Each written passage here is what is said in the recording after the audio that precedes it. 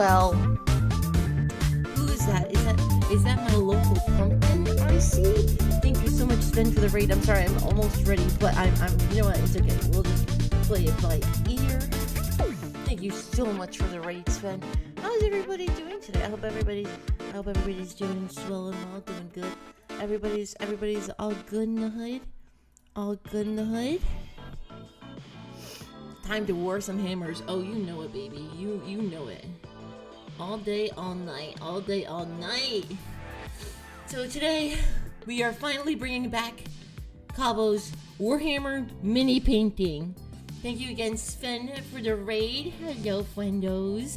I'm Cabo the Pizza Rat. If you don't know me, I love Warhammer, and we are going to be diving deep into that bosom of Warhammer today, this morning, afternoon, evening. Got that sick Sonic mix going. You know it. It's chill. I'm good in the hood. Nice to hear you. We got Lobster Mama painting along with us. Hell yeah. It's so calming. You know, I woke up and I was like, I am nightmare. And I was like, you know what? Painting will actually probably really help me in calming down. So, we are diving into bosoms. Yes. Yo, Pedro, thank you so much for the freaking follow. Thank you so much. Also, Raiders, if you have to raid and run, all good in the hood. Go do what you need to do. Go get some water. Go get some foods. Go get some munchies.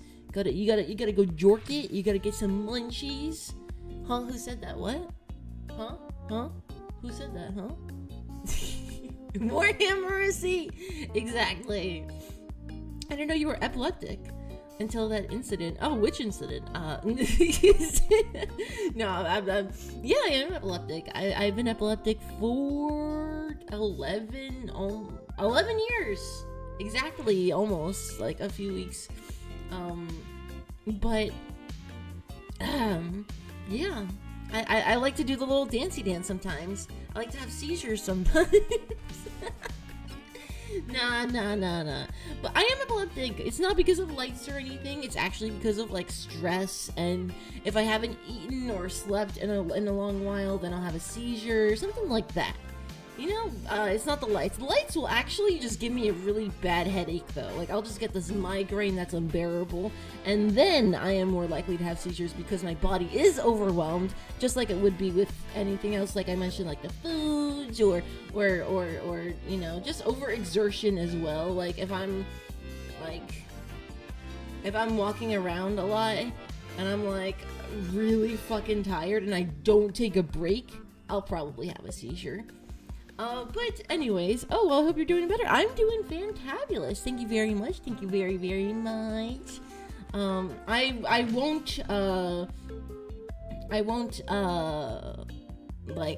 be, like, if I have a seizure and I'm like, oh, I have a stream for today, or I have a seizure, or I feel like I'm gonna have a seizure, I will not stream. Because I did that a few years ago.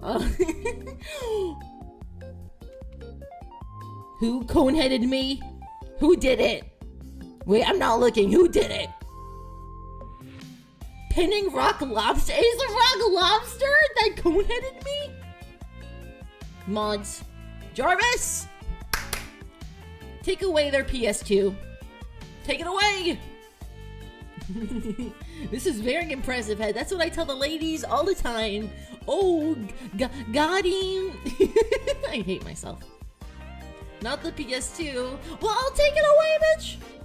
Girl, when I met you, you pushed yourself to stream quite hard, if I recall. Did I? Wait, really? Was I really streaming that often? I don't think I was streaming that often, was I? Because I had a full-time job. And I had a really, like... excuse me, oh my gosh, let me take a sip of my coffee. Sip of my coffee. I had to drink some coffee.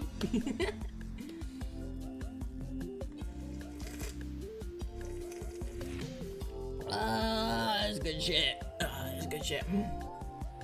How will you play Persona 4, Tony Hawk, or Metal Gear Solid 2 now? Yo, Getty, thank you so much for the headpads. Yes. But we are painting minis today. We're gonna paint some nice little Adeptus Mechanicus Skitarii boys. So we're not painting a Ranger. Actually, are we? No, the Rangers have them other kind of rifles. These are different. But it's gonna be really cool and nice. I got all this stuff. Thank you to. Well, should I really be thanking y'all for giving me these birthday gifts? After you just fucking threw me out the window, like what? What do you have to say for yourself? What do you have to say for yourself? I'm sorry. No, you're not sorry because I know you'll do it again. Okay, you smooched the stream. You smooched everybody. Everybody, you get smooches from Ash. Oh, okay. Okay, fine. Forgiven. I'm innocent. Okay, Ruby, you're fine. Ruby's always fine, okay? I just got here.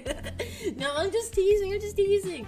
But everybody, during my birthday event, people went onto my throne and there was a bunch of Warhammer shit and they got all of it. It was crazy. I was like, a bunch of people contributed and not just Warhammer stuff, by the way.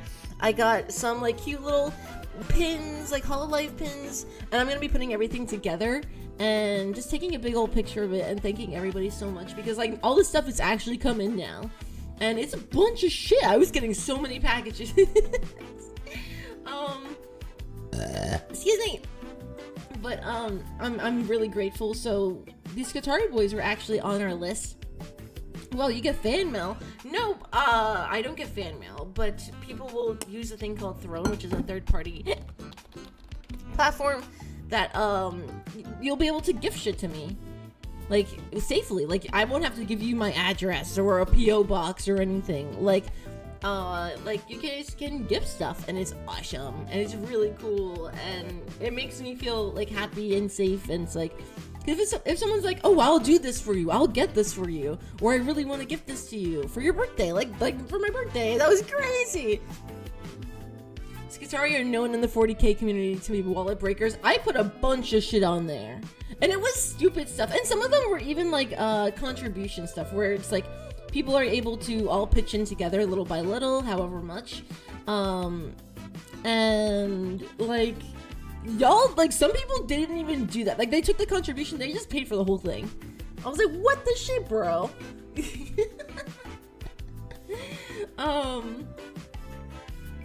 Like I'm really happy. So we're gonna be painting a bunch of those. We got a dreadnought from Dan. We've got this guitar. I'd have to look at some are anonymous. But I'm very happy. Your community is great. I'm really grateful to have my community. Y'all have helped me through so much over the years. In the past, I'd say year and a half has been probably the most difficult things have ever really been and hectic. So I'm really fucking grateful. Things are slowly getting back to normal and slowly getting into the usual groove of things. I'm really fucking happy. I spent a long time being a manager and helping other people, and it took me a long time to be like, you know what? I need to do my own thing. Like, I'll still help people in consultations and stuff, but I need to be me. I need to be in control of myself for once. And I'm so grateful that the community I built, just these random weirdos, y'all just random weirdos on the internet. So you guys have helped me out so much. Just by being in chat, just by lurking, just by being in the Discord, just by sending me stupid memes, just by sending me crazy gifts and stupid memes and saying stupid stuff and playing games with me and painting minis with me, and thank you. Such lovely madness. That's a great way to put it, actually. Lovely madness. But thank you. So we are going to be doing that today in just a little bit. I've got some things set up. It's a pretty ghetto setup, I won't lie. It ain't classy. It ain't classy. It ain't. I don't know how anyone can do it. People can do hand cams that are classy, but mine just is not. She ain't there. I try, but it works. It works. I don't have like a work mat exactly. I did order one, but it came in and it was super fucking small. And I was like, oh, this is a work mat literally made for a rat. I'm gonna show it on stream. But I have a towel that I have here that I don't really care about. It's a Hello Kitty towel. It's really cute. But like, it's like a whatever, you know. I'll paint on it if I absolutely have to. But it's gonna be a fun time. We've got a bunch of stuff. Got a few paints and a bunch of brushes. We've only got one little dude to do today. However, we are not going to finish the dude, or at least I haven't put his arms and his gun on yet because it kind of got in the way of the rest of the body, and I was like, no, I want to paint the whole body. So we're starting with the body, and then probably next week we'll get on to putting his arms, and then putting his arms on, and then actually like fucking painting those and finishing him up for good. And then we'll probably continue with another I don't know, we can keep doing Skitarii. We could even go on to some Plague Marine boys, because I also got my favorite Plague Marine boys. Oh wait, no, I can't. I don't have Death Guard green. No, I need to order Death Guard green. Fuck, I need to order that color. I got a bunch of colors though, so I'm pretty happy. But anyways, we're gonna spend probably half the stream painting minis, and the other half we're probably gonna play something. I don't really know what we're gonna play. I'm thinking like Rogue Trader or something still Warhammer adjacent, but there are so many games, and I'll see how everybody feels as well. Dum dum dum dum dum dum dum dum.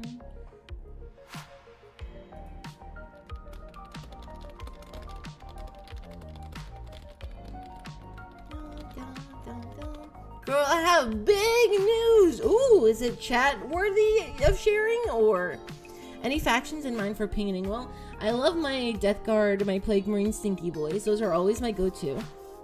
However, part of me really, really wants to make some Angry Marines. You know? I really would love to make some Angry Marines. Tomorrow is my first gender clinic video. Yeah! Fuck yeah! Lobster Mama, let's fucking... Yes, let's go! Let's go! I'm a painter as well. Oh, nice. Like, you paint minis? I can't, like, actually paint. Like, I can't paint pictures and cool shit. Like, nah. I'll paint the little stinky dudes. I'll paint the little stinky dudes. Yo, Just Wandering. Thank you so much for just wandering in here and following me. I really appreciate it, homie. Have you painted any Skaven? I really need to. I should have put that on my throne. I should have put the Skaven on my throne. But I definitely will. I will. I gotta do that. Skaven is a fairly cheap army to start to paint. They're pretty nice. I just kind of go with whatever I think looks cool. I don't really commit. I'm kind of just like, yo, that shit looks cool. I'll fucking do it, because I don't play anything in particular. Like, I don't play the tabletop game. I play a lot of the video games and stuff. I like that. And I love the books and the lore in general. But, the tabletop game, I don't know. I've watched people play it. It's a bit much. It's a bit much for me. I can't really do it. Dum dum. Oh my god, excuse me. So here's the fun thing, Cabo. You learn to paint, shade, and highlight. That's a skill you can transfer to drawing and coloring. But like, Skelly. I don't know, but like pictures and Skelly.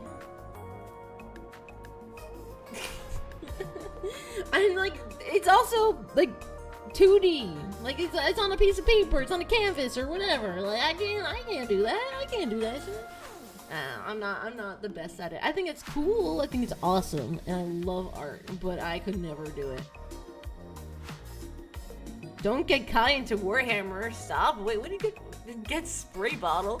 I can't be. Also, welcome. Holy smokes. How you doing? Rat Pizza and Child Casino. But wait. I had something to say. Fuck. Gets the spray bottle. But I've been into, I'm getting into Warhammer. How long has it been? 2 years. No. It's not been 2 years. I meant the minis. No, I've been painting the minis for a while. But I haven't been able to stream it because I've been like moving around and a lot has been happening and it's a whole setup to do the hand cam. So, but I used to do them weekly and we are getting back into the groove. I'm very excited. I haven't painted minis on stream. I think it's been about like almost a year. It was right before I re-debuted as Pizza Rat. Is when I stopped. I'm dumb? No, it's okay. Oh, Sweet Pea, it's okay. No. But this ain't my first rodeo. Oh, no. But it's my first rodeo in a long while, and I am a little nervous because I've never painted Skitarii before or any Adeptus Mechanicus dudes. I'm used to more of the marine type where they're just but I'm dumb? No, but don't. Sweetie Pie? No. Are you into Warhammer? Oh, spell!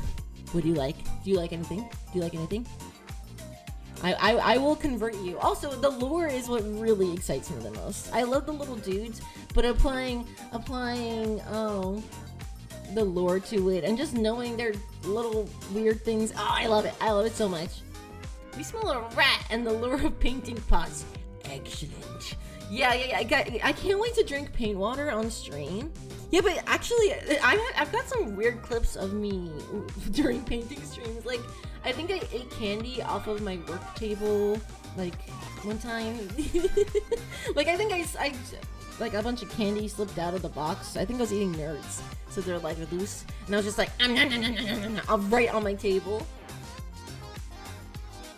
The smell of plastic cement is great, isn't it? I really like the paint smells. I know it's bad, but... Ooh. Like... Dun, dun, dun, dun, dun. I was into War Machine. Ooh, what is War Machine? That sounds familiar, but... That sounds familiar, but I'm not sure. Tell me more about it. War Machine, war/comedy. It's a movie? No, it's gotta be a different thing. Marvel. Like Warhammer, but steampunk. Okay, so different game. But fuck yeah, dude. I mean, if it's similar to Warhammer, I don't fucking love Warhammer, dude. Protectorate of Menoth, Castigator. Let me look that up. Protectorate of Menoth, Castigator. Let's look that up. Whoa! That's so cool! They're so cool! Oh, I love that color. I love the colors. The creamy with the, like, brownish purpley and that copper. Oh, yeah, baby. And I love me a good fucking base. I love me a good grassy base. I love them. I love me a good base. Those look so cool. Those look really fucking cool. Surprised I haven't heard of this one until now. Yeah, me too. But I feel like it sounds familiar, but it's probably just Warhammer, War Machine in my brain. Smaller armies usually focus around one war mage and big stompy steam boss. They're fucking sick. That's badass. Incinerators. Look up the incinerators.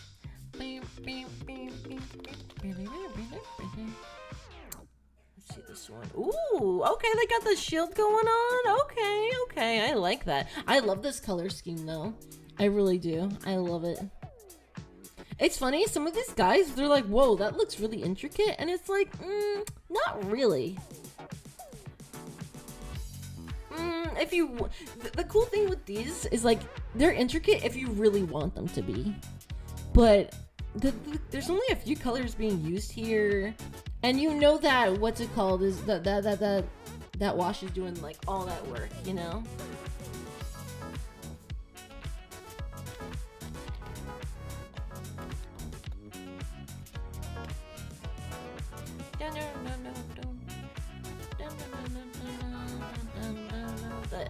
All that shading, it looks good. It's gonna look good.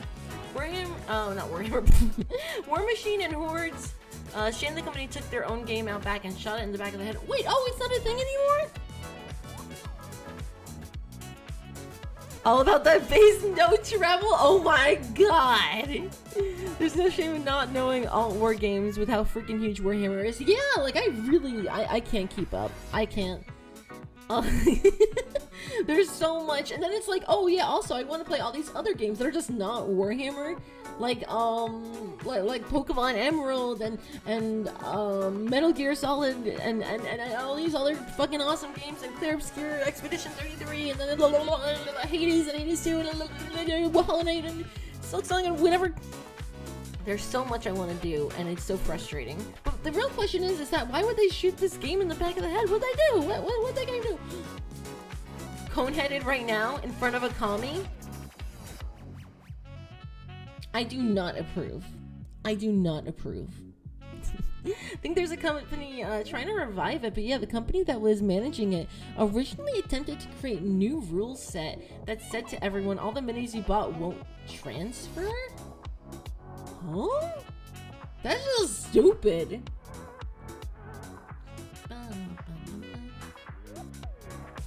Do not approve with coneheads? What? What's wrong with a conehead? Sad burp. Sad burp. Looks like some people tried to rebuild it earlier this decade. D&D 5th edition was somewhat involved. Really? D&D got involved? Thank you for the head pass, really. Thank you for the head pass. But like, can't they just fucking? I mean, aren't there fan-made games like that? I mean, you get 3D print nowadays. Shit is, you can do anything you want. Wait, I want to sip my cola. They made orcs Hispanic and new D&D. What? Excuse me? Yeah, baby! Makes me mad. Two of my favorite tabletop war games were already out of print before I could play them without having to scavenge the depths of the web for their books. The books? Damn. They got it all set out, man. It's just like Warhammer, yeah.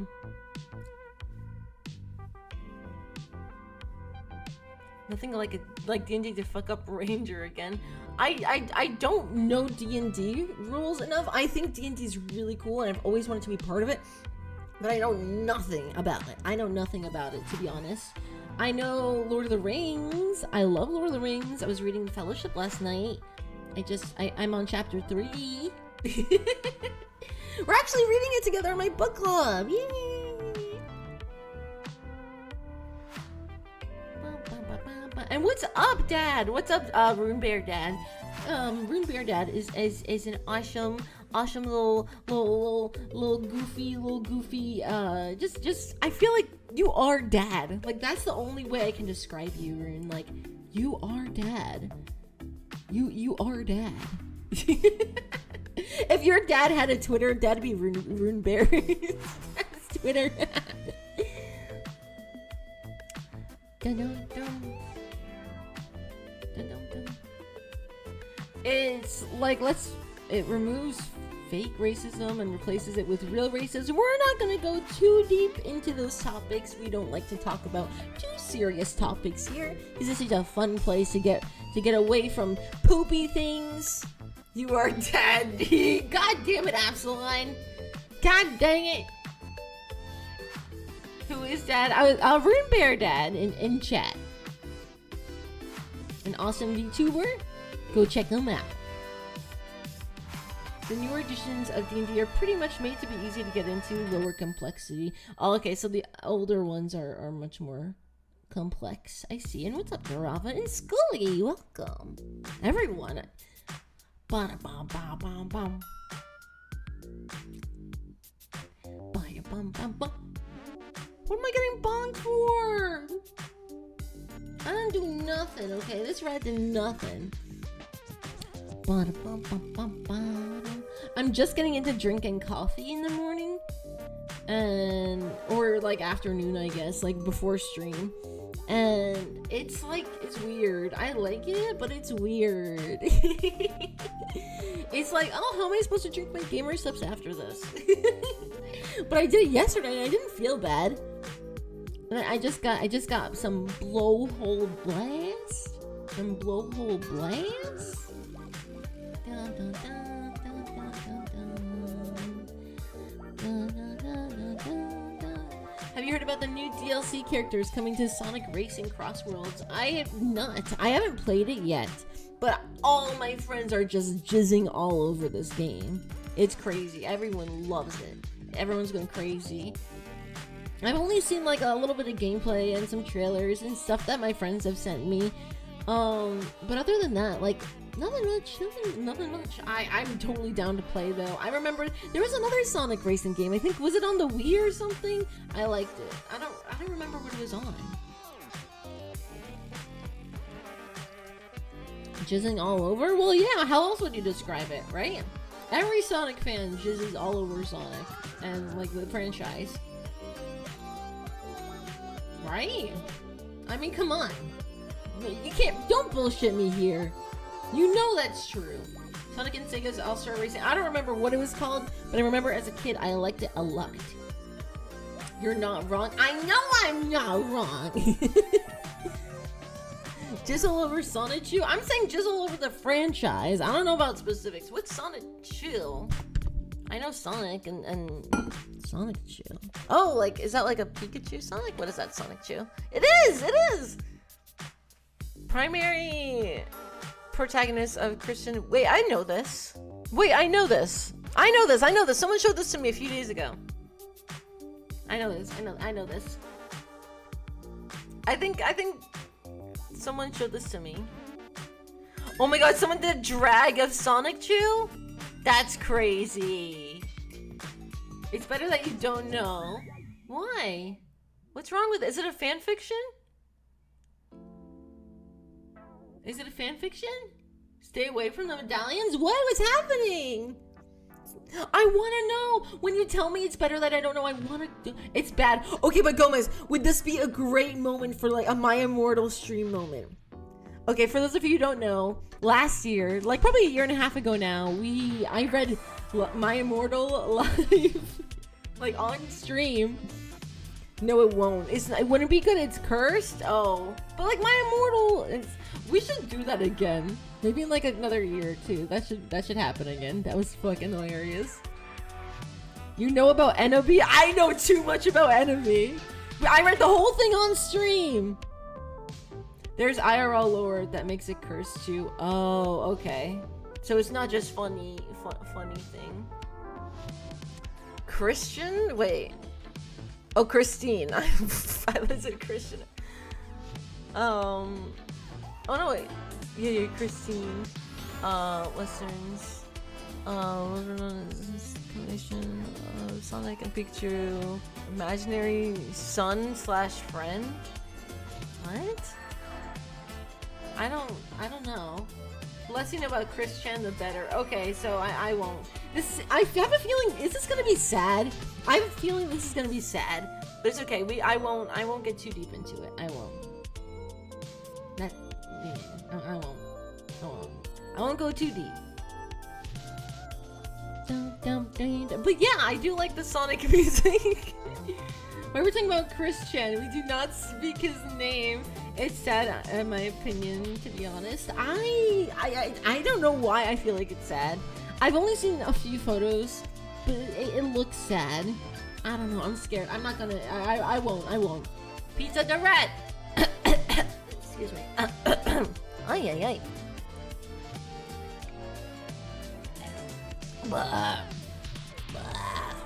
Drink some coffee. Who mentioned Christian? I don't remember who said Sonic Chew first. Someone said Sonic Chew.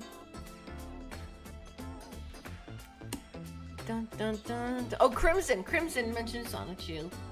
Let's not go down that road. Okay, everybody else stop. Okay. It's okay. It doesn't matter. It's okay. We'll move on. Everyone seems really against this topic. Don't worry. Okay. Let's focus. Let's dance. Come on, everybody, dance. Yeah. Don't be sad. Can we go back to talking about the new Sonic racing game? Yeah. I was gonna go back to talking about Sonic music or just other Sonic things. Sorry, but it's disturbing. Oh, okay, you guys are serious. I thought you guys were joking. Okay, but don't worry. No matter what, I wanted to talk about the Sonic. I wanted to talk about the Sonic racing game. We're not. All right, don't worry about it. So, I used to be really into an older Sonic racing game. How many Sonic racing games are there? They don't make them like they make like Mario Karts or anything, right? I played Mario Kart World last night. It was pretty fucking. It was pretty pretty. It was pretty pretty. Sonic racing games. How many Sonic racing games are there? Oh wow, there's a bunch. What was the Wii one? Was it on the Wii? I don't know. I don't remember. Sonic Riders! I think it was... Wait. Which Sonic Riders? Sonic Riders... No, that was on Xbox or something. They were on hoverboards. Yeah, I played that one! That was the one. They were on hoverboards. Yeah, that one. I like that one a lot. Yeah. This is the one. It wasn't Wii. It wasn't on the Wii. I thought it was. Hardest Sonic racing game was Mario Sonic Olympics. I ain't heard of that. I think.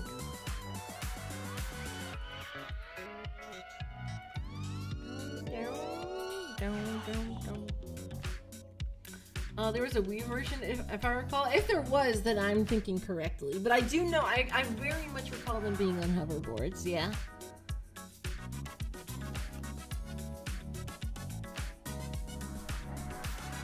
Sonic and Sega racing games, Sonic Drift. But we don't talk about those. Why? What's wrong with those? I know I played a writer's game on the Wii. Okay, I'm glad I'm not alone. I'm glad I'm not alone here. That there was something like that.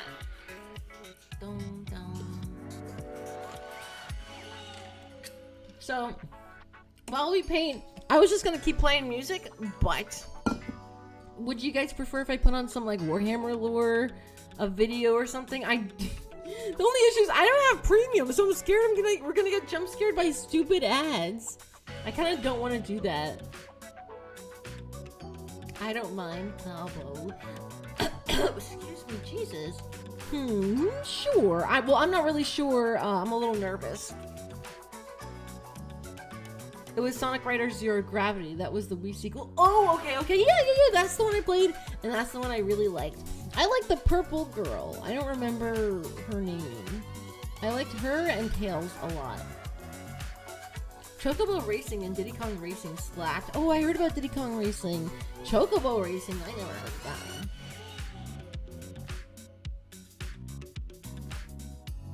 Wave? If that's her name, I have no clue. Use an ad block.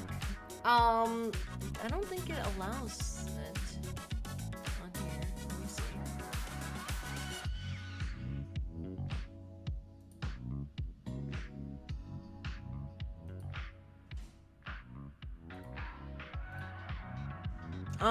Even when I have the ad block, it seems to do it. Wait.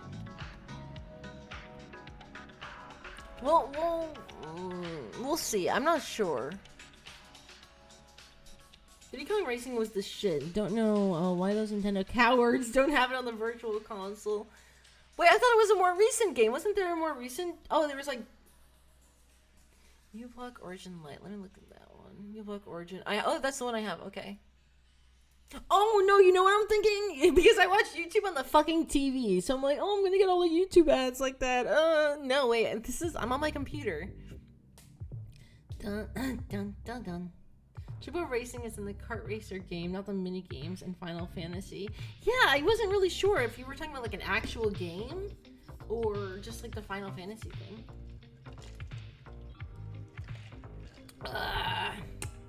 Banjo-Kazooie fucking slaps. Okay, do we want to watch lore or do we want to listen to chill tunes? I feel like maybe listen to chill tunes for a little while. Just chat it up and have a good old time painting, and then if we really want, we can put on something like a bricky episode, a bricky lore video. or something. I do like Major Kill, but I don't really feel comfortable watching him on stream anymore because sometimes he can say some really bad things. I'm like, ooh, I don't know about that. I don't know about that.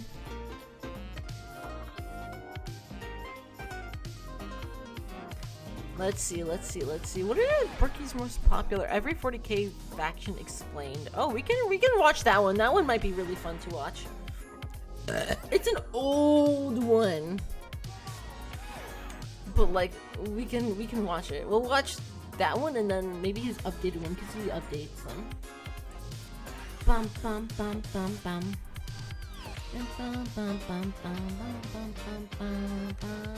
Blake, out of this ridiculous is fun from the few episodes I've seen. Out of this ridiculous. This is an unofficial Warhammer podcast. Dun, dun, dun, dun, dun. Wait, I don't listen to this. I don't. I've not listened to this. We could listen to this. We could. But because it's a podcast and it means like... No. We'll listen to it. I want to listen to some music and then a lore video and then we'll listen to the podcast. Yeah! It's also Bricky. Yeah. I'd heard him and Matara talking about it a few times, I think. Bricky was at Offkai and I didn't fucking see him. I was so pissed. I was literally stalking some areas and I was like, is he here? I want to take a picture with him. Callie from Callie's Alley got the fucking picture with Bricky and I'm like, send me the picture so that I can put my face on it. Like, OMG guys, I met Bricky. Like, I would actually fucking... Actually, let me text him. I'll text him that later. Hey, send me that picture of you and Bricky so I can... So, I just want to do something real quick.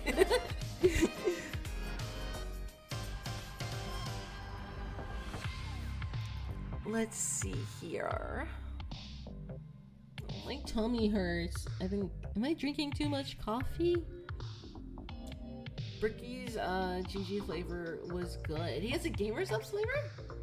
Get to chat with Matara. Yes, I got to chat with Matara. I was so nervous. There was a lot of people I did want to talk with, but I was surprised at how scared I was. I'm usually pretty like decently outgoing, especially in this environment. But then I was like so nervous. I was like, no, like no. But what is Bricky's Gamer Sub flavor? Bricky Gamer Subs.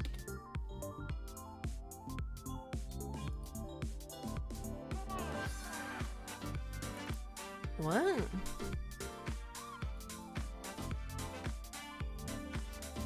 Waifu Jugs and Bricky. Sweet six pack. Wait, that's his? Wait, why is he a gooner like that? Like what? Is he seriously? Wait, for reals? Sweet six pack. Oh wow, that's some interesting. That's very interesting. It's just like muscle mommies, and then there's like some really cool. There's one with really cool art though. The other art is more like muscle mommy anime girls, but like, damn, that mouse pad is sick. That's okay. That's a badass. Muscle mommy tomboy. I mean, they're not really tomboys. No, they're just kind of muscle mommies in bikinis. You can't even really, yeah, like that. I don't know. I really liked the limited edition one is so cool. That sucks. I got the limited edition Blowhole Blast though. I did. I like the art a lot better, and I was like, oh, I like it, and I want it, and I want it. I like ya, and I want ya.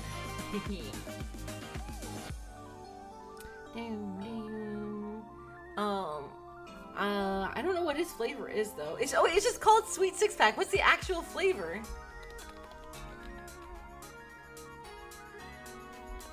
Bricky Gamer Subs. What's the actual flavor? Like, what does it taste like? Everyone has wondered what a sweet six-pack might feel like at one point or another. Well, we can't give you that. We can at least show you what the fruits of your labor might taste like. What? And this is the description, by the way. And they taste like cherry pineapple. Oh, ew. Bricky's Sweet Six-Pack GG is a blend of bold cherry, perfectly complemented by the sweet, tangy undertones of pineapple. Yeah. The dynamic duo is be sure to take a taste buds on a trip that you won't forget soon. Okay, yeah. The art for the limited edition was badass. It's like actual fucking, it's so cool. It's what I'd expect from like a Warhammer-esque like artwork. The updated one is just kind of, I don't like it that much. It's just like some anime girl.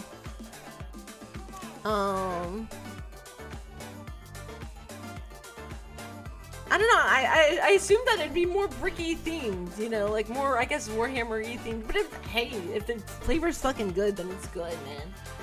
If I had a Gamer Subs flavor, I don't know, it'd be something like sewer juice. Is that already something? That's probably already something in Gamer Subs.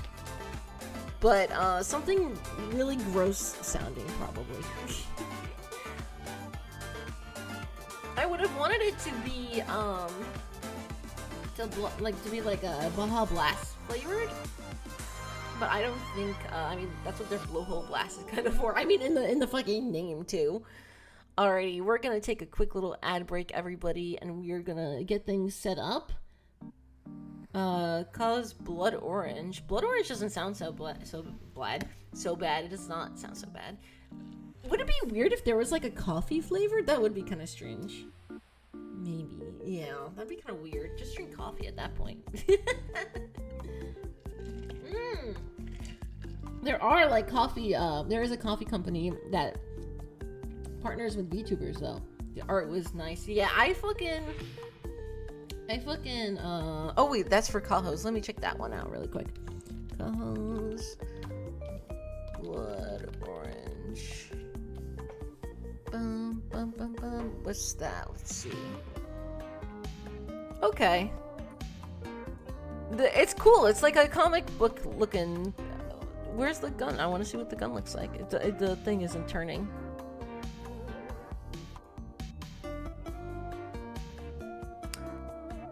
Okay. The for some reason, like, it's something about like the neck. It doesn't look like it's attached. Her head doesn't look like it's attached to her body. Is it just me? It might be like the picture online, because they do like tilt it and stuff. Oh well, I don't know what it is, but I do like that. That's pretty cool. It has like that kind of graphic novel, comic book looking ass vibe. Funny reason. The only reason I got into 40K was because all of my local shops when I played, they were into it. I had wanted to get into fantasy first.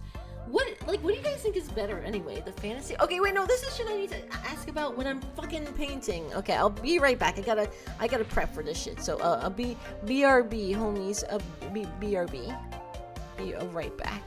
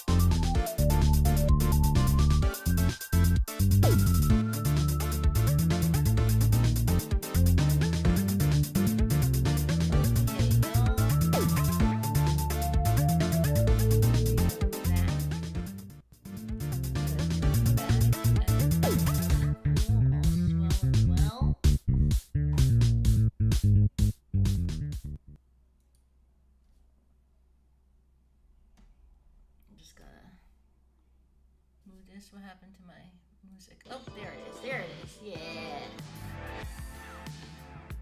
Oh yeah. Oh heck yeah. Okay, I'm sorry if I'm a little quiet. This is the mic. It's usually like right here, but because the webcam is here, I can't make it any higher, and it's not working. It's not working. Oh, okay. Don't do that, camera. Don't do that. Not bad camera. Bad camera. Let's make chat a little bit bigger. Okay, why not? Let's make you guys a little bigger. Okay. So we are doing some painting today. Let me share with y'all what we got. Where'd it go? There it is. Look at all those purple orcs you already painted. I don't even have a single. Oh, oh, it's because. Oh my God, you're so funny. Oh my God, I'm laughing so hard. Can you believe how hard I'm laughing? Okay. How funny would it be to actually paint purple orcs? What a waste. Anyways, we've got our little Skitarii boys. Oh my God. Toaster worshippers. Oh my God. These are cool little dudes. I like them a lot. I really wanted at least one. I'm not an Advertus Mechanicus bitch, but like they're pretty fucking cool if I do say so myself.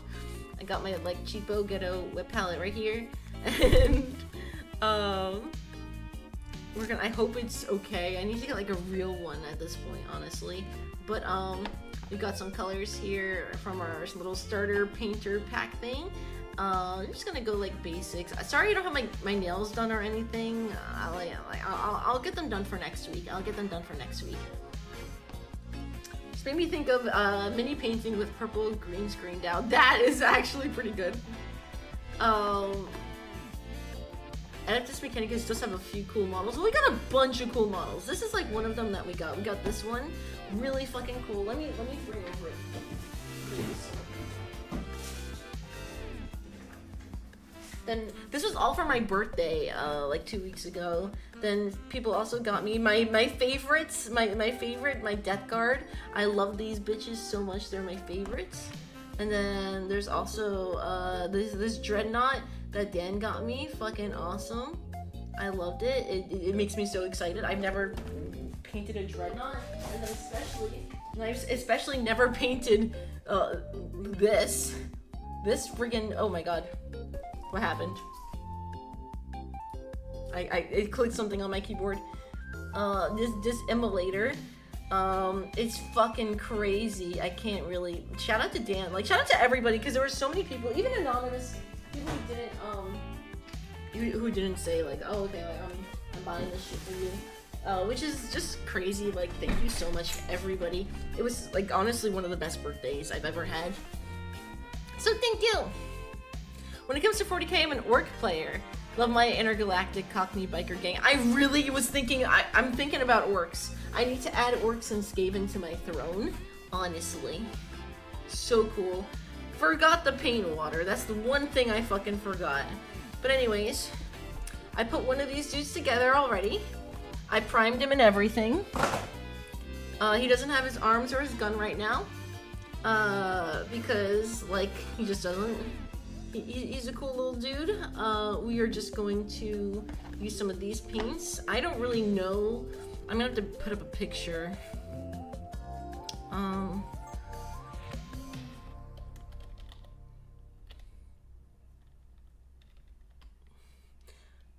Skitarii Mini. So I can just like have it right in front of me. I don't have to have a big fucking box in front of me. Kind of get an idea of what these fuckers look like. Okay, so I don't have that gold. I don't have that gold. Is that gold or silver? No, that's like a gold. I don't have, or copper? That's more for the gun. Well, we're only gonna do a little bit right now. We're only doing a little bit. No, it's like a white. It's a white. There's a little bit of copper in there. I don't have that. Nice tattoos, thank you. I'm not really gonna show them off too much or anything. They're just gonna be there. But it's nothing like crazy special. I literally joined your stream on your birthday. I was happy about that. It was fun. It was a really great time. We got some cheapo brushes for now, but we're just gonna use the one brush today, and it's gonna be, I don't know if this would open. Copper white. I'm gonna take it slow today because I haven't painted it in like a year. So we're gonna take it slow. We're not gonna do anything too cray-cray. We'll see how much we like this brush, and then if not, we'll go into that brush. But there we go. Toss this back over there. Let me quickly grab a little bit of water for the paint.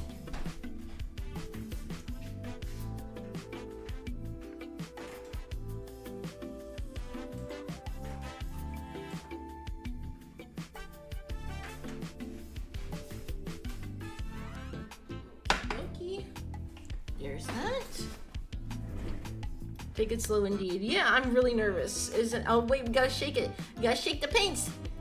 Oh, don't you take it dirty. Don't you take it dirty like that. No. Bad.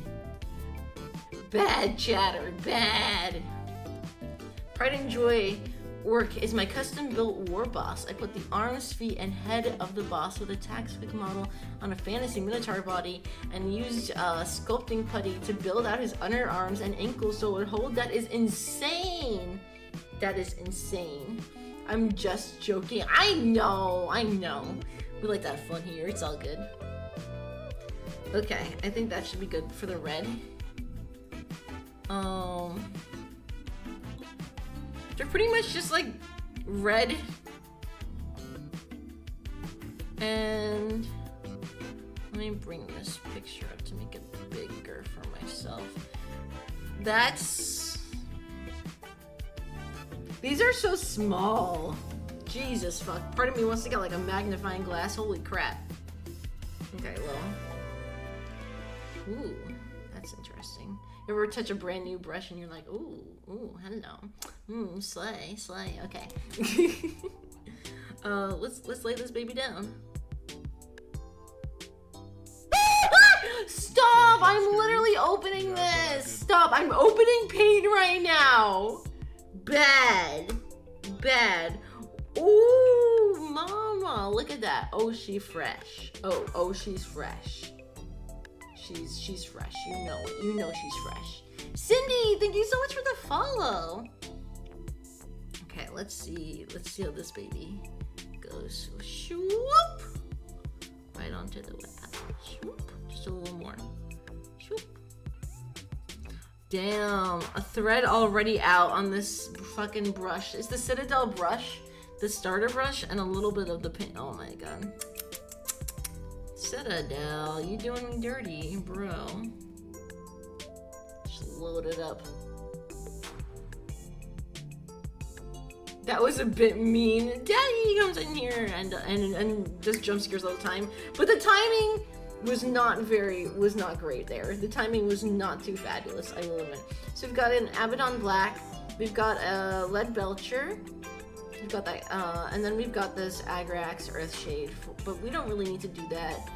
I do want a copper. I don't think I have a copper. Let me see really quick. I don't think so.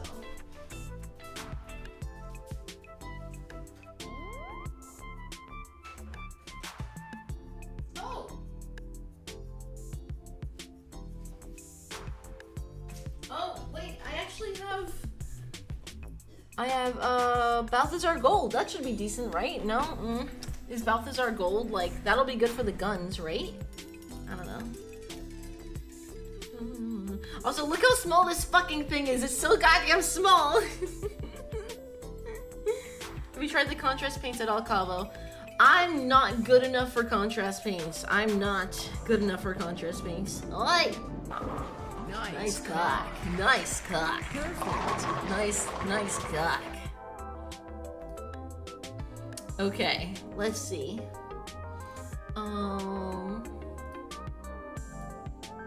I guess we'll just start out with the red.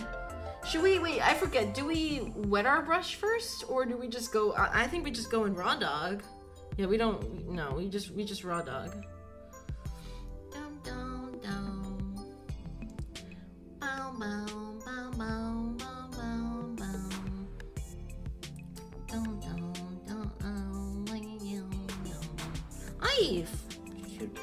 God damn it, Citadel. Yeah, I'm definitely not experienced enough to do contrast paints. I love that Akami came in like, don't get her into Warhammer, guys.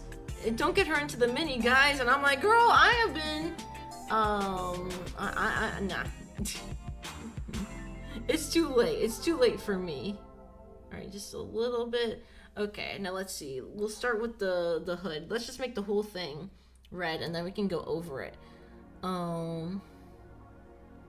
The first one.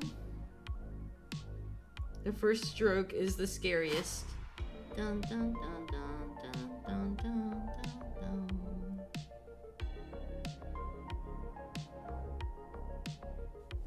Gotta load it up better. Oh yeah, there we go. There we go. I need a better webcam. I'll put that on the throne too, probably, because... Oof, the base. I got a little bit on the base. It's okay, it's all good, it's all good.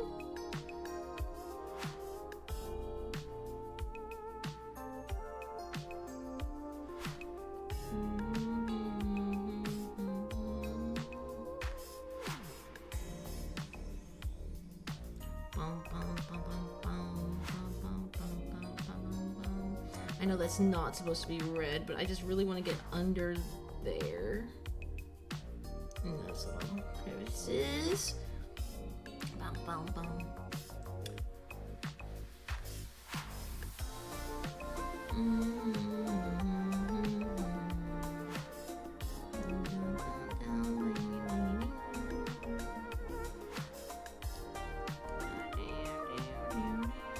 Let's need a few more.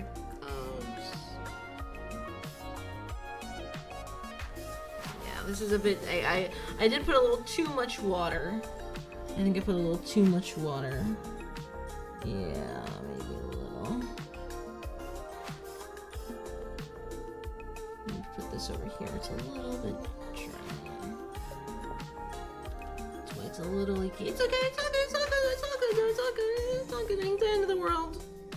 It ain't the end of the world.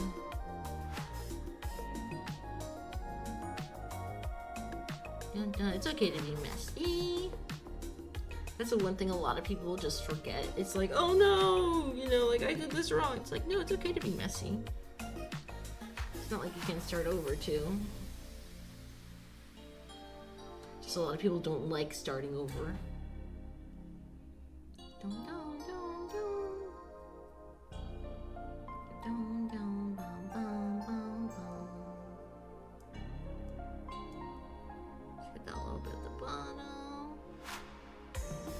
It's so hard to see on the webcam. I'm gonna try my best to get a new webcam, but it is kind of iffy.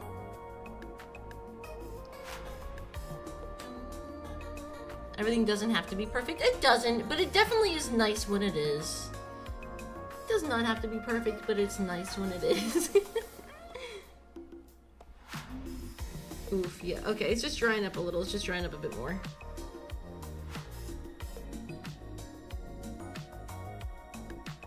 Let's go for the hood now.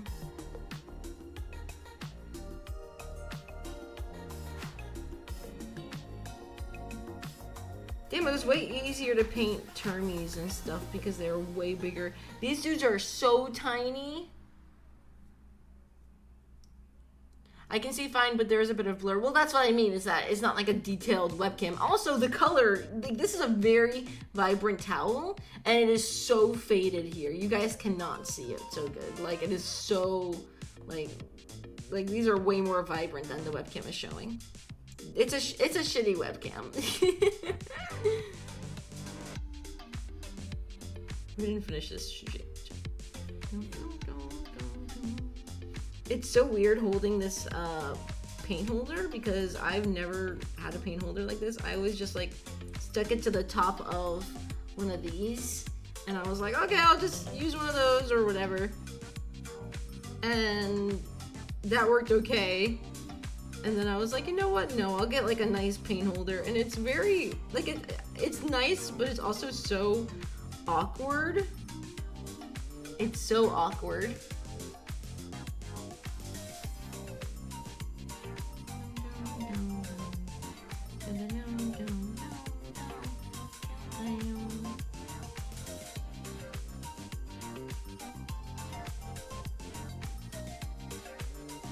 That part is a little bit dry now, so we will just... Well, Minnie, is that we're painting some Skitarii today.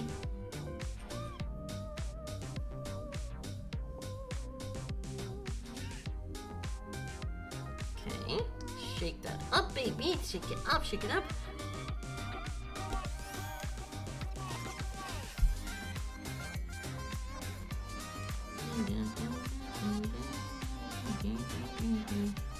Cog boys, yeah.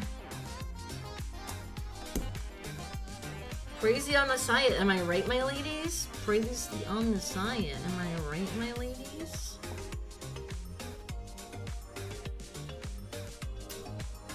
That front piece part. How does that go? What does that look like? That is like all steel looking ass. So are the shoulders. I can't see so good the lighting. I gotta try to make the lighting a bit better in here.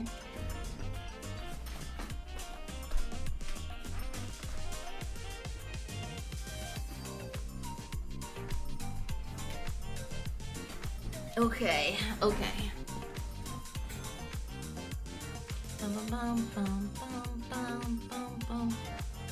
What I used to do is glue a washer on the underside of the bases for weight. And I had an old pill bottle, let it put a rare earth magnet. Damn, that is some complex ghetto, and I respect it. I respect it.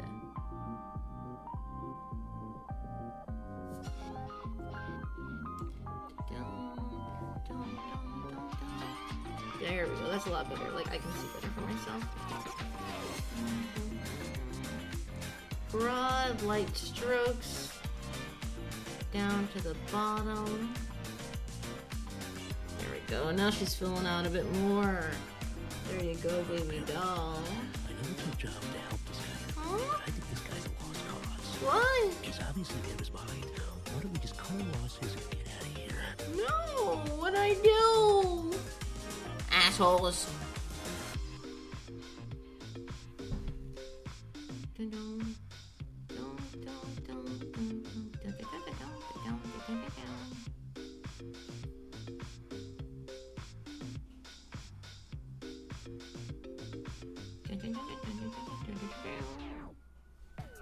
Okay, let me paint over this, sorry. I'll do my best to kind of maneuver. Part of me really wants like a PNG or gift tuber of like a Cabo Warhammer design. I don't know what. Maybe like a Plague Marine. I mean, it'd be fitting if I were a Skaven, right? It would be fitting if I were a Skaven.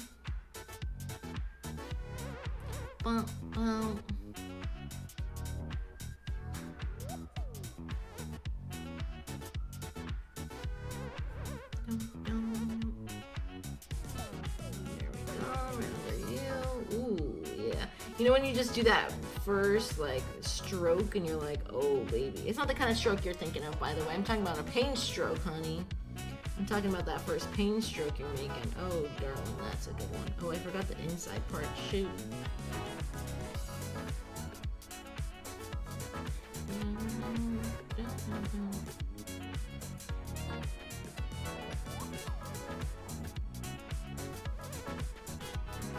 Under there. Under that cloak. And just like those edges, that trim. And then we can use like a highlight on there somehow. I don't know, I'll figure it out later. We're just kind of playing this by ear. I forgot how much I love this. I forgot how much I miss this. You ever do that? You ever come back to a hobby and you're like, oh man, I forgot how much I really like this. I forgot how much it really, how nice it was.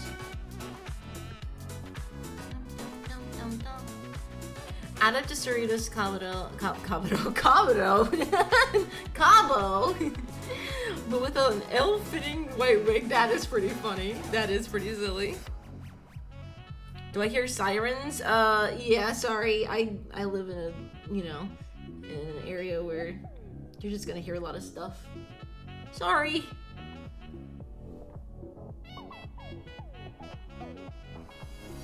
Even if the windows are closed, even if everything is closed, you're gonna hear it, unfortunately. It's a shame. You live in the ghetto? I don't live in the ghetto. No.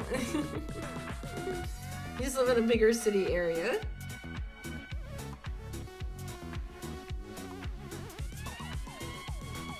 Oh. Yeah. I just live in a bigger city, so there's just a bunch of sirens. Often. I also live quite near the hospital, so you're gonna hear that often too. She's looking pretty good. She's still dry in there. She could use another little touch up. Let me get that hood again.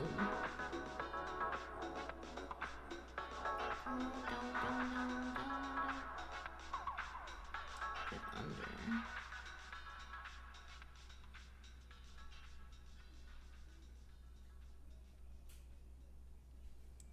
Okay, a thought came to mind. Oh, what? Why? Why are they gonna be dicks? I'm trying to paint. Tossing me around.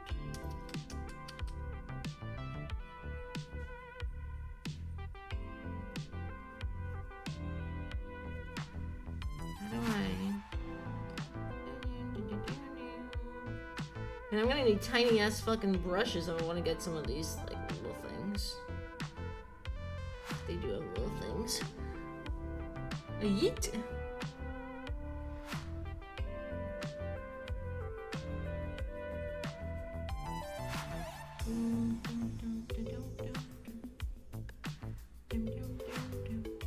Okay. Looking cool, dude. Looking cool, little dude. Looking cool.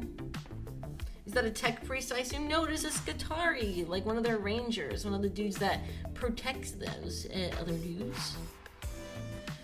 Highlighting the cloaks is kind of a biatch. They've got some stuff sticking out their heads. They're the silver things. Those are little highlights and accents. Other things, everything under them, all this is silvery. Some things are copper, but there's a lot of silver going on. I think a lot of the copper I'm seeing is probably from like a shade. Or a wash. I just call them all tech priests, then yes, but no. It is a Skitarii ranger. You'll see, because they have like big guns and stuff. Like the tech priests usually have stabs and stuff.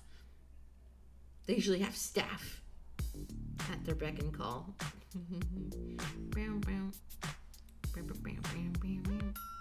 Let's go inside there a little bit. Let's go deeper in.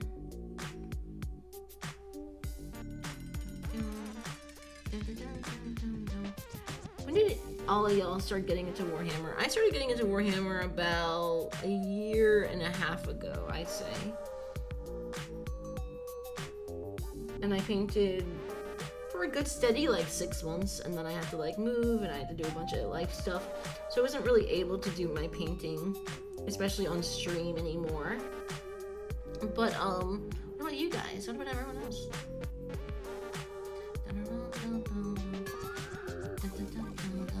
I never played Warhammer. Well, there's a lot of different, you don't have to play Warhammer, it's just Warhammer things in general, like the franchise. Like, there's the lore, there's the tabletop game, there's the painting. You know, you can do all of them, you can do one of them, you can do, I don't fucking know, as many as you want. Like, there's a bunch of things to Warhammer, which I really like just that broad, you know, like, oh, I don't have to play the tabletop game to be like really into Warhammer.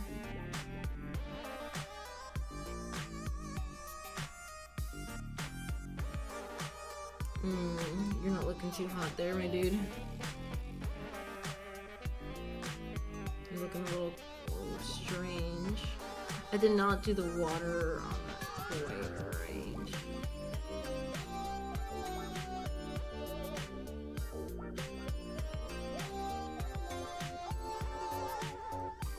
Let's get under your cloak thingy. Alright, that's looking decent. Just want to get under there.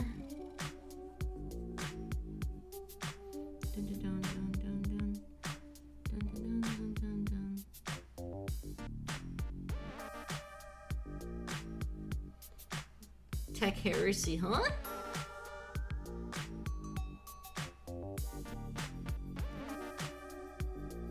But there are a bunch of cool Warhammer games as well. Like, I love Rogue Trader. Space Marine 2 is really cool. There's just a lot they need to do with that game. It feels like, I don't know, even though they're adding all these other, like, whoa, look at the, what's it called? Raid mode or siege mode. Siege mode. It's just kind of like, it's strange. It's like, okay, it's the same thing, but a little different. It's still just parry, shoot, you know? My first game was Dawn of War. Like, you mean your first game ever or your first, like, Warhammer game? Dum, dum, dum, dum, dum, dum.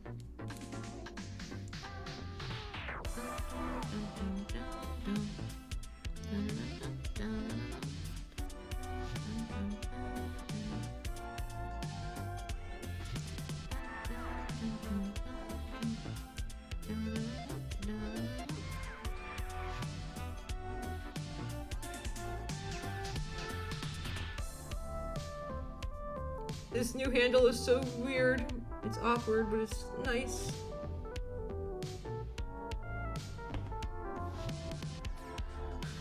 Dun, dun.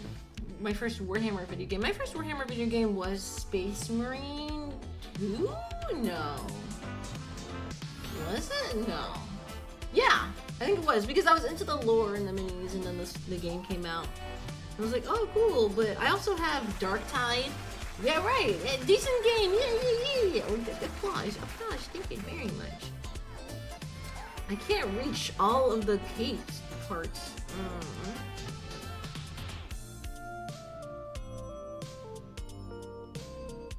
Can't reach all of the under cape parts. You think people are gonna care? Probably.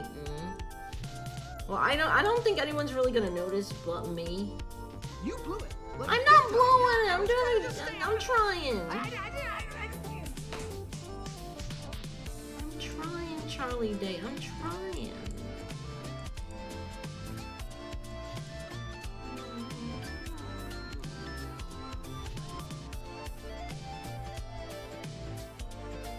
Damn, why the Sonic music gotta be so chill?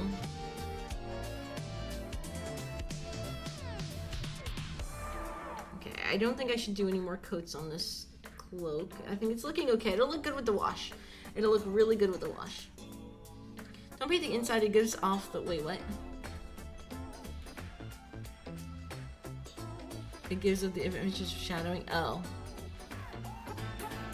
Well, I won't finish it. I only did one coat. I only did one, like, little coat, so I'll make sure to not do that next time.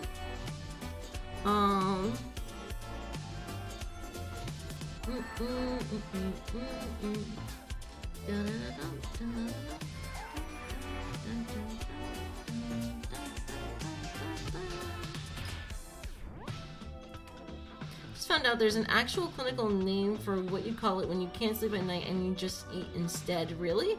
It's called insomnia. Oh, ha ha ha! Funny, so funny. You're so freaking funny. Wow. It's funny because I love to eat and sometimes I'll eat too close to bedtime. I should probably stop eating so close to bedtime. Do 2 thin coats, but yours looks thick. I did a bunch of thin coats. I did like maybe 3 thin coats.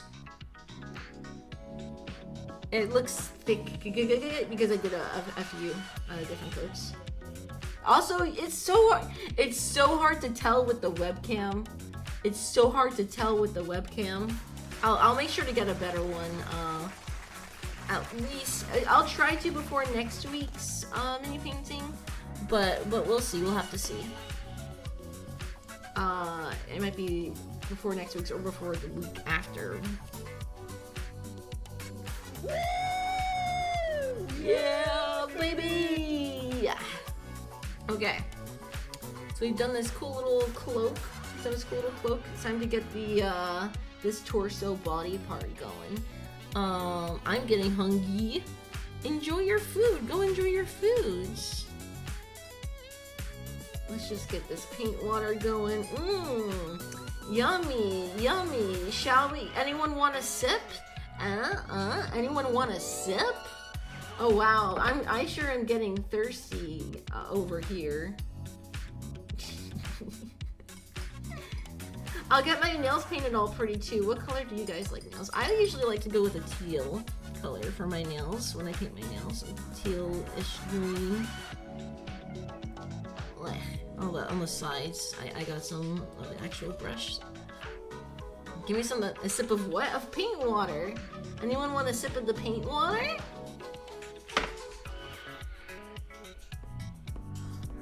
Give me some of that. You got it, Sven. No problemo. So we're gonna go in with the lead belcher for his little tidbits like on his head. And let me get a close-up of the actual Skitarii again. The face, like the little pipings and shit. Pretty much his whole torso, his bottom too. And then we can come in with some copper and the Earthshade Agrex. Let me know the hit. We'll have to see. Yo, no thank you, but thanks anyway. It's a joke! I'm not serious. We're not drinking it. Shake, shake, shake. Shake, shake, shake. Take it down.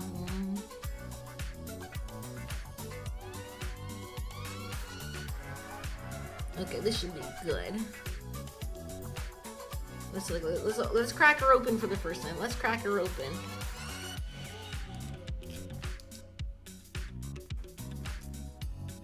Oh, darling. I don't know if I shook that enough. Whoa. Did I shake that enough? Did I shake that too much? Whoa. Maybe I should shake it more? Should I shake it more? Oh, gosh. What does that mean? It's clumping like that. I have not opened this ever before, keep in mind. This is the first time I'm opening this. For any of you pro painters out there, if you're listening, I'm not sure if this is it's kind of awkward. Let me close it really quickly and just kind of get that schmutz off the side.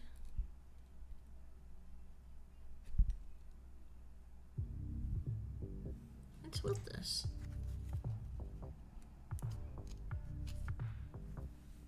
I'm not sure what that means. Did I not shake it enough?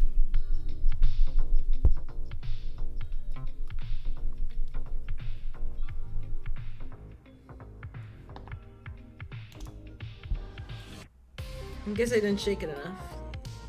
Maybe? It's kind of weird, but it looks okay there. So let's just keep going. Oh no. Oh, wrong fucking end of the fucking brush, Jesus.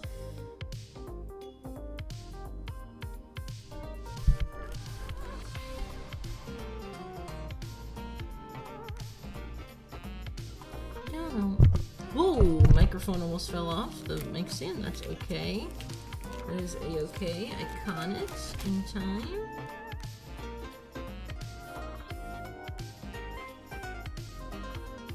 There we go. Nice.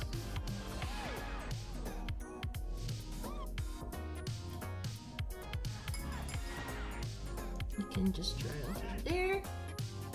And you can be closed now, you weirdo. Weird little lead belcher. Okay, this can be thrown away somewhere. I'll take care of it later. An afternoon shower. Nice, refreshing. Okay, cool. Let's go in with this baby. She's looking good.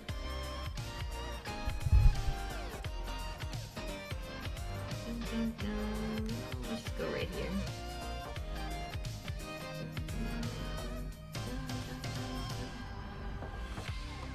Get over the areas that I did paint a little too much red on, but it's okay, we just paint over them. Go a little under there. Now remember, next time, don't paint the undercloak part. I mean, I have it black, I could always paint it black again, but it's okay. Let's just kind of leave it for where we are.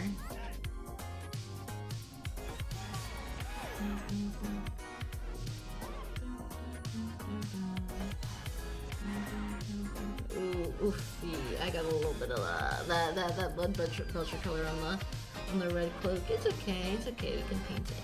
Paint over it. No problemo.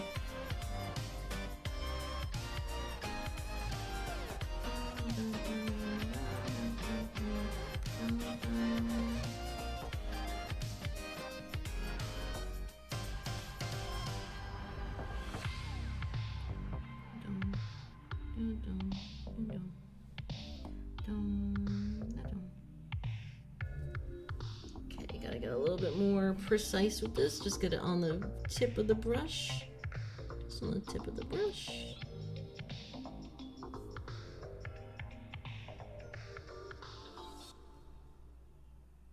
It's a bit much there, so let's just put that over there and just put that in there. She ain't perfect. She's my first mini back. So she ain't perfect, but she's getting it done. She's getting it done. Alright, alright. She's getting it done. She's getting it done. She's getting it done. She's getting it done. Would you guys like to watch a lore video, or do you prefer the music? I'm not really sure. I'm fine with either. I just want you guys to be entertained and happy and chill.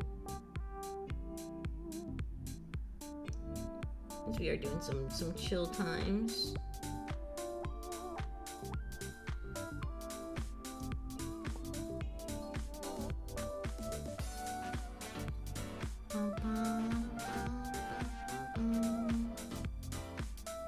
Look at that, he's coming together. He's coming together. A little bit, not really, a little bit. He's doing his thing, he's doing his thing.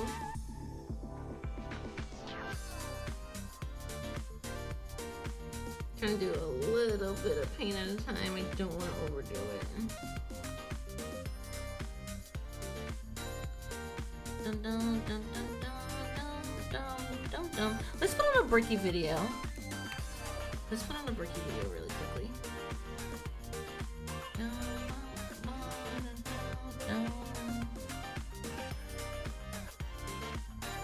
Let's put on a Bricky video.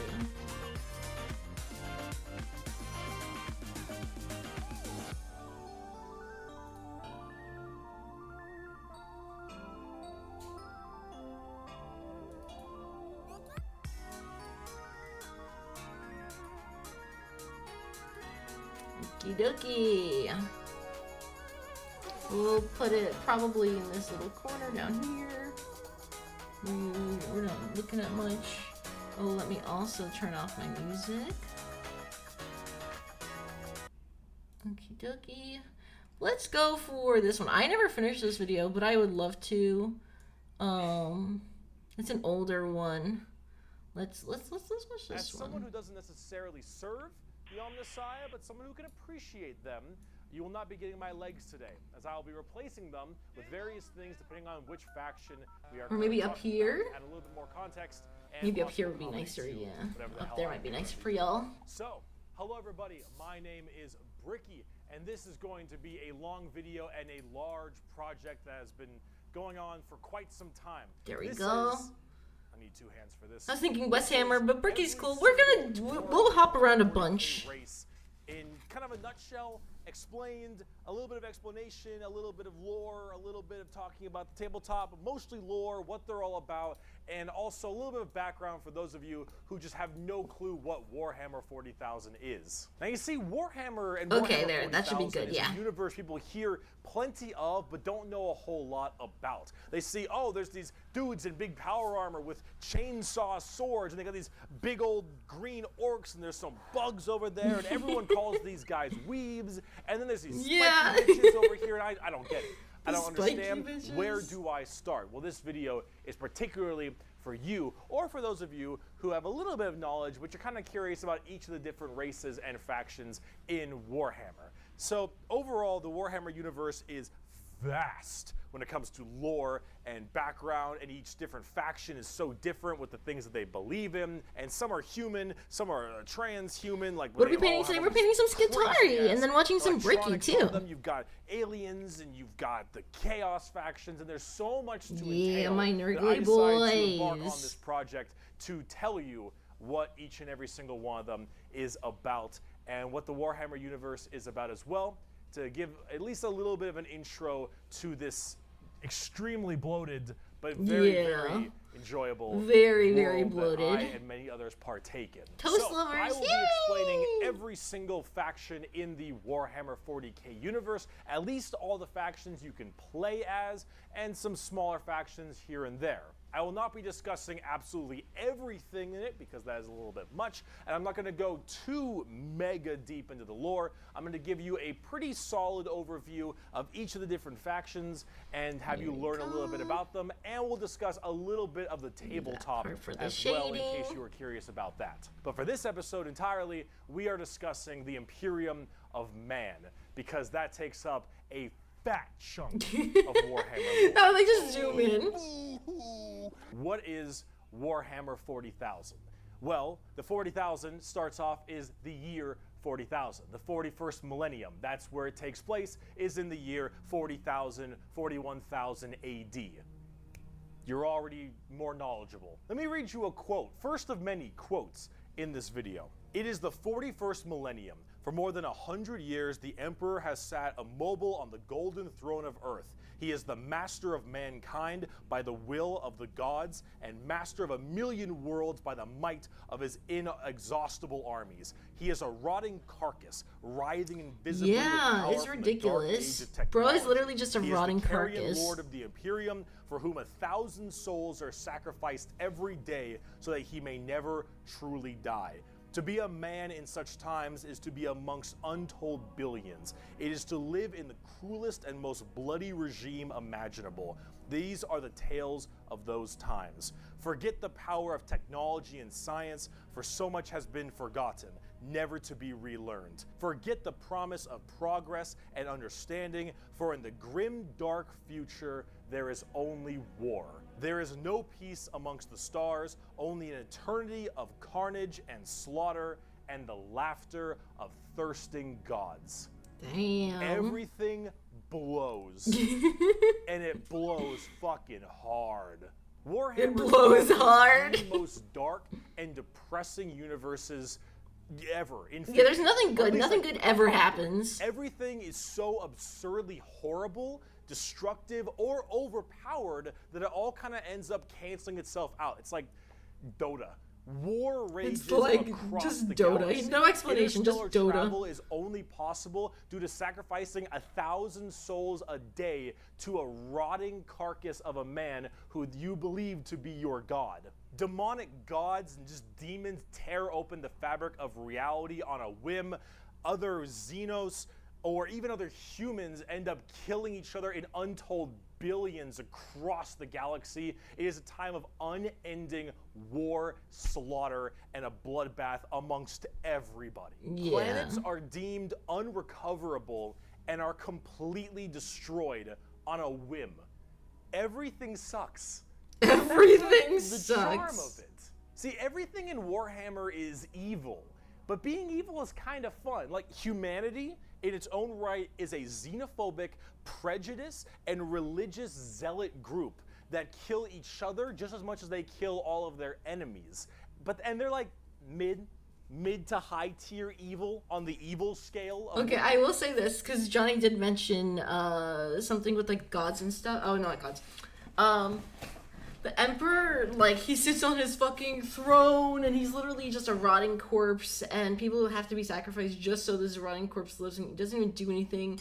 And then he's like, no, I don't want people to worship me, but they're literally just factions dedicated to his worship. Like the Sororitas and stuff, the sisters.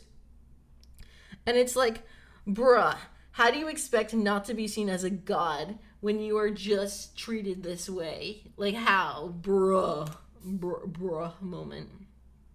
A very bruh moment. Warhammer, nobody is good. No matter who you are, everyone I wanted is to some switch this. Whoopsies. flavor, some color of evil. Whoever you Some pick, color you are of going evil. to be the bad guy. But that's the fun of it. Because being the bad guy is badass. Villains are cool.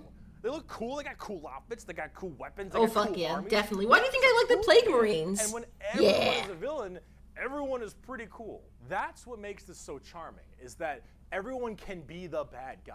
Yeah. So let's start off talking about the main bad guy, quote unquote, the Imperium of Man. Yeah. Hair, whack.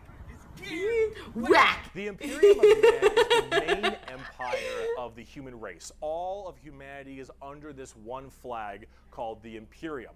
And about 10,000 years ago, there was a man.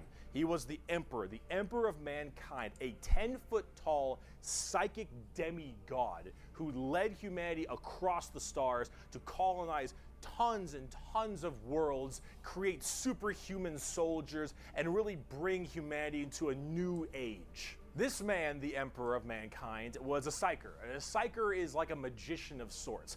In the world of 40K, there is the warp, the immaterium, kind of like hell, but sort of like a purgatory dimension. I always of thought of it hell. more like- And a psyker is someone who can take that power and manifest it through their mind yeah, I and guess use it so. to do stuff. Well, like witchcraft stuff, magician stuff, spells, and lots of other things, but we don't want to get too into that.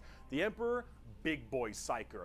Top tier, A+, maybe even S. Now the Emperor created Maybe a bunch even of S, sons. definitely Yes, S. created a bunch of sons known as the Primarchs. He created 20, Debated. 18 Yeah. Primarchs to have them lead all of the different legions of humanity to the different stars and planets to help colonize and bring it out. These Primarchs are basically like little versions of the Emperor. Not all of them are psychers, but a lot of them are very, very powerful, and they lead his special Space Marine legions. Then this big clusterfuck happened called the Horus Heresy, where the Emperor's favorite son, the Primarch, Horus, ended up joining Chaos and leading 9 of the 18, half of his Primarchs directly to Earth to fight down the Emperor himself. Now, if you want to know what Chaos is, remember what I mentioned earlier, the warp, that immaterium, the hellish place? In there relies the 4 Chaos gods. Imagine like Satan and 3 other Satans. The warp being kind of evil, those Chaos gods, that's the reason. And so those Chaos gods manipulated Horus, and then Horus helped manipulate all 8 other Primarchs to lead this giant coup directly on the Emperor on Earth. And they fucked up shit. After this huge civil war, Horus died, but not before brutally wounding the Emperor. And right at the end of his life, they put the Emperor on this large golden throne on Earth, in which he is now alive. That's crazy. Okay, just barely, but slowly. Johnny says, I have a friend who says she doesn't like the Emperor because of how he treated his children. That is insane. How about, like, yeah, he treated it... Okay, first of all, they're pretty much just fucking clones. Second of all, whoa, Tubaki, thank you so much for the follow. Welcome, Home Slice, welcome. We're just talking about the Emperor and how much of a douchebag he is. They were tools. Yeah, they're not his children. Sons is used like barely anything. They're tools to have to, like, it's like Ricky said, to conquer the fucking everything. Icy Pizza, I have to follow. Welcome, you're getting lots of pizza here. Lots of pizza content, and lots of Warhammer content. We're just chilling. He was their creator. Yes, tools is like the best way to put them. He never treated them like children. They never, like, sons is a very broad way to put it, or like nice way to put it. But he is described as like they are described as sons quite often, but definitely not treated as such. And they're not his children because, like I said, like he literally just took his seed, his gene seed, and then put it and created into these fucking peoples. And the Primarchs were, I mean, I don't know, fucking. Anyways, Bricky, continue. That as far as he was a father to them, yeah, they're by being their creator. Rotting away, powering something called the Astronomicon, so long as he I smell stays heresy alive and is here. fed Well, yes, I know me 1,000 some plague people dreams. a day. The Astronomicon is like the And Norse- also being like, oh, I'm not a god, but like feed me 100 souls a day so I can live on forever. Like, bro, come on. Like, bruh, come on. Also, can we talk about how Bricky has his fucking pants on here? star. If you want to do interstellar travel in 40K, you need to pass through that demonic warp I mentioned earlier. But how do you know where you're going? Well, the Emperor is there putting a nice little navigator right there. He helps navigate you to know where you're going. Because If he's you a wanna psyker and he go can do from navigation. Earth to some crazy solar system across the way, you need to go through that warp, and then you need to know where you're going, go through there, and pop your way out. It's like With doing the fucking nether legs. travel in Minecraft, so you can shorten the distance between going to areas. So It long as the actually Emperor is stop. alive, Okay, so yesterday, oh my god, yesterday I was on Detective Dandelion's one of her events, and literally someone was like, someone else liked Warhammer, and we were chatting about it just the tiniest bit, and he was like, oh, wouldn't you compare the warp to like Minecraft whatever stuff? And I was like, yeah, pretty much. And literally now the whole warp and navigator stuff is just one-to-one from Dune. Dune, at least how I've been reading it so far, they've never gone into depth about like psychers and navigators exactly, or the actual space travel. But maybe that's just because I'm very early into those series. Despite Horus hating his father, the former shared one of his latter's greatest flaws, his huge pride. Of course. fed 1,000 people a day to stay alive, you can do that. The moment he dies, interstellar travel's gone for all of humanity. You're so boned. Now, since the Horus heresy 10,000 years ago, the Imperium has fallen from grace substantially. All technology has started to dwindle and die. There is now giant fundamental religious extremists that now believe the Emperor of Mankind was a deity, a true living god, which is probably the last thing the Emperor would have wanted to be remembered for. So now you have this thing called the Ecclesiarchy, which is this giant church entirely devoted to spreading the good word of the Emperor. Yeah, that's the He is now the sisters. Holy Emperor God, the God Emperor of mankind. And all of the Imperium has taken up worshiping him to the fullest extent and killing anything that isn't humanity in his name. The Imperium has this futuristic gothic tone to it and a Really hefty cool religious zealotry to them.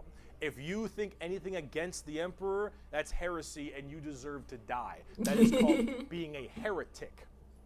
Heretics die in 40K. There is no such thing as freedom of religion. There is no such thing as freedom of speech, so long as you are against the Emperor. There is no such thing as any kind of tolerance. Everyone is a religious zealot. Some more than others, but no matter what, preaching that good word. So right now, everyone in humanity is trying to expand their empire What's up, across Sly? the stars. If you are a Yo! heretic, someone who doesn't believe in the Emperor, you are deserving of death. If you believe in the Chaos Gods, you are also a heretic and you deserve death. If you are an alien race of any kind, you are a filthy xeno. Why are you gonna toss me like that? So long as the murder continues and humanity I'm expands, just painting here. the I'm just a little Imperium guy of man painting. is very, very happy. However, the largest fighting force of this Imperium is my personal favorite faction, and the first faction we will discuss, the Astra Militarum, leave it at or also pesto. known as the Imperial Guard. Pretty shit now, man. You finished? That's it, man. Game over, man. The Imperial Guard is the main fighting force of the Imperium, and in a world of horrifying creatures, galactic monstrosities, the literal demons themselves breaking through the fabric of time to kill you, the Imperial Guard are untold. It's like his billions favorite, I think, because regular they're so, men and women yeah, regular. wearing They're just normal people. modern day, like flak armor with a laser rifle. This is the humble las gun, the main weapon of the Imperial Guard. It fires superheated plasma lasers at an extremely fast fire rate. It is reliable, never jams. It can blow off limbs, giant holes in concrete. It is overall an extremely devastating weapon in modern day. It is one of the weakest in the 40K universe. Actually, a laser though, rifle that never crazy. jams, it can blow off limbs. One of the weakest weapons. That's the world we're in right now. But That's the world we're in. It actually is, though. In each battle, Unironically. 500,000 of these men and women. 30,000 large just one armored little tanks, part of his 10,000 boob. artillery batteries. The Imperial Guard wins through sheer There we go. numbers and firepower. Yeah. They kind of have this World War I, World War II Usual style Joe. setting Yeah, your average with regular legions Joe. of guardsmen as well as high company commanders and generals on the field along with them, and multiple kinds of troops. A normal Imperial Guard battle starts off with artillery, long lines of artillery, cracking the crust of the planet crust. underneath the enemy's The feet. crust. And as this The barrage crust. continues, hundreds of thousands of guardsmen, a sea of guardsmen surges forward, firing and charging at everything possible while the planet rumbles as tanks roll up behind them. Gunships block out the sun and tanks block out the dirt with the steps and hoof prints of millions of guardsmen. It is through numbers and sheer sundering firepower. They are the first and last Thought he line said of defense Sundari for for the a moment. I was Imperium, like, and make up a huge Bricky. bulk of the battles. The Imperial Guard is also made up of tons of different kinds of regiments. The Catachin jungle fighters live in a death world that's more hospitable than almost any firefight they'll ever get into. So they just have this steroid-looking, giant knife, Rambo predator-looking sons of bitches,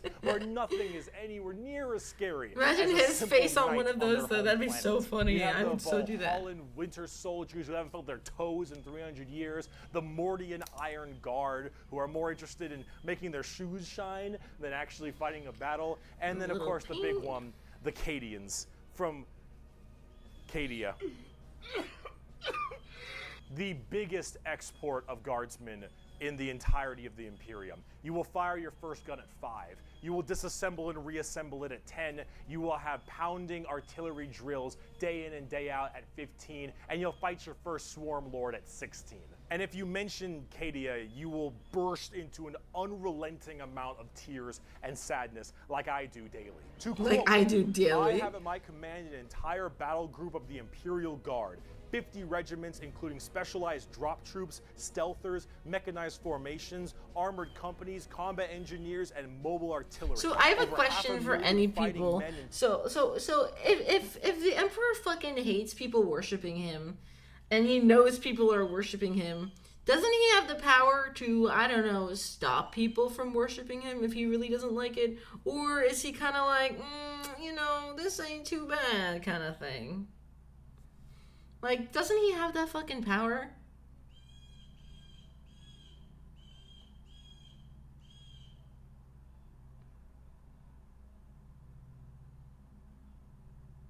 Sorry, I'm so locked into just getting the tiniest bit of this lead belcher out of his cape. Yup. He can't really interact with people regularly. He can't? Really? Really?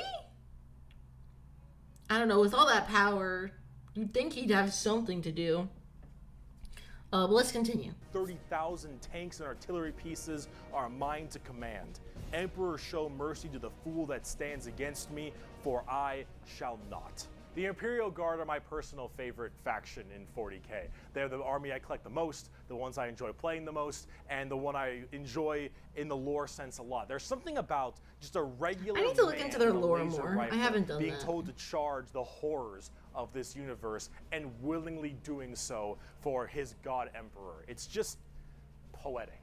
They actually represent the main Imperial Guard tactics pretty well. Large amounts of artillery that doesn't require a line of sight, lots of tanks, tons of infantry, drop troops, and gunships. Overall, they're pretty similar to how they sound, though a little bit expensive to collect, unfortunately. And they don't hit a lot. They have a bit of a bad aim, but you don't really care because you're just drowning them in shots. However, if you want more accurate fire and specialization, we can move on to talk about Space Marines. Space Marines.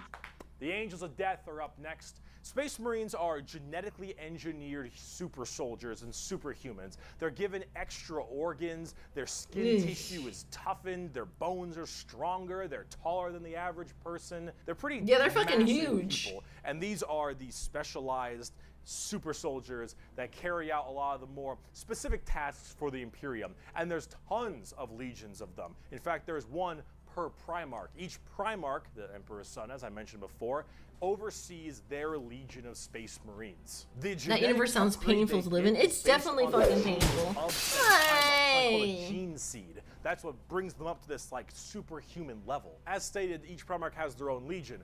Robot Girly Man has the Robot Girly Dragonite Man Fawn has the White Scars. Rogel Dorn has the Imperial Fists. Corvus Corax has the Raven Guard. And there's a whole bunch of other side sections that are also extremely interesting and have a little bit more of a twist on the average Space Marines, which we will discuss in a bit. Humorously enough, I don't have a whole lot to say about Space Marines. They're superhumanly fast. In fact, it's been said that nothing that large should move that quick. These men in power armor moving at blazing fast speeds. Their reflexes are faster. Their skin is tougher. They are overall just extremely powerful soldiers. In fact, where they differ comes down to which Space Marine Legion we're talking about. For instance, the Ultramarines done by Robot Gilliman are the main blue boys. Strong in almost every way. The jack of all trades kind of group that are a little bit too strong, and that's a lore problem, but the White Scars by Jack are all about speed freaks, go fast. We're talking attack bikes, we're talking land speeders. You want to go in quick, you want to hit them hard, you want them to be swarming around like buzzflies. Buzz saws. With the speed of buzz saws. The speed of buzz.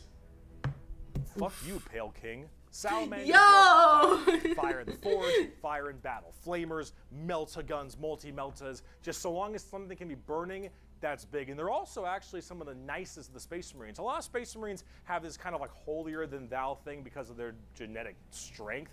However, the Salamanders tend to put human lives above the lives of themselves, which is actually rather rare. They're also all black, but not like just regular black, like 2 a.m. line at a White Castle black. Like they have a dark, ashy exterior and blazing red eyes. Apparently something about living on their home planet of Nocturne, which I don't know if that makes much sense, but who cares? This is like fantasy land anyway. Overall, Salamanders are actually one of my personal favorite legions because they're really cool. They're fun to play as because of all their flamer weapons, and they have a nice, like, more heartwarming lore as opposed to being super evil like everyone else is. Oh my god, we're not even a quarter of the way through the Space Marine Legions. Imperial Fists believe in the power of the siege and defensive positions. Raven Guards, master of stealth and sabotage while having burn helmets. Iron Hands, masters of machines and vehicles while being really goddamn good at being sold on eBay after one nerf. Space Wolves, Vikings, and wolves, and tons of wolves, and axes, battle axes, fur everywhere. Space Wolves, angry, big teeth, Blood Angels, a genetic defect to make them want to drink blood and go crazy called the Red Thirst. They have Cupid wings and stuff, which is a little bit strange, and they are all super gay for Sanguinius. Yeah. Dark Angels are old school. Wouldn't you be though? Like, come on. Theme and... Are you a heretic? Me? No, never. Deathwatch, a fancy anti-Xenos group that nobody plays because Deathwatch, and they look cool though, but no one plays them. I don't know about Deathwatch. They're there though. Black Templars, for the people who, if you haven't prayed at least 3 times a day, you're gonna start praying out that airlock. And I'm sure there's some other chapters I may have missed as well, like Crimson Fists and stuff, but those are the main ones right here. Here, quote from the Emperor himself. They shall be my finest warriors. These men Oh, I who know this give of quote, themselves yeah. to me. Like clay I shall mold them, and in the furnace of war I shall forge them. They shall be of iron will and steely sinew. In great armor I shall clad them, and with the mightiest weapons shall they be armed. They will be untouched by plague or disease. No sickness shall blight them. They shall have such tactics, strategies, and machines that no foe will best them in battle. They are my bulwark against the terror. They are my defenders of humanity. They are my space marines, and they shall know no fear.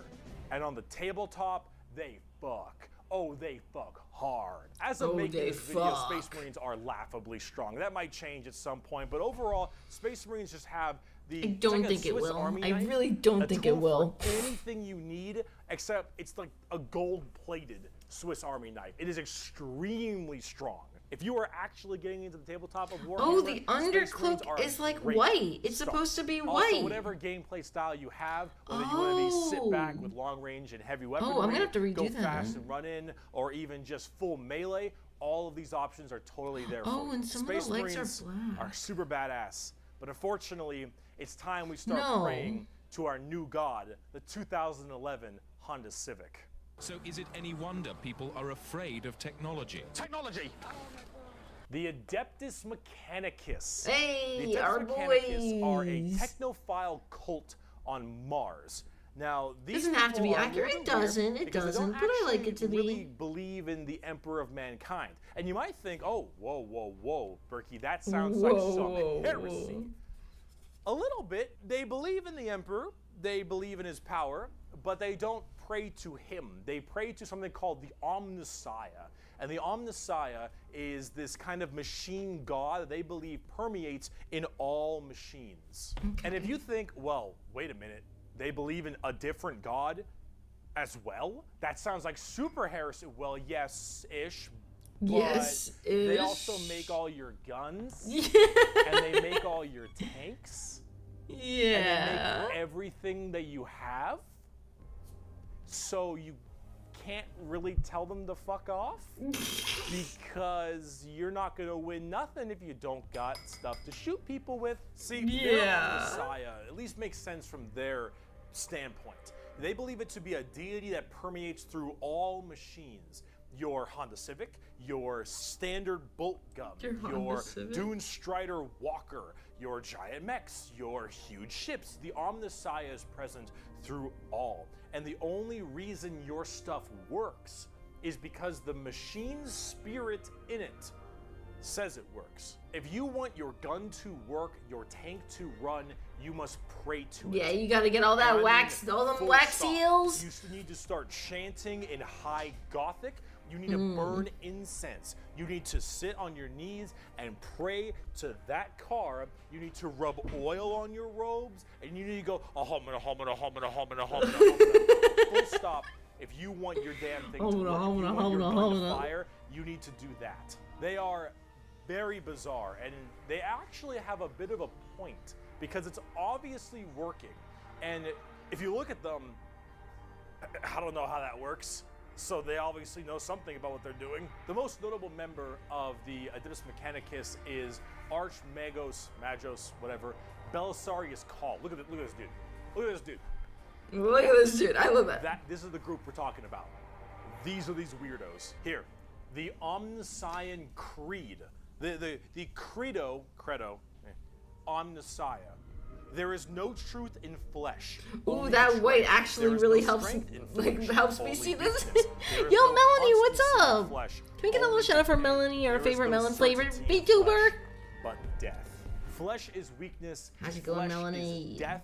The Omnissiah is the god of the machines, and if you wish to be whole, if you wish to be holy, if you wish to give unto him, you must saw down your limbs and remove your organs and replace them with mechanical parts, because that is what he wants, and that is how you will become enlightened. Hard technophiles mixed with religious extremism. God Adeptus Mechanicus. fucking damn Now, it. for their army side of things, they are with the Skitarii. The Skitarii operate with very bizarre weaponry and lots of different kinds of vehicles, tanks, and different people. These and machines. Nice. They're very weird, but they have extremely wacky and enjoyable, and in fact quite effective both in the real game and in the lore, weaponry and gear. Overall, as an army on the tabletop, they're very weird and have a whole bunch of different shenanigans. But if you like kind of that quirky, wacky techno thing, Quirky, we're quirky. Oh my god, they're so quirky. They're so paranoid. I gotta keep going. They're so paranoid and crazy. These Dune Striders you see right here, one guy was able to make them work. One guy, and he died. And they're so scared they'll never work again that they keep them on and they never turn them off, and they run around in a circle the whole time until they need them, and then they corral it and they go into battle. Yep.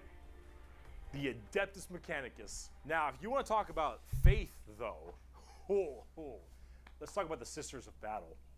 Yeah. Eagle in Lego City. The Sisters of Battle of the Adeptus Sororitas, if that's how I pronounce it correctly, is an all-female group of battle sisters going through the ecclesiarchy section of The religious Imperium. ones. The ecclesiarchy is, of course, the church. This is, imagine a private army of the church. Yeah. Which is scary. Fucked and up. it is. The sisters are an extremely zealotous force, and they take this to a full extreme. They believe in three main things: faith, martyrdom, and fire. Through the bolter, the flamer, and the melta, the Sisters of Battle are extremely potent at taking out chaos and heresy. Is he gonna show their fucking Mainly mini faces heresy, though? because Oh, they're as they are a disgusting. They look fighting terrible. section of the ecclesiarchy church. They deserve more that's love. the They big do. thing They want to do. kill. Any form of heretic will face the Emperor's justice through those three main weapons: the bolter, the flamer, and the melta. And they will do so No! with extreme prejudice. Literally.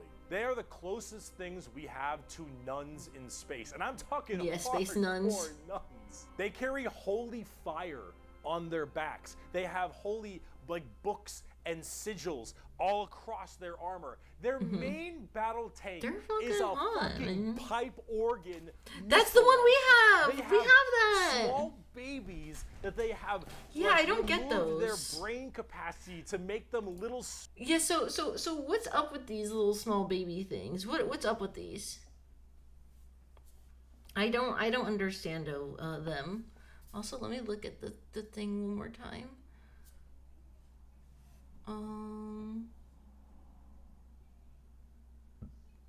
Okay. His cloth pants should have been black. Well, they're not cloth-y. They're just... it's so hard to tell. They're a little bit... Yeah, that should have been black. And under the cloak needs to be white. But I'm a little nervous of making it white under there because it's like... I don't know. The shadows. It doesn't have to be super accurate, though. It doesn't. It doesn't. We could do highlightings and stuff like that. I would like to... I don't have any special crazy colors like green or blue for the eyes. Usually they go for like a bluish, I think. Yeah, welcome back, Absalom. Welcome back. We're doing pretty good with our little Skitarii dude. It's hard to see him, but he's doing pretty good. He's doing pretty good. I'm a little nervous for these highlights though. These highlights are pretty nerve-wracking. They don't look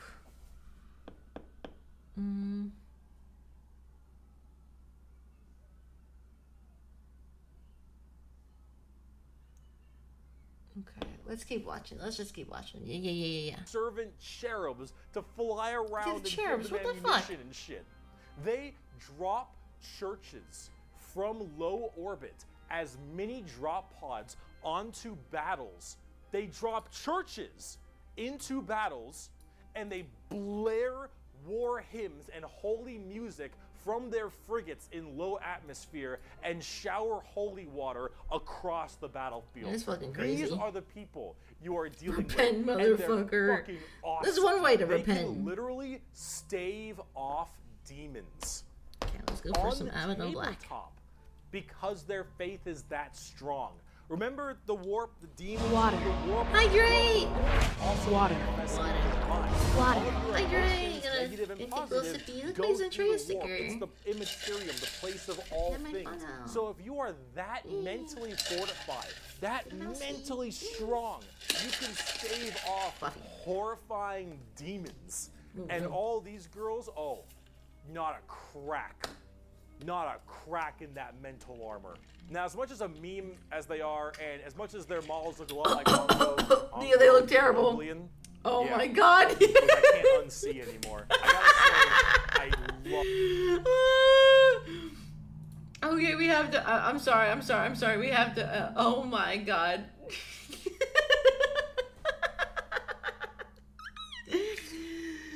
Ongo, but what was his name? Ongo something and Always Sunny. Oh my god, they are not that bad. What are you talking about? What are you talking about? Their faces are terrible. The faces look so bad. Like, they're such a joke. 40K Sisters of Battle. Faces. Like, they're not there. Like, they're not, they're not. That one's okay. This one's okay, but these two, they do not look it. Wait, what's this? Found an interesting guide to paint sister faces. Okay, but I would like to paint some sister faces. I don't know how. Let me be delusional. Ongo Goblogian, whatever his name is. I know his name is Frank, but like his character, oh my god, it's fucking crazy. Let's put that back up there. Fucking crazy. Yeah, which I can't unsee anymore. I gotta say, I love their design. Yeah, think me they're too. I like it. extremely It's the cool. faces. They're another army that I'm It's the currently collecting. faces. They just released a whole new That's the line one I of figures have. very I don't know how I'm gonna recently, do that, bro. And they look wonderful. Everything from Celestine, the living, I love the literally babes. undying saint from the. Does triumph- anybody know how to paint their fucking faces, though? I'm terrified of painting faces, period. But the sisters are so cool, but it's like, how do I paint their faces? Do I have to get, like, a sticker? Part of me is like, oh, should I get a sticker or something? So I can sticker their eyes or something? And I don't know. I just pray not to fuck it up. Pray to the Omnissiah that you won't fuck up. Okay, his Photoshop legs, though, are insane. Like, look at this. He's literally just one of... What? I can't, man. I can't. Ongo Goblogian of the Additives Artista. Allow me to destroy the chaos hidden in your heretical art. It's... Oh my god. I never did a face because scared. I've never done the face either. I've only ever done like helmets and stuff.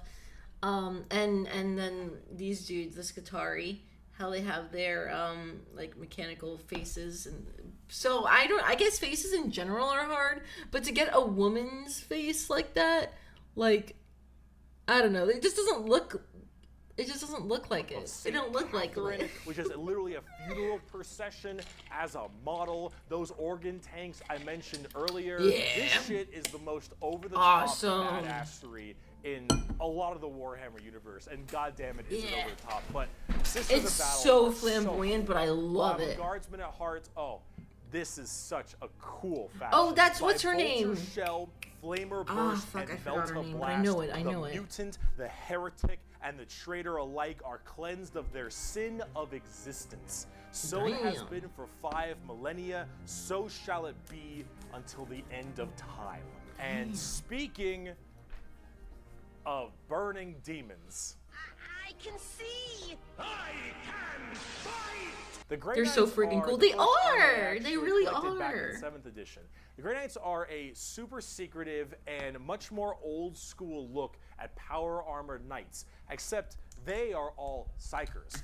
All of them have that crazy space magic. They're all magician psychers? shit. For every 100,000 guardsmen, there's one Grey Knight. For every 10,000 Sisters of Battle, there's one Grey Knight. For every 1,000 Space Marines, there's one Grey Knight. Grey Knights are the strongest of the strong, both in mental will and absolute just strength. These are Space Marines that are all high-level psychers, all of them able to specifically do Peace out, one Ash. Thanks for goal, and that is chilling. kill demons. The Emperor believed that the demons of chaos were the #1 threat to the Imperium, and he probably is right. However, this group is entirely based on doing that through a myriad of tactics. Coming from the planet, or I guess the moon of Titan in the Sol system, the Grey Knights are thrown through extremely rigorous training and are as clear of mind and soul as they possibly can be. Since the demons of the warp are the warp and your mind projects to the warp, people can go insane very fast, especially lower level psychers. These Grey Knights need to be able to harness the warp in the presence of demons and stay perfectly sane. One of their characters, one of my favorite characters, is named Castellan Crow. He has a demon blade, the black blade of Mahamahama, and he has to have it on him because it tempts everyone nearby, constantly beckoning them, use my power, use my strength, suck my penis, whatever the possibility. And so he has to keep it on him all the time as this thing whispers to him consistently, and he has to stave it off forever, being alone in his chambers or on the battlefield, because anyone who gets too close to it might be tempted a little too hard. He is that pure of heart and mind, and all the characters in the Grey Knights are basically like that. The only issue is that the Grey Knights have a scorched earth policy, more ways than one. If they're fighting demons, demons corrupt and make people crazy. So if I'm a guardsman and I'm fighting demons, and the Grey Knights arrive, and they kill all the demons, I'm a risk. Yeah. And so guess who's not making it out of there? On the tabletop, they're very strike fast, strike hard kind of people. They teleport all around the place. They are fast strike groups, small amounts of models because What's they're up, so Kirby? strong. I'm painting You only some have so many Skitarii characters, today. but with it, you get in there, you're very tough, very tanky, you hit really hard, and you try to bounce around the battlefield quickly, but you don't have numbers, and so every dead Grey Knight hits really damn hard. They're fun, though, if you like that kind of fast striking kind of army. Oh, and also, Caldor Drago is a thing. We're not even going to get into Caldor Drago. All right, that is, oh my goodness gracious. I don't know anything about that guy, but I feel like I've heard his name before. Fist. I am the spear in his hand. Though we are lost, I am the shield on his arm. I am the flight of his arrows. I am the hammer. I am the sword. I am the shield. I am a soldier at the battle at the end of time. Grey Knights are pretty hardcore. They are as holy as you can get for a Space Marine. If you like Space Marines and you want to, you know that they're holy enough, you want to be holier, Grey Knights. Now, if you want to be holier and big, let's talk Imperial Knights. Do you like gigantic walkers the size of homes or medium-sized buildings? Medium-sized buildings. But you want to kill like 40 of them per turn? Do you want a gigantic old-school knight noble house style of walkers with giant chainsaw arms? Then you got Imperial Knights.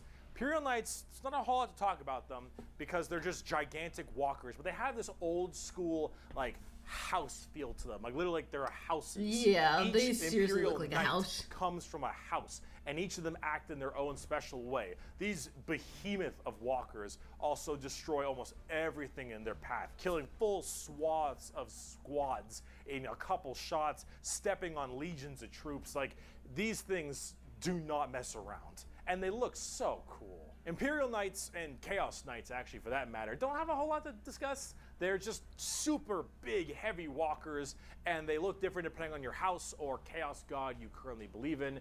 And overall, these things are just really cool if you want to murder everything in your path.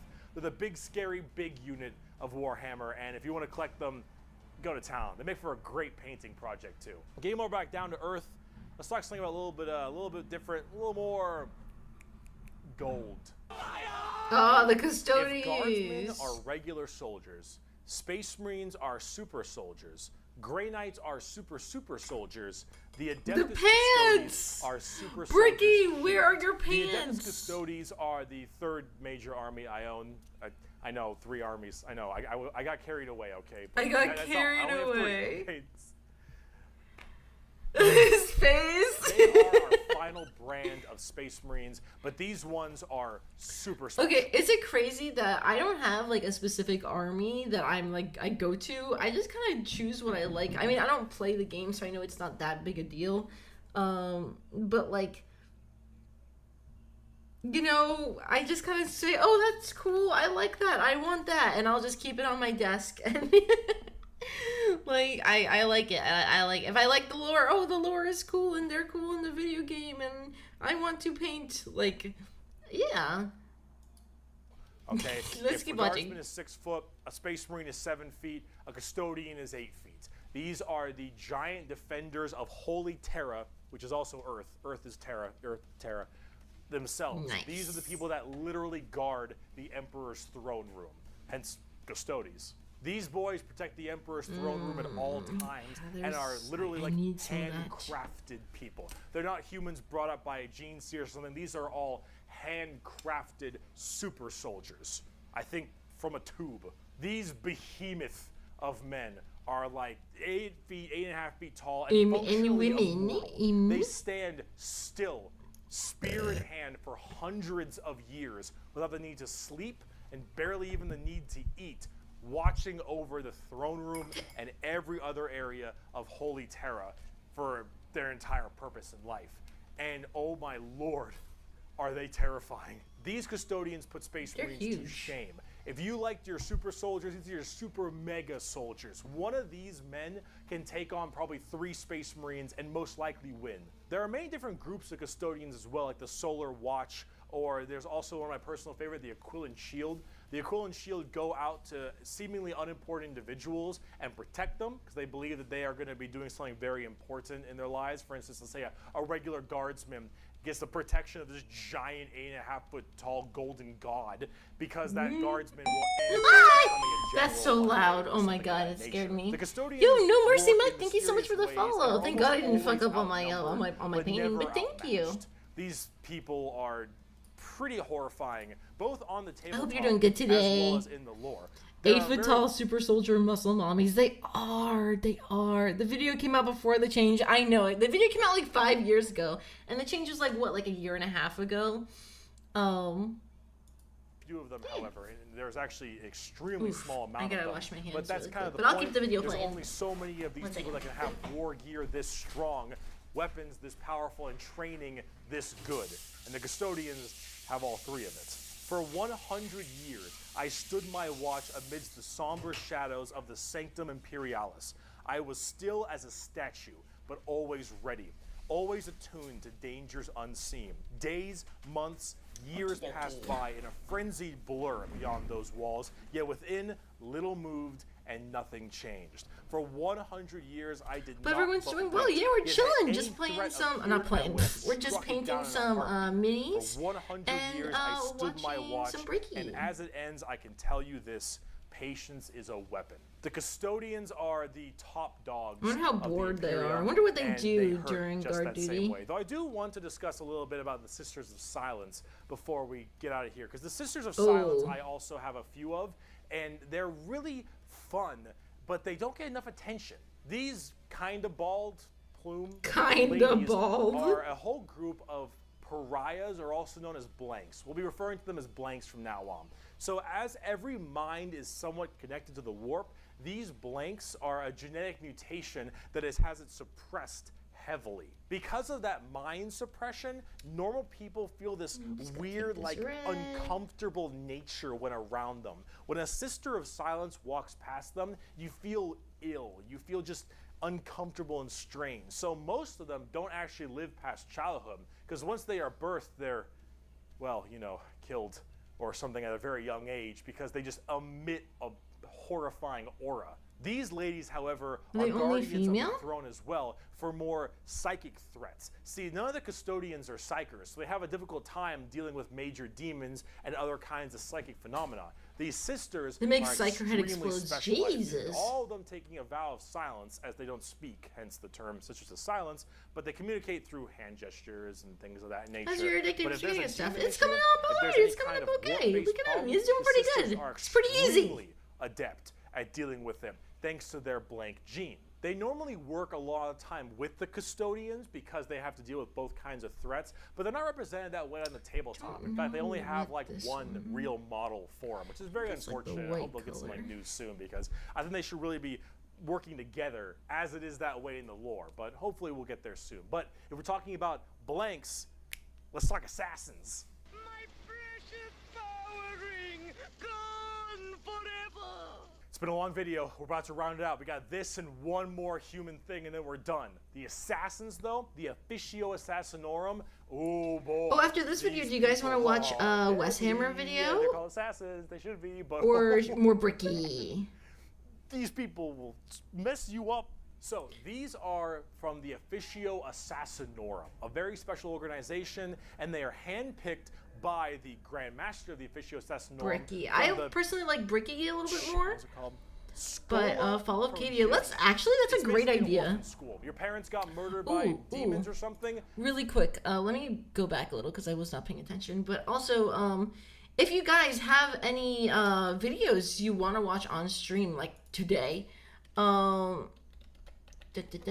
can go into my Discord and you can post some in the Warhammer channel. And yeah, you can go check them out and see if they're cool. If they're cool, I really like Bricky. West Hammer's also really cool. Major Kill's nice, but I haven't watched this stuff in a while now, and it is a little. I'm a little nervous for the stream stuff because he will say some sensitive things, and I don't always like to talk about like sensitive stuff like that on stream. Did I just ruin this? Did I just get red on the fucking lead belcher? No, I didn't actually. I don't know how I didn't, but I didn't. Hell yeah. Thank you, Cobble. Yeah, of course. You blew it. I didn't. I actually didn't. I wish you guys would just stay out of I it. didn't actually. I I didn't. I'm happy because I actually didn't.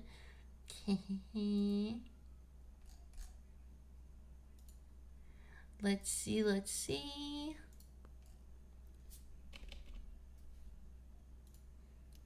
Okay, let's continue. Watch if the Emperor had to text to speech or some funny, goofy shit. If the time okay, yeah. We'll do that too. Let's From finish the- the video. Got like 10 minutes What's it left. called? Scola Progenium. It's basically an orphan school. Your parents got murdered by demons or something. You get sent to this and you get trained to be whatever. Tempestus drop troop, an inquisitor, maybe even. Maybe you get a blank gene and you get thrown into the Sisters of Silence, or sometimes you just disappear. When you are taken, however, you go to one of 4 temples because the Assassinorum works in the temple style of things. These temples are the Vindicare, Caluxus, Calidus, and Eversor temples. Let's start with Damn. Vindicare. I'm far away. I've been sitting here for 3 weeks. Poof! The Vindicare Temple Oof. is the main sniper-based temple. Gigantic sniper rifles for all these assassins. Their whole point is to be able to be in a spot and sit there, eye and scope, for me get the weeks, white one. waiting for their perfect target, taking people out from literal miles away after extremely long time periods. The Vindicare Temple is about precise, perfect aim. There have been reports of Vindicares being able to single out The particular Wraith body bone, parts actually, from over 'cause it's a 2 little bit 3 more like a miles creamy away. color. Temples in the head, the jugular, for instance, and been sitting there after Ooh, no, maybe weeks. the And when they're white. ready, take that shot. Time is done. Packs them up. The Calidus Temple, however, is a lot more about shape-shifting and deviant art. It's mostly a female-based one, or at least it seems to be, and this allows a lot of body augmentation for certain individuals to be able to kind of transmorph themselves and infiltrate Here, we've areas got a that are bunch problems. of- These assassins. Oh my god, look at Bricky here. That is crazy. Okay, that's crazy. Okay, so here are some stickers we actually got, which are really fucking cool. I'm not gonna place these just yet, because some of them are a lot. But we even have like little, you can see they're so fucking tiny. You can barely even see them. You can only see them when I like get the light on them. But I'll probably do these like last, I think. I don't know if I want to put a, what's it called over them? Wash. I don't know if I should wash over them. It's a little, what's good in the hood? What's up, Irv? I hope you're doing good today. We're just doing some mini painting and watching some lore videos. I got my little Skitarii boy we're painting. I'm just deciding. It does look like a white, but so I was gonna go with the creamy color and make it like ooh. But then again, if there's a wash going over this, then maybe I should just keep it the white. I think it looks like I'm supposed to, like, they look like they're straight up white here. So I think I'm going to just use the white then. But it's weird because no, I'll just use the white. I'll just use the white, yeah. Maybe we'll even build another dude, or like a Plague Marine or something. One of my Plague Marine boys. We'll see. We will see how we feel. Oh, well, what's up, everybody? What's up, Irv? How goes it? This is giving me eye test PTSD. Oh God. Like, oh, I did not mean to drop it like that. All right, let's keep up with the video. Will end up taking missions that take them years, 2-3 years, to infiltrate a Go back a little. Hey, I'm trying to watch a video here. I'm trying to watch a video here. Problems. These assassins will end up taking missions that take them years, 2-3 years, to infiltrate a heretical group and slowly work their way up, just to get enough time to put a bullet. Why? Y'all gotta keep eating me for no reason to, like, or die. become the main target and sabotage. I'm just trying to shake from my within. paints here. These are all completely about deception, mind Thought tricks, it's a different right. polymorph, Yeah, and I everything in bet. between, and lots of drawings. bet. Lots of drawings. The Eversor Temple. There we go. Just kind of disturbing one. The Eversor Temple is about when you don't want anything to come back alive, friend or foe. You want it all dead. An Eversor is psychogenically conditioned with just psychotherapy and psychological torture to only feel violence, hatred, and anger. It does the paint Clockwork water, Orange style yum. of Who thing, wants just a making sip? you forced to Yum. watch never-ending pain and misery and psycho conditioning, I guess is the term. And then they pump you full of tons of psychedelic drugs and they cryo freeze you. And then they drop you in an area where they just want to make sure everything is dead. And then you defrost, full of just all this insane, mind-boggling psychotherapy and psychedelic drugs. And you just go to town. Let's do our best you to don't paint care if under anyone this. comes back alive. You're I'm like, a little all right, nervous. Oh, lost I'm cause. really nervous, Send actually. 'em in. Finally, there's the most bizarre temple, the Calyxus Temple. really nervous. The Calyxus assassins are feared even among the other temples. So that blank gene, the people will go to the Calyxus Temple. It's okay. with this I'll as do the well. best I can. And this is where they can harness that to be massively anti-psyker or even just anti-regular people. They're seen with Anti-regular extreme fear people. and distrust among many, many people. They're described by the Eldar by quote as being pure evil. Imagine That's by the that uncomfortable Eldar. feeling from that blank gene I mentioned, and then imagine them being taught and given equipment to amplify it by 100. If normally regular people feel uncomfortable, now they are basically akin to being a siren wailing directly in your ear. And if you're a psyker, no.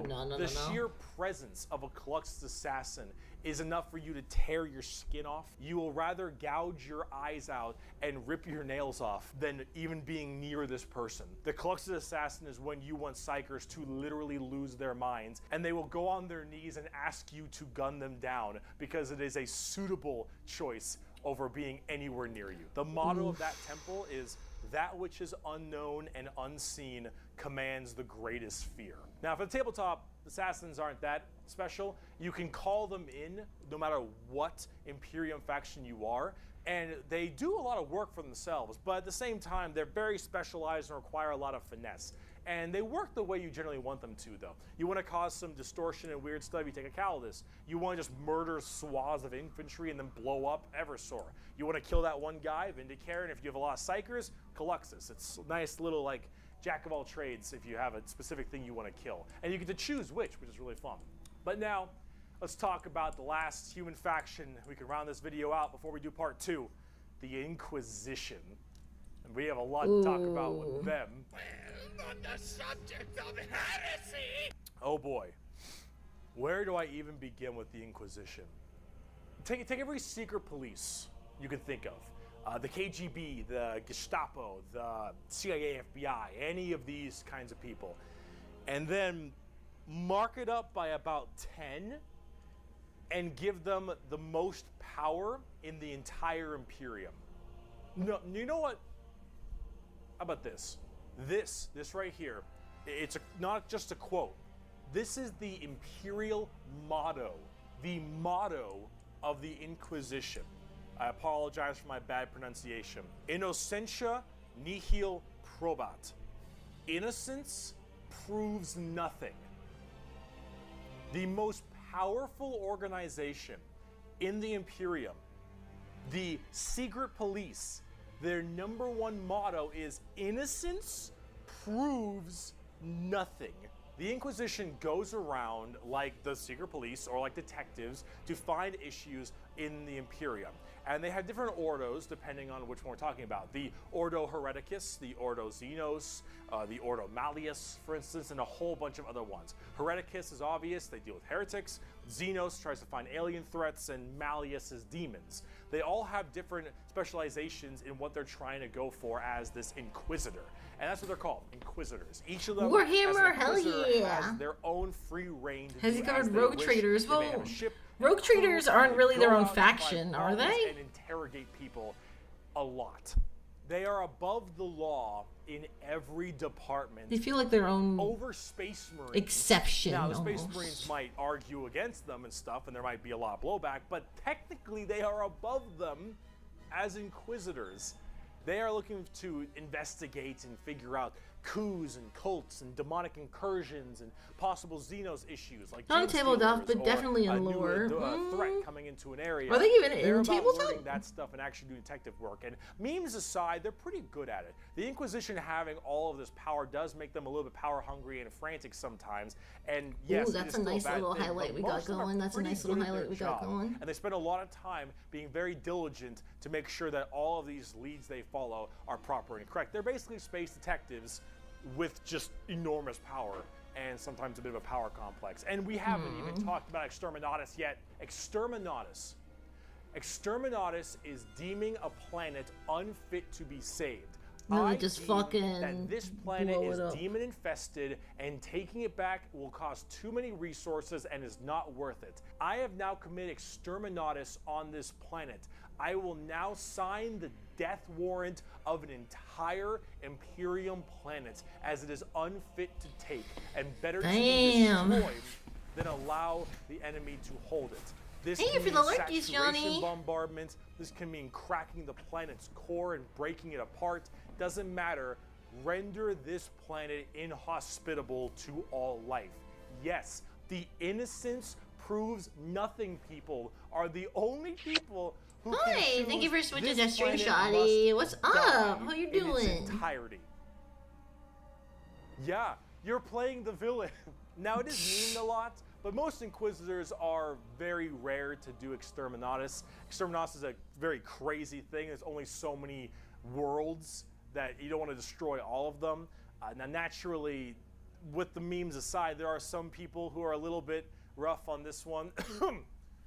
But most Inquisitors generally don't like to do Exterminatus a ton, but it is an option they It's a have. rough And highlight, it's a but we're crazy getting option when you somewhere. think about it. Secret Police Inquisition are unfortunately not represented on the tabletop very much. You generally kind of put one in your army if you feel like it. You have a couple special options there and some side content, but they're not really fleshed out very well, and personally they need a lot more stuff put in there, and they really need a lot more effort put into them, and they're not quite where I want them to be. Overall, the Inquisition makes for a lot of the best storytelling as well, because it's a little bit hard to talk about a big story of a whole bunch of Space Marines killing something.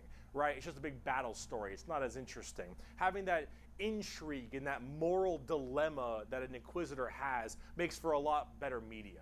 And honestly, the more people do it, I think it's better, because then it adds a little more humanity to the Warhammer horrible, horrible grimdarkness. And wow, we just finished the humans, all right? Come back for part 2 when we talk about Chaos and Xenos, because we got to talk about the 4 Chaos Gods and all the Chaos Marine Legions and the Tau and the Necrons and the Orcs. And, oh boy, we got a lot.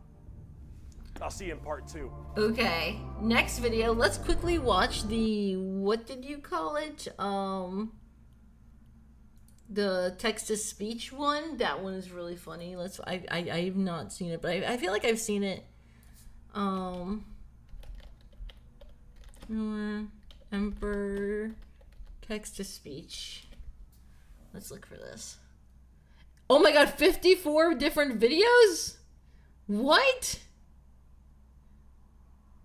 Episode 1? This guy just does them all the time? What is this? This is 10 years ago. Holy shit, 10 years ago. What?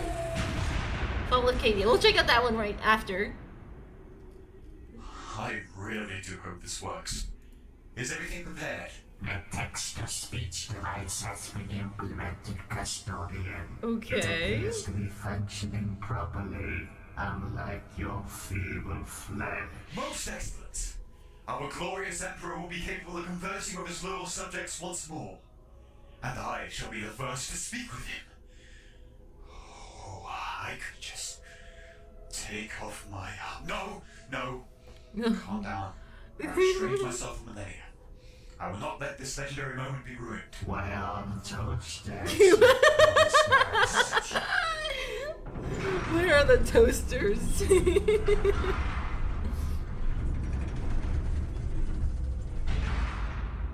Well, my divine lord, we have managed to implement a text-to-speech device to your glorious golden throne.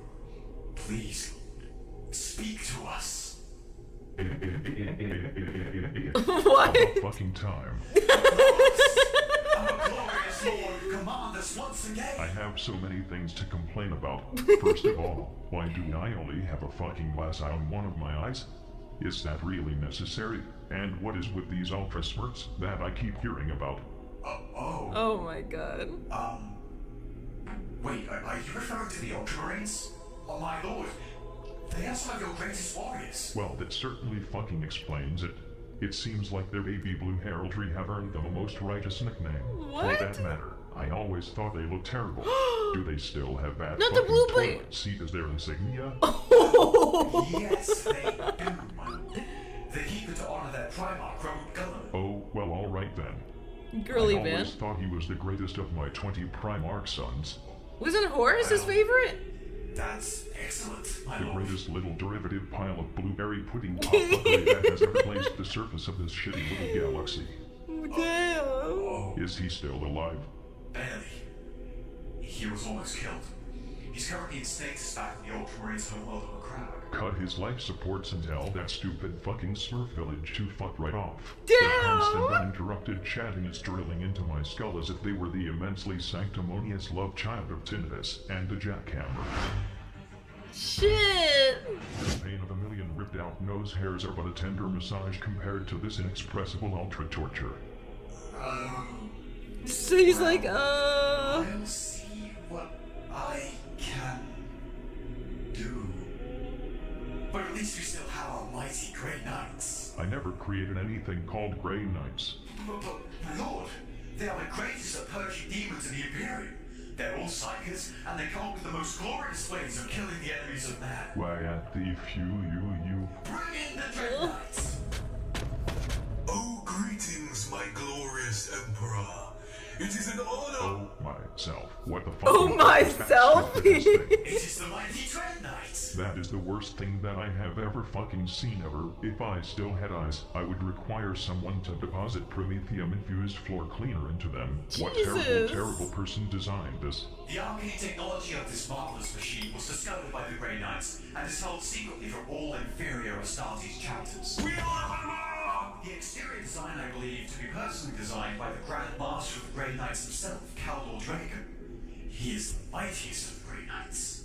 He is currently stuck in the warp, killing demons daily, pillaging demonic villages, and vandalizing the Chaos God's property like some kind of glorious rascal. He has even written a name on a demon Primarch's heart. Oh my god, that scared the crap out of me. Corpse Emperor, someone put some Nurgle musk on this thing. Yeah, where's Papa Nurgle when you need What him? the fuck? That is actually very cute. Aw. Look at its little legs and oversized body. Adorable. Come to Papa, you. What? Come to Papa. Yes. This is funny to me. Well, my lord, I do not know about you, but I feel this is the start of something absolutely glorious. Shut your Femboy face, you Twink fucking 69, thank you nut. so much for the follow. I'm honored. I am honored. Thank you. That was interesting. That was definitely an interesting one. Without a doubt. World that I Let's look at another Bricky lore video though. Does Bricky have anything about Acadia? From Acadia. Let's see this. The planet broke before the guarded. Oh, this is their podcast. Who followed? Femboy Twink 69 followed, of course.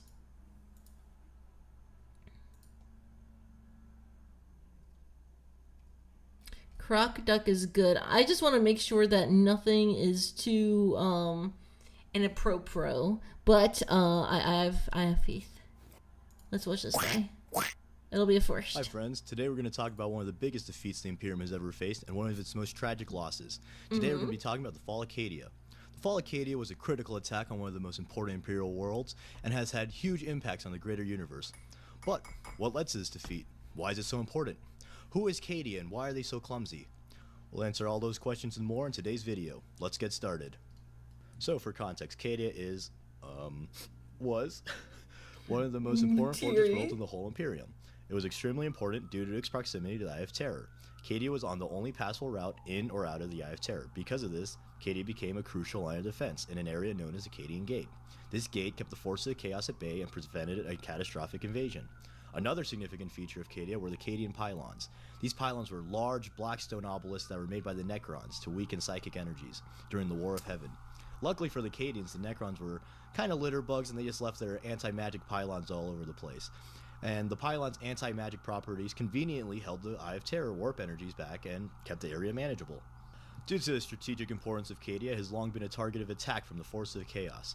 And at first, the Acadians were ill-equipped to handle the constant assaults, so they had to reform their world and culture. Acadians reformed their society and culture in order to better prepare to deal with the constant barrage of chaos forces knocking on their door asking if they'd like to hear a word about their Lord and Savior, Four-Way Satan. One such reform is that their society became heavily militarized, even by 40k standards. About 72% of their population is under arms, which is almost as much as Texas. The Acadian children are taught to strip, assemble, and shoot firearms before learning to read, also like Texas. Even the civilian aspects of Acadia are militarized. Ooh, All the I got houses white are on the heavily boots. armored, everyone is trained to fight, social classes are dependent on military rank, the normal civilian clothes are even camouflage and military-esque, which, again, is much like Texas. But this prevailing military culture is very important because it helps make Acadians some of the best warriors in the galaxy. And in addition to societal reforms, Acadians have also reformed the way they built their cities. In the center of each city, there's a mighty fortress called a Khazar. And yes, this is where the Khazar can come from. Ah, fucking, I fucked up. And each Khazar was extremely well defended and designed to hold out against invaders for a very long time. Generally, a Khazar had a void shield, and then a perimeter with many gun emplacements, and then a moat, and then a hefty wall and fortified gate, and then past that, you're finally in the city streets of the Khazar. But wait right there, would-be invaders. The defenses aren't done yet. Once you finally make it inside the Khazars, there's even more defensive measures. On top of the usual stuff like gun emplacements and planetary defense troops, the Khazar streets are intentionally designed to be confusing to invaders. The city layout is made in complex geometric patterns, which means the Acadians basically live in the little puzzles you get at the Applebee's kids menus. But the puzzling layout isn't just because the city planners were too busy killing demons and being the best regiment around. It was actually intentionally done to give Acadians an extra advantage in defenses. The Acadians excel in urban combat, so the confusing layout and heavily defended buildings help them hold out Khazars for far longer than a normal city. And these staunch defenses, they might seem like overkill, and If you think that, number one, you clearly aren't familiar with Warhammer because Overkill is its middle name. And Yeah, two, you it's clearly very weren't paying attention flamboyant. earlier because you must have forgotten that Cadians live on the border of literal actual hell. And these insane defenses and military culture, along with the Cadian pylons, were extremely important because it allowed the Cadians to reject Abaddon's advances for the 12 days of Christmas. 12 Black Crusades. And on the 12th day of God Emperor Mus, my true foe sent to me 12 Black Crusades, 11 Black Crusades, 10 Black Crusades. Yeah, that's right. The War Master of Chaos, commander of the forces of evil and all things nasty. It took him 13 tries to take over one planet. Yes, first try. And I know that in lore, each crusade weakened the Imperial forces and technically How's the painting accomplished going? one It's step doing of alright. Adam's It's going reign. pretty good. We're But almost still, the alpha done male with this little influencers on YouTube dude. tell me that there's only like 5 steps to becoming a successful millionaire overnight. So surely the Master of Chaos can condense it just a little bit. Just doing But some now, highlights let's talk about the before 13th Black wash. Crusade and finally get into the fall of Cadia. After 12 crusades, Abaddon finally took off his sweatshirt and declared, "This is no longer a circus, this is for serious." And the 13th Black Crusade kicked off when a bunch of space hulks started showing up across the Cadian sector, along with a bunch of Chaos battleships. And leading this vanguard assault was Typhus of the Death Guard. Typhus's plague fleet was causing terror across the sector, and this caused radical cults to form. These cults declared that the Chaos attacks were actually the Emperor punishing them for their sins, and the newfound cults were creating unrest, which led to many rebels against the Imperium. And this political unrest also allowed a preacher to rise in prominence as he proclaimed himself the voice of the Emperor, which further turned once loyal Imperials traitor. Across the sector, there were Chaos forces attacking Imperial worlds, and along with the rebellions, things were looking dire for the Imperial forces. However, despite all this, the planet Acadia remained steadfast against the assaults, and the pylons and Cadian shock troopers were going insano style, holding back the forces of the warp.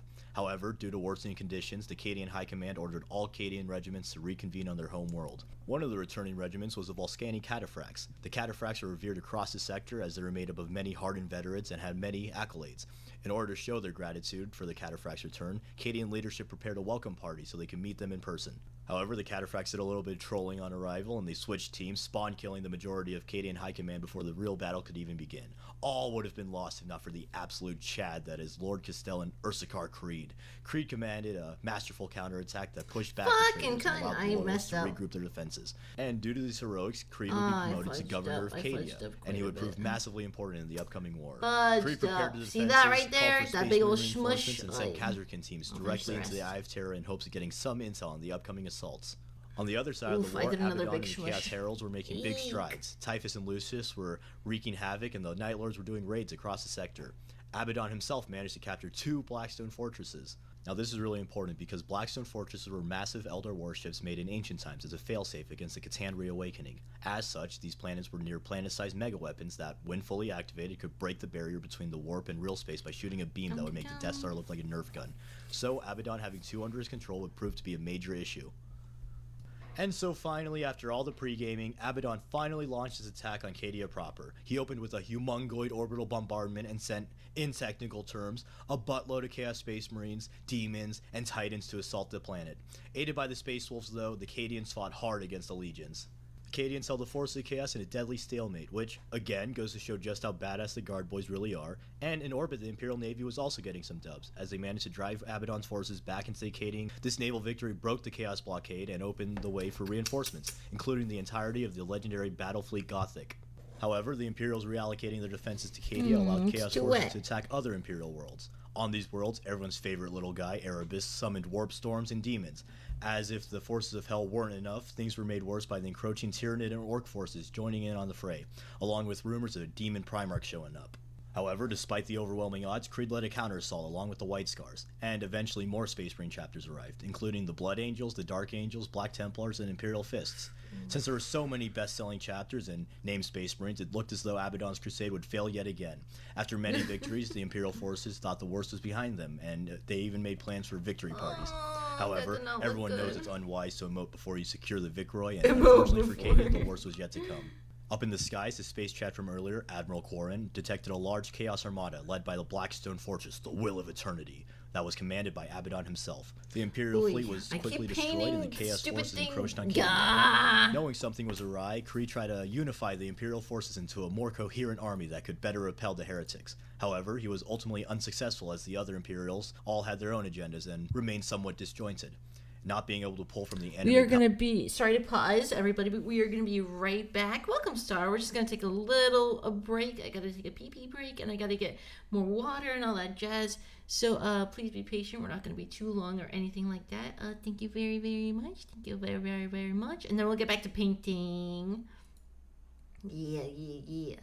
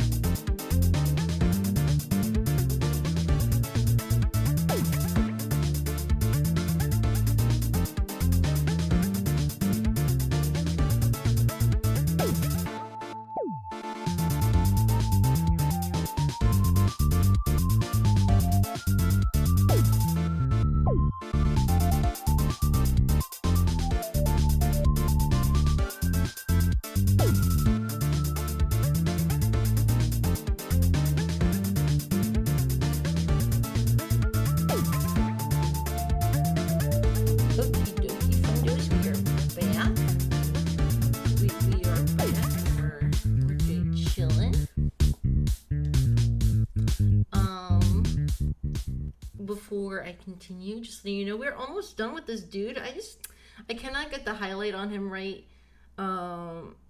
It's just a little bit, I think as my brush is a bit too fat. I'm gonna see if I have another brush, and if not, like, I don't want to keep like painting this red cloak little by little. I'm a little nervous that it's gonna clump, it's gonna get clumpies. So and I did not prime his arms. I honestly did not think I'd run through him so quickly, so I didn't prime his arms. I'll do that later today so that next week we can finish up his arms. But instead of just stopping, because I don't really feel like just stopping, I'm really enjoying this, it's so chill. I was gonna switch to like a Warhammer game, but I honestly just want to keep on painting and keep like doing mini stuff. So I might just build a little plague marine dude. I might build a little plague marine dude. It's not a good idea to build the plague marine dude though, because he's like I don't have the Death Guard grain. Yo, holy smokes! Noir, thank you so much for the raid. Thank you. Let me give you a quick little shout out. Oh fuck, my glasses and I dropped my thing and my glasses and my everything. I'm so excited. Thank you so much for the raid, Noir. What's up, everyone? Let's give some love to Noir. What were you up to? What were you doing? Also, I am Cabo. If you don't know me, Raiders, I'm Cabo the Pizza Rat. I love being a retro nerd. I love fucking Warhammer, and I mean that's what we're doing right now. We're painting Warhammer. What were you guys doing? What were you doing? New Monster Hunter update. Nice. Then a little peek. Ooh, I love peek. Monster Hunter is pretty cool, and I got the game. It's pretty nice. I definitely enjoyed it, and I really Monster Huntered myself out, but I hope you're enjoying it. The Rat Powers by Warpstone and Speed is back. Let me give you that little follow, and then hopefully I can raid you in the future. I hope y'all doing good today.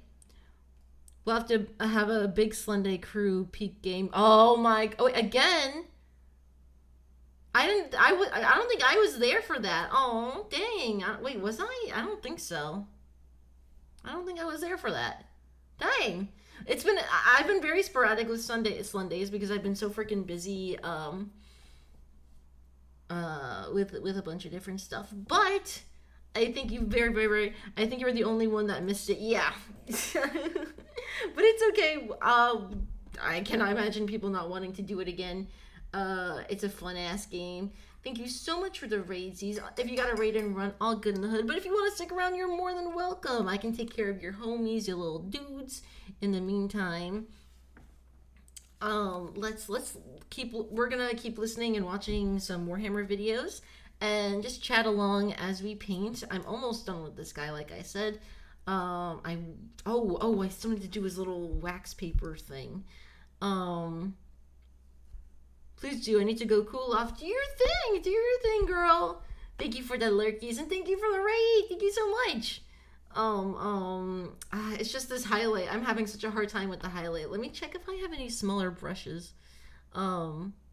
But yeah, let's keep watching this video. The power of friendship would prove to be a huge detriment to the Imperials in the upcoming battles. But it wasn't all doom and gloom, as there were still Imperial victories, and even more named characters showed up to help out. Belisarius' call, with the aid of the Harlequins, activated even more pylons, while Saint Celestine manifested on the raised battlefields and wrecked shit. Even the Necrons joined in, as Trajan the Infinite was impressed by the huge steel balls of the Cadian, since they reminded him of his own steel balls, when they weren't literal steel balls. So the Necrons, they secretly used death marks to aid the Cadians. While things were looking a bit up, Creed commanded a Space Marine force to assault the Will of Eternity directly, and the Marines were able to penetrate the fortress. However, they were unable to kill Abaddon.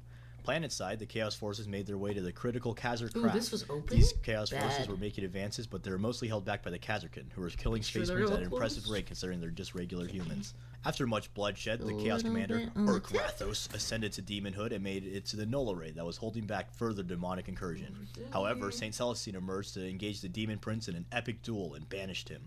But before banishment, Urthrakos was able to destroy the Null Array, which allowed Abaddon to finally shoot his Blackstone Fortress Kamehameha. Luckily for the Imperials, though, before Abaddon could activate his Rage Art, it was revealed that a large Space Wolf force remained hidden on the Blackstone Fortress, and they launched a massive counterattack within the ship itself. Then, to make things worse on Abby's big day, the Legion of the Damned Marines manifested, and they helped the Space Wolves destroy his Chaos Forces. All would have been lost for the Chaos Forces if not for Abaddon arriving in his massive plot armor and pushing back the Wolves and the Damned. However, once again, Abaddon's parade was rained on when he realized it's a trap, and the Imperial Fist Fortress Monastery, the Phalanx, showed up to blow its load all over the Will of Eternity, disabling Abaddon's trump card. Abaddon teleported away like a little nerd, and the Imperials were once again able to regroup and prepare to counterattack. In their desperations, the Imperials officially allied with Trazyn the Infinite, so called Trazyn, the kleptomaniac. I actually have a short on Trazyn. I released a Unfortunately YouTube for short them, while on they were Trazyn and strategizing, his Abaddon found their wacky location, collection. and he personally came planetside with his besties to put an end to the Imperials. Breaking through the defenses, he approached Creed and Jar and Kel. Kel sacrificed himself to allow Creed to escape. And Kel's death was actually pretty badass, as he was shit-talking Abaddon till the very end, saying how he's a poo-poo loser guy who needs to use god weapons to kill mere humans and this and that. I will kill all of your friends. I will destroy your planet. Cadia will fall. You are a disgraced godsman. How can you hope to stop me and my armies?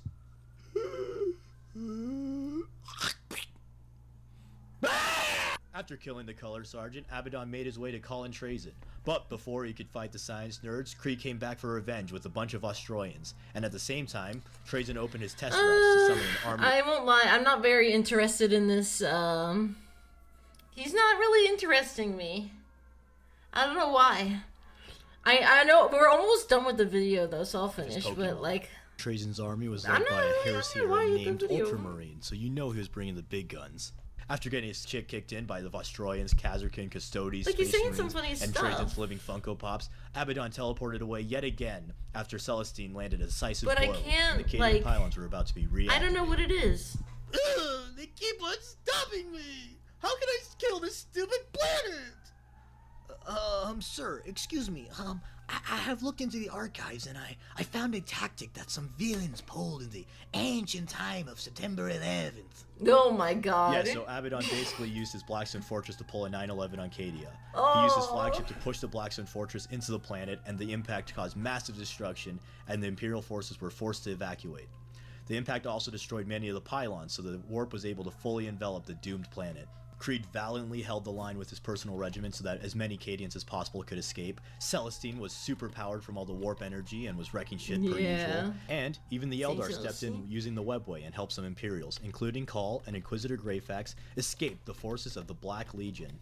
But in the end, Abaddon was finally successful and Cadia had tragically fallen.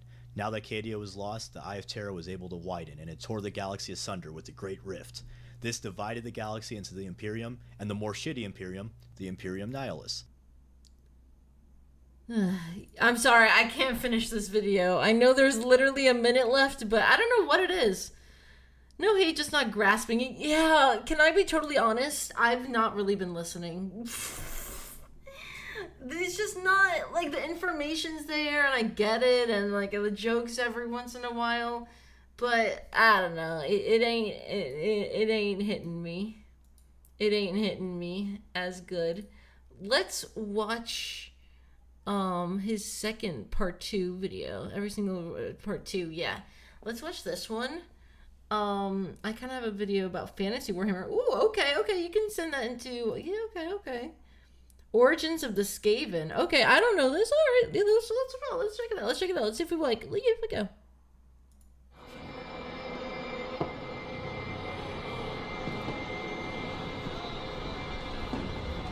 I think the jokes break my immersion. Here's the thing is that, like, Bricky will make jokes, but they're like, I don't know. They don't, I don't know how to put it. Yo, Wind, thank you so much for the follow. How's it going? What's up?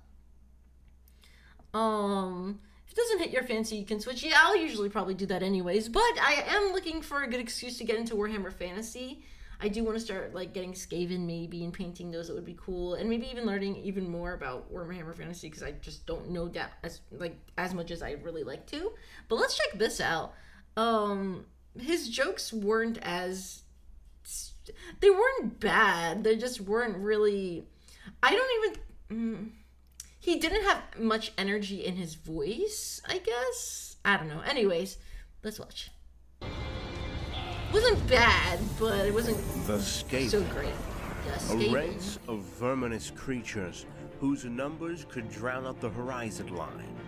Their dark influence is spread across the old and the new world alike. But even then, with a race that is so expansive and dominant, Honey, while browsing YouTube. Yeah, thank you so much. Just around after I finished priming. Ooh, perfect timing. Imperial and dwarf scholars know very little about the true origins of these vile creatures. But there are some clues that shed a dim light on their dark story. That's like a clump. Ooh, I know I'm not supposed to do that, but that was pretty clumpy. Shall I lick my brush? From the jungles and shall swamps of Shall I drink? To the Anyone want a sip of this lovely paint water? No? Okay, I'll take a sip of my coffee though. From the blasted hellscapes of the dark lands to the vast and endless deserts of Araby, the Skaven roam the world. Only the verdant paradise that is Ulthuan is safe from the grasp of the Vermintide. Ooh. How the Skaven came to be is still a mystery, and despite the magnitude of the threat beneath their feet, the majority of nations do not acknowledge that the children of the Horned Rat exist. Really quickly, I want to read what Bladed has to say. And welcome, Bladed. Welcome. A new home slice from YouTube, too. I just looked over at the YouTube site. I'm so sorry. I've just been, like, locked in on the minis. And then I'm locked in on chat. And then I'm like, oh, wait, there's also the video going on. So I'm juggling it a little bit. Usually during streams when I'm just gaming, I'll be a little bit more attentive. But apologies for that. And thank you for coming over to the Twitch side. Thank you. To the dark side. Use my emo too. If you're looking for a good, funny Warhammer fantasy overviews, have you heard of Pancreas No Work? I don't know anything about fantasy, but I sure don't mind. So I'll have to keep that in mind. Pancreas No Work. Spice water. Oh, you mean the paint water? Everyone's drank their paint water at least once from what I've heard. I've almost done it. Like, I've picked it up and I've been like, oh, that's the wrong thing. That's not the right one. But, anyways, let me go back a little bit. I'm also, like, I'm really into the idea of getting into Warhammer Fantasy because I'm also really reading hardcore Lord of the Rings right now. And I'm really into it. So... But I love all of it. God dang it, I want all of it. I want the 40Ks, I want the crazy cogheads, and then the stupid stinky boys. But anyways, let's go back a little bit. Is safe from the grasp Here we go. Of the Vermintide. Bit monotone, but he's got that dry, funny wit. We were watching someone who was a little bit monotone, but I didn't really like what he was saying. Was it Pancreas, dude? I don't think so. World that No. We were looking at someone else. Anyways. You can be like me and have both. The thing is, it's like, I want so much. I want so much. Croc Duck. Yeah, we watched Croc Duck. I didn't like him that much. The magnitude of the threat beneath their feet was good. Just the delivery was not there for me. Do not acknowledge that the children sure got the Pancreas dude though. Exist. Some scholars and academics classify the Skaven as a mutated variant of Beastmen. Both. But if you like hearing about Warhammer lore in like short form, you got some good stuff on my YouTube shorts right there. If you like little Warhammer shirts, and more will be coming in November. I just would like my new model to come out so I can make every short look really cool. Everything, it's gonna be awesome. Anyway, super cool. I'm excited. Doing great. Keep up the amazing work. Thank you, Melody. Thank you. Excuse me. Then thank you. Wait, let me go back. I want to focus. Some scholars and academics classify the Skaven as a mutated variant of Beastmen. Mutated. Both seem to be an evil parody of the human body form. Ooh, really quick for any painters. I want to start dry brushing, I think, but I'm a little nervous. What's a good color to use for dry brushing? This red cape cloak thing. I was thinking like a what's it? Kind of like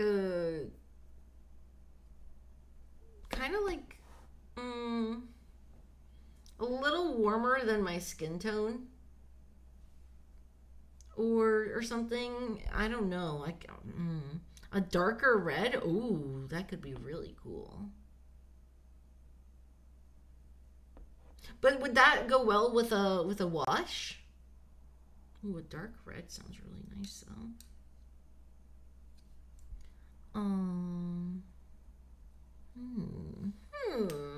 Let's keep watching. Twisted into dark reflections of the spirit of man. The beastmen reflect a dark form of pride and jealousy, while the Skaven reflect the nature of treachery in human society. Others suggest the Skaven are mutated forms of common rats, corrupted by foul magic. There we go. Skaven history is also a form of mystery to the Skaven themselves. The Ratmen naturally do not live very long, and are not concerned by their own origins. Most Skaven lives are disposable, and they are spent on dangerous experiments, slave labor, and as cannon fodder on the battlefront. In addition, most Skaven do not know how to read or write. Only those in the highest positions, Greyseers and warlords of the many Thrall clans, have the ability to do so, and very few are too concerned with the past and future of their race, only keen on keeping themselves in positions of power, and to an extent, alive. Yo, that dude's just sitting there. He's got some drip though. He's got the earrings and everything. Such as victories in battle or important inventions. Some clans keep records, but they are mostly a barrage of claims and counterclaims, hyperbole and excuses.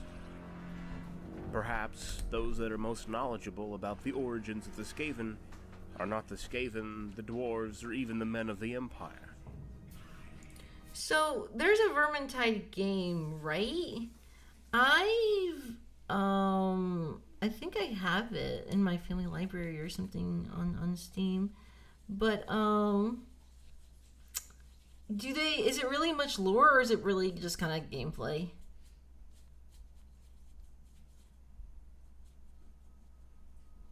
Ooh, this is a bit too watery. A little bit too watery.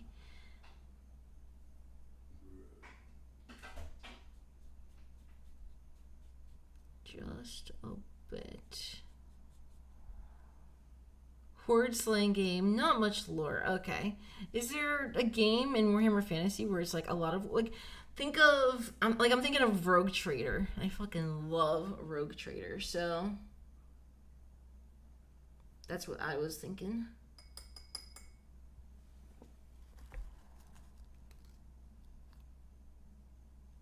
Let's go with this brush. Let me try painting with this brush.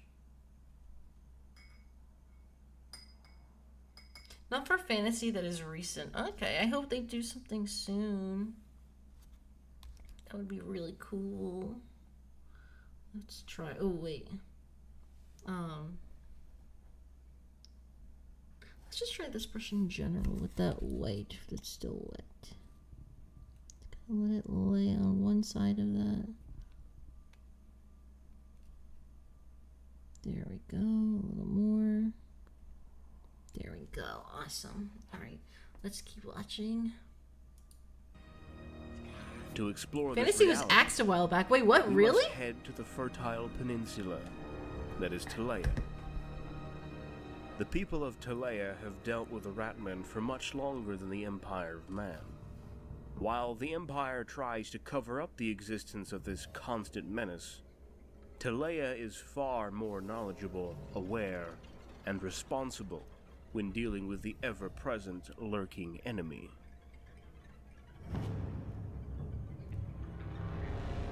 I like this guy.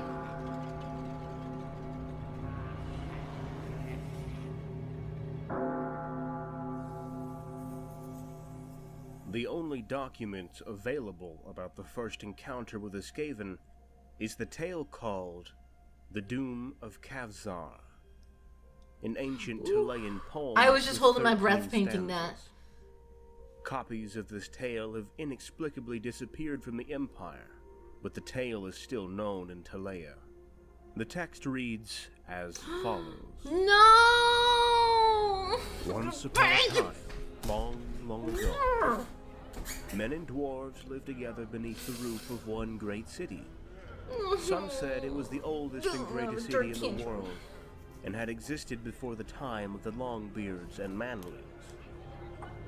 Built by older and wiser hands in the dawn of the world. The city lay both above and below the earth, in keeping with the nature of the populace that dwelt there. The dwarves ruled in their great halls of stone below ground, and wrestled the fruits of the rock free with their day-long toil, while the Manlings reaped the fields of swaying corn that surrounded the city with a patchwork blanket of gold. The sun smiled, men laughed, and everyone was happy. For now. Until... One Is that day, just one dude getting the men shaved? of the city decided that they should give praise to their gods for their good Where the fortune. rats at, bro? They planned a temple such as the world had never seen before. In the central square, a colossal hall would be built, and topped with a single cloud-piercing tower. A tower so tall, it would touch the very heart of the heavens. After much planning, and with the help of the Longbeards, they set about their monumental task. Nice. Okay, I'm getting Weeks better, became slowly. months, and months became years, and still the Manlings built. Men grew old and gray working on that great temple, their sons continuing their work through summer sun and winter rain. At last, after many generations, work began on the great spire itself. Years passed, and the tower reached such a height that the Manlings found it ever more difficult to take the stone up to the top. Eventually, the work slowed to a crawl, and finishing the tower seemed impossible. Then one came among the men of the city. who There's offered always his the help one. in their great scheme. He asked a single boon of them in return, and claimed that if they grant him this, he would complete the tower in a single night. The Manlings said to themselves, "What have we to lose?" and offered to make a bargain with the gray-clad stranger. All he wished was to add his own dedication to the gods onto the temple structure. The Manlings agreed, and the bargain was struck. At dusk, the stranger entered the unfinished temple and bade the Manlings to return at midnight.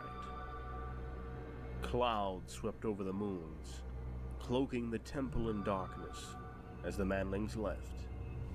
All over the city, men watched and waited as the hours slipped past, until, near midnight, by ones and twos, they gathered again in the temple square. The wind blew, and the clouds parted as they gazed up at the temple. It rose like an unbroken lance against the sky, pure and white.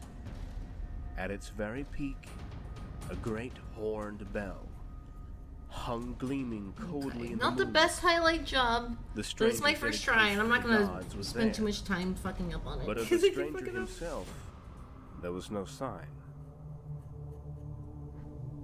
The Manlings rejoiced that their father's work was done. They surged forward to enter the temple. Then, at the stroke of midnight, the great bell began to toll. Once, Spooky.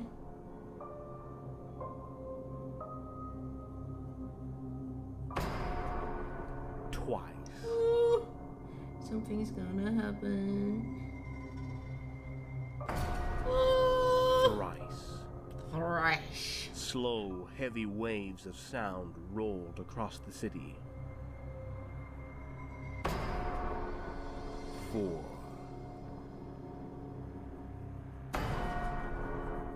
5.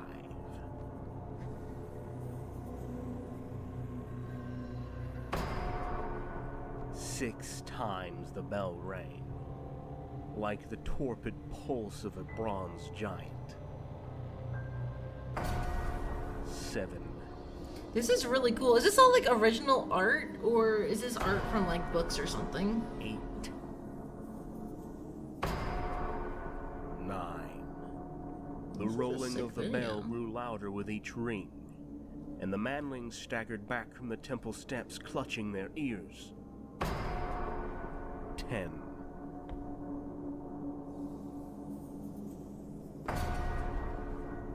11.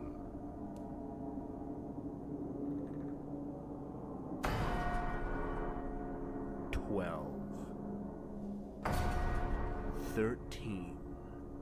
At the 13th stroke, lightning split the skies and thunder echoes through the night. High above, the dark circle of Moore's light was lit by a bright flash. Original art, and damn! all fell ominously silent. The manlings fled to their beds, frightened and puzzled by the portents they had seen. Next morning, they arose. Me to after find that the 13 darkness had strokes. come. Fuck off! I was waiting for a dirty joke. I was Brooding waiting for a storm dirty clouds reared joke. above the rooftops, and such rain fell as had never been seen before. Black. Oh, a brand new brush is about to be tainted. The rain fell. A brand new brush. Shouldn't dry brushing be lighter than the color? At Or first, some of the manlings didn't worry. They waited for the rain to stop so that they might resume their work. But the rain did not stop. The winds blew stronger, and lightning shook the high tower.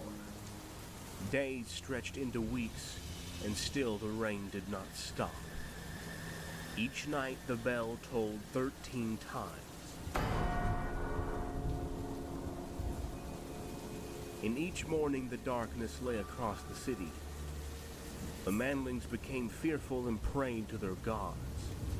Still, the rains did not stop, and the black clouds hung like a shroud over the fields of flattened corn.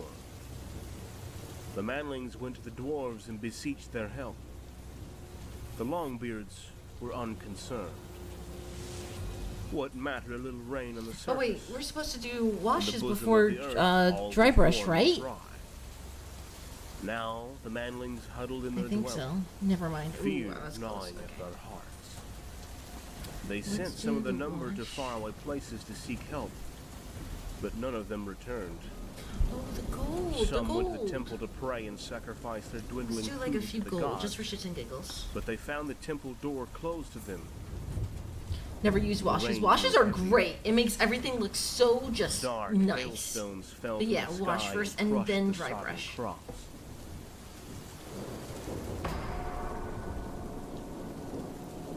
The great bell tolled a death knell over the terrified city. Soon great stones cleft the heavens, rushing down like dark meteors to smash the homes of the manlings. Many sickened and died from no apparent cause, and the newborn babies of the manlings were hideously twisted. Skulking vermin devoured what little stored corn there was left, and the manlings began to starve.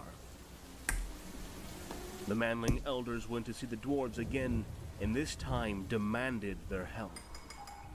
They wanted to bring their folk below ground to safety. They wanted food. The Longbeards grew angry, and told the manlings that the lower workings were flooded, and their food had also been devoured by rats. There remained barely enough food and shelter for them and their kinsmen. They cast the manlings out of their halls, and closed their doors once more. What do you expect when they can barely take care of themselves, though? In the ruins of the city above, each Washes day are became more awesome. Washes deadly and contrast than paints. I can't use contrast paints. I The feel like you need to manlings be really despaired good and called first, for and succor I'm from definitely the not there dark yet. gods, whispered the names of forgotten demon princes in the hope of salvation. Oof, fuck, I fucked up there. But none came.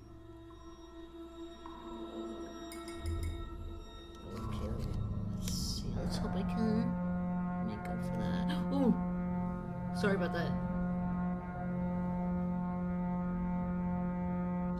Go with the black. Instead, color. the vermin returned. Uh-oh. Bigger and bolder than ever. Well. Their slinking furred shapes infested the broken city, There we go. feasting on the fallen and pulling down the weak. Feasting Each midnight the bell fallen. tolled 13 times on high, seeming now brazen and triumphant. There we go. Nice. Okay. The manlings lived as hunted creatures in their own city, as great rat packs roamed the streets in search of them. There we go. Nice. Okay, sweet. Any other parts that I should be concerned with? At last, the desperate manlings took up such weapons as they had and beat upon the dwarves' door, threatening that if they did not emerge, they would drag them out by their beards. Oh. No reply came from within. The manlings took up beams and battered down the doors to reveal the tunnels below. Dark and empty. Stealing themselves, the pitiful Contrast remnants are of the godlike, city's but once proud how do you populace use them? How descended. are they so different? I don't In know. the ancient hall of kingship, they found the dwarves. What do they do? Now naught but gnawed bones and scraps of cloth. Hey. And there they saw by the dying light of their torches the myriad of eyes about them, glittering like liquid Contrast midnight paint is almost like cheating, really. as the rats closed in for the kill. Let us do. Just the color is fine. Use the buckets of gold there. That's a good alternative, especially with the Earthshade Water The manlings stood back to back and fought for their lives. But against such implacable ferocity in countless numbers of the verminous horde, their weapons were useless. Dun, dun, dun, dun, dun, dun. This is pretty cool. Hey, those are just straight models. Really cool. This is probably an expensive video to make all of those friggin' all that art. The tide of monstrous rats flowed over them one by one, Very dragging cool. them down to be torn apart, the yellow chiseled teeth sinking into their soft flesh.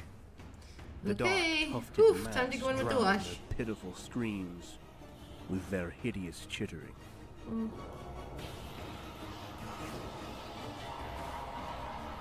Hey. I don't know if I want to do the wash on the hood. I don't think so. Since their inception, Why not, though, right? hundreds of years ago, the Skaven race has proven to be one of the most dangerous threats to the Warhammer world. It is an ever-growing menace that schemes and plots the downfall of humanity. When emerging from their lairs to the field of battle, they are a deadly horde of unimaginably vast numbers that blends destructive war machines with dark magic. We will give them battle. Yes, Yes, yes. I love how they talk. I just love how they talk.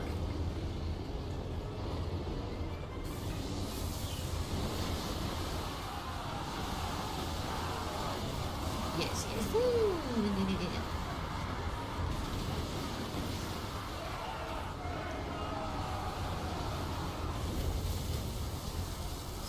I just want to use as little as possible because using too much just looks like too much.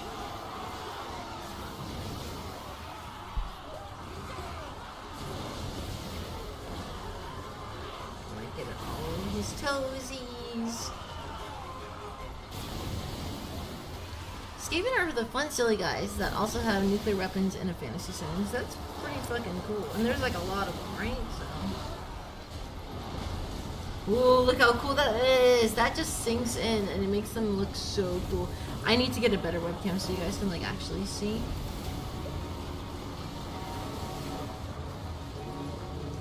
I will make it a priority.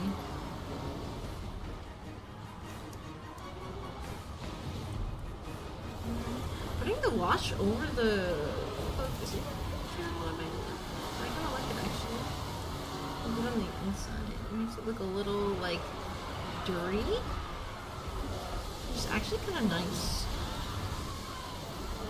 But like not too much, not too much. Just a little like.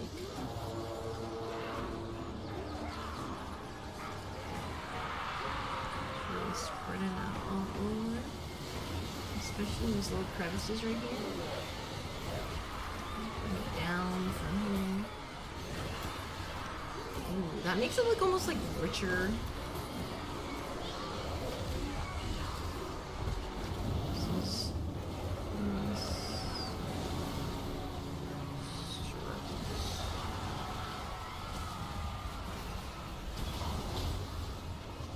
Damn, look at all that crazy shit though. That's what I do. Looks so shiny.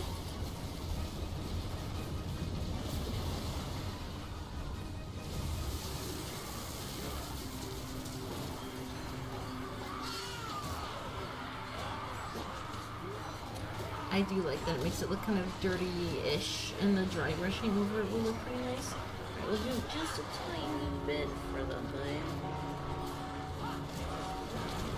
Here first, so that we can get that. I'll slowly sweep it, and then under too, because he's got all these little crevices under his hood here. Try to get some of them. Other tubing, steel, whatever stuff. The verminous hordes move at speeds that belies their staggering size. What? Yo! They seem to flow in endless waves. Sabinsky! Thank you so much for the raid. What's up, Confused Fox raid? Are you that confused? Whoa. Welcome, though. How you doing? How's it going? I am Cabo the Pizza Rat, Cabo Chikai. Nice to meet y'all. I hope you're doing good today. We are just painting some Warhammer minis right now. I like to play retro games and be a little goofy goober, and I like Warhammer a lot. So, but raiders, if you have to raid and run, all good in the hood. You do what you gotta do. I was so confused about what? I hope. Oh shoot, I've lost our area, but we were like around here. I think we were pretty close to the end. But welcome. I hope I didn't confuse you too much. I was playing a Minecraft horror mod. Oh, okay. Sounds pretty solid. I hope you enjoyed yourself. Couldn't figure out the crafting recipes. I haven't played Minecraft since like 2014. I don't understand. But yeah, everybody, we're just painting some Warhammer minis. We're painting our little Skitarii dude. And then we are also watching some like lore videos and just chilling. My chat was carrying me. I love getting carried by chat. I love backseating. I really do. You don't find a lot of people who are that okay with it, but I honestly just, I love backseating. It's a lot of fun. But I'm glad. I hope you guys had a great time. We're just going to keep on painting and watching some lore videos. After this, I do want to watch another Bricky video. I do want to finish that part 2 because the chaos guides and all that cool stuff. But yeah, thank you guys so much. We're just going to continue. We're going to finish up this video, actually. Really fucking cool video. All about the origins of the Skaven in Warhammer Fantasy. But this is 40k. Warhammer, la la la la.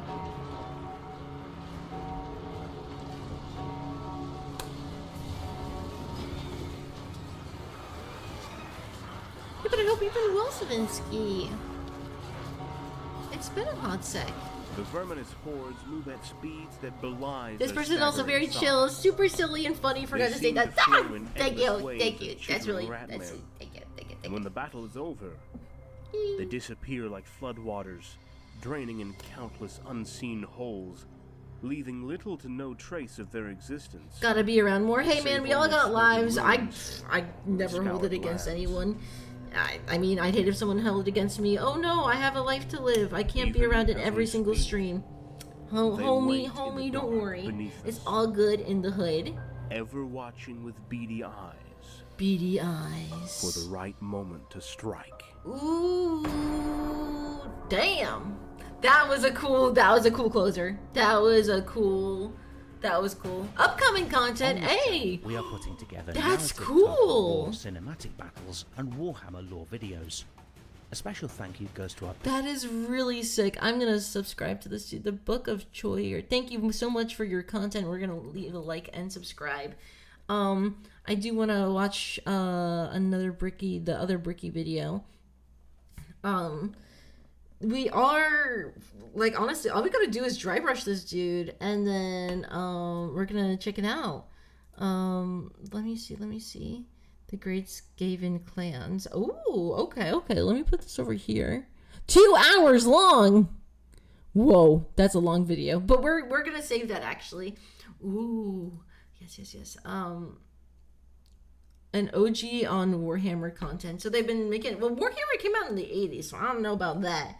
But anyways, like I was saying, this Skitarii dude, he's almost done. I haven't primed his arms, otherwise I'd paint them and glue them on here with you guys. But I should raid and run. All good in the hood. Go do what you gotta do. Thank you so much for the raid, and I really hope I can raid you again in return, homie. This is for when you got nothing. That's when I'm probably gonna be like playing Goblin Cleanup on my own, or even actually no, like even if I'm painting Skaven, I'll probably listen to that too with everybody. But that's pretty cool. I do want to learn more about the Skaven. Everyone talks about them, like. Wait. So we're gonna finish up this dude. I was going to play a game. I don't really know what I would play though. So I'm thinking maybe we will actually build another broski to do after we finish the arms and glue those on next week for this guy. Because I can't imagine painting his arms and his gun is gonna take super fucking long. And then gluing them on. It really won't take that long. But I should use a broader brush for the wash. I'll do that next time. Looks good so far. Well, for my first one back after a whole year without painting, I think it's pretty decent. But we are just going to dry brush him and then build another broski. I think a plague... Should we do another Skitarii or a plague marine? I think a plague marine would be fun. And then, well, I don't know. Let's I don't know. We'll find out. Let's listen to Bricky and finish up this dry brushing.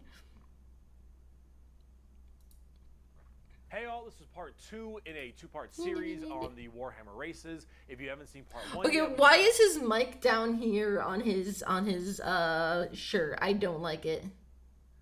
You know I will go for the stinky boy. Right? That's what I'm thinking. That's what I'm thinking. The Imperium of Man. You can check that out in the description, and I highly recommend you watch that to get context for this episode. If you already have, go ahead and keep on watching. So after an entire episode of nothing but humans, we can now talk about chaos. Yeah. Which involves humans again, but a little bit evil less. ones. We got demons and shit. I just felt someone grab my ass. What? Like hard, Nick. So, as I've mentioned many times before, we've discussed the warp, the immaterium, the hellish landscape, the purgatory dimension realm between the material realm of our existence. Now, in the warp, it's terrifying, horrible, there are demons everywhere, things are crazy, all your minds and thoughts and emotions get projected there. It is both formless and empty. It is vast and tiny. It obeys the laws of time and physics while simultaneously does absolutely nothing of the sort. It is a hodgepodge and a culmination of just unknowable, eldritch, horrifying shit. And there are 4 gods that permeate in chaos and the warp. These are the 4 major chaos gods. And if we wish to learn about chaos, we need to learn about each and every single one of these chaos gods. First up, we have Khorne, and he is the easiest. Khorne is your classic Satan. He is all about anger, murder, fighting, blood, guts, death. You've ever heard the term blood for the blood god, skulls for the skull throne? That's Khorne. The whole idea is that he is all about the fury and strength of battle. He doesn't care where blood comes from, so long as blood is bro just flowing. wants He wants to fight and murder and carnage and slaughter and death. That is Khorne. Very simple to understand. Next up, you have Tzeentch, and Tzeentch is the god. I like calling them Snatch. The god of change. It's permeates in so many different other ways. He's the most eldritch of all the demon gods. He has this weird way That's a good of way to always put be it. plucking at the strings of the universe. He's always conniving and scheming and doing his best to cause as much little bullshit as he He's can. a big fan of Korn. Oh, do you mean Korn like the band? Everything I that love makes Korn. sense, he will and won't do. Every Also Korn, future like, and setting and every type of Time to ruin this perfect brush. Yay! Time to ruin this beautiful perfect brush. Changeable. It Yay! is set in stone while also completely random. He Ugh. knows what everything is going to Makes me happen, sad. and also that none of it's going to happen. You would ask Zeech a question.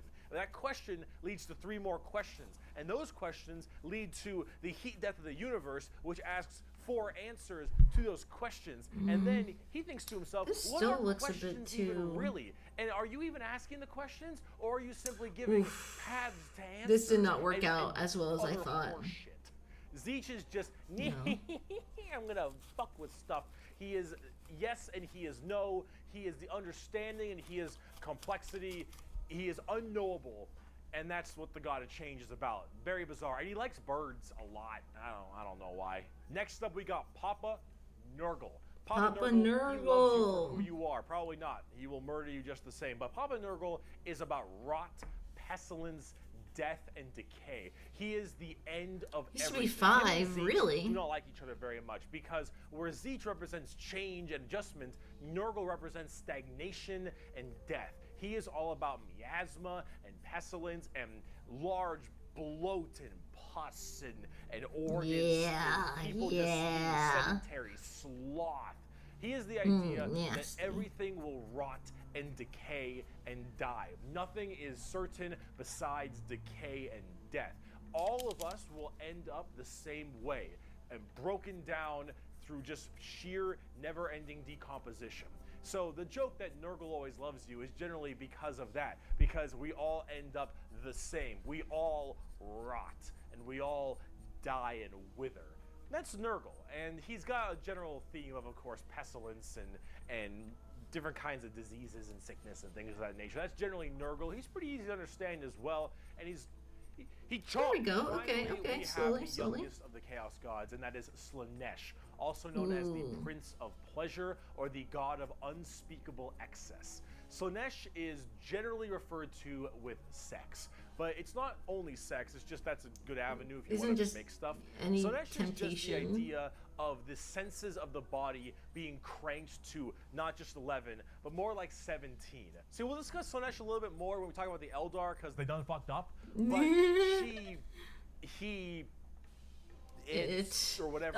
It's mainly about just the excess of emotion. Yeah. And therefore, sex is generally a large part of it. However, it's also a good mostly pain, marketed torture, lots of pain, torture, but sometimes sexually related or drug related. Lots of drugs. Lots of Yeah, drugs. true. Slaanesh gets off on everything. Extremes in happiness, extremes in sadness, extremes in pain and sadism and masochism, and of course that goes along with the sex part of it as well. It's generally referred to with sex because of the color scheme, very purple, lots of exposed genitalia. A lot of the Yeah. models have like exposed nipples and stuff.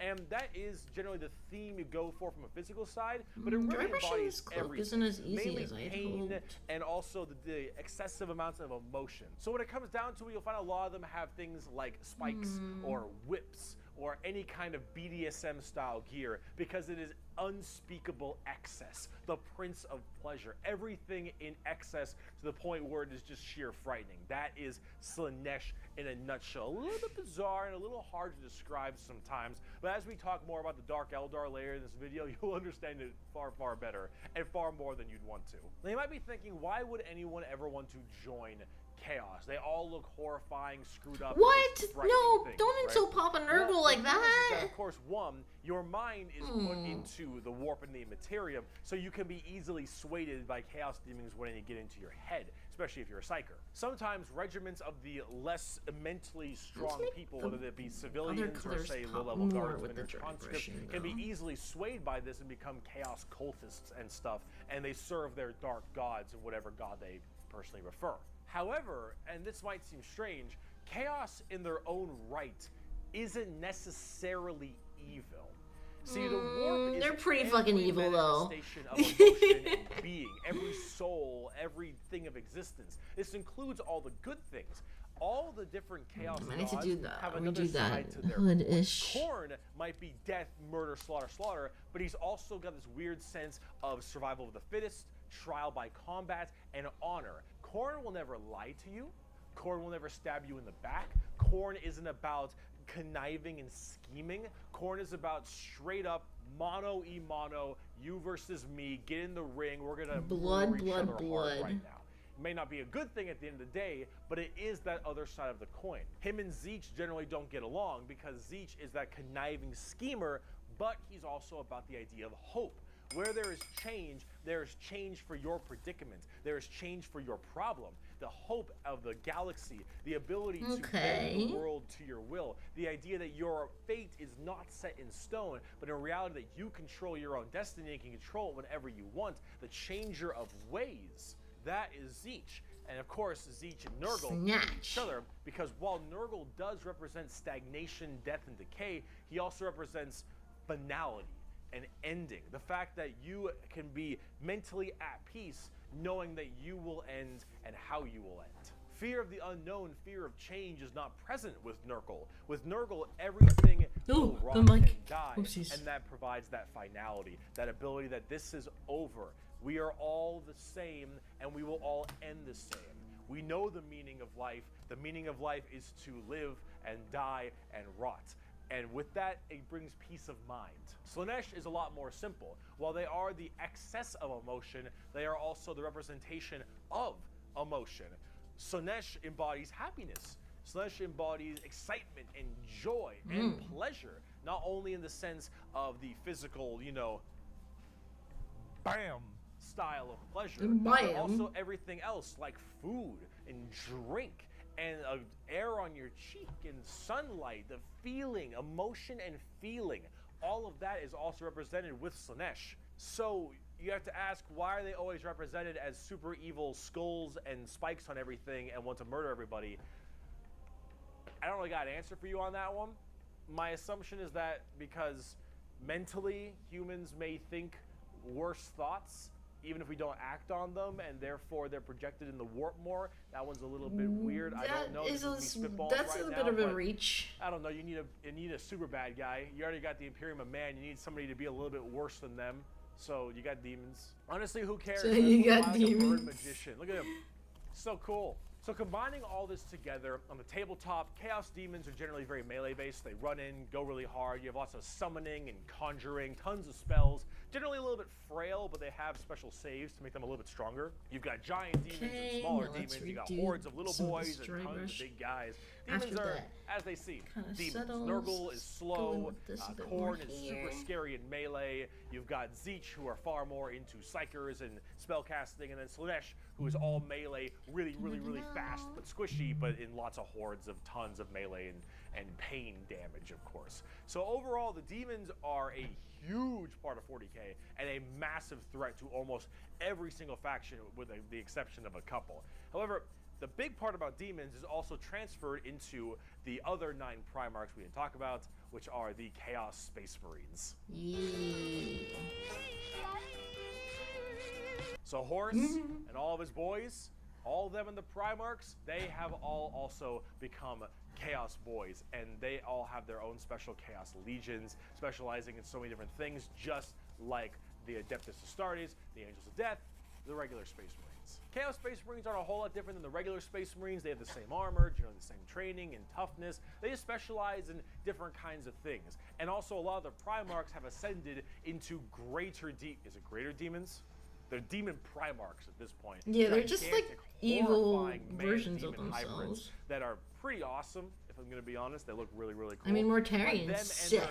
I've always loved him the most. Are all kind of going out there and causing a large ruckus for everyone else. Considering the raw strength and firepower of a legion of Space Marines, imagine that entire legion just converting to chaos and immediately fighting you. It's generally pretty horrifying. There's a lot of them, so I gotta write them You down. think? But you've got the Emperor's Children with Primarch Fulgrim, loyal to Slanesh. These people, they are some messed up people. They're just sensory overload, tons of drugs, tons of torture. And I think Fulgrim is a demon Primarch right now, and oh god, I am terrified to see what that man looks like.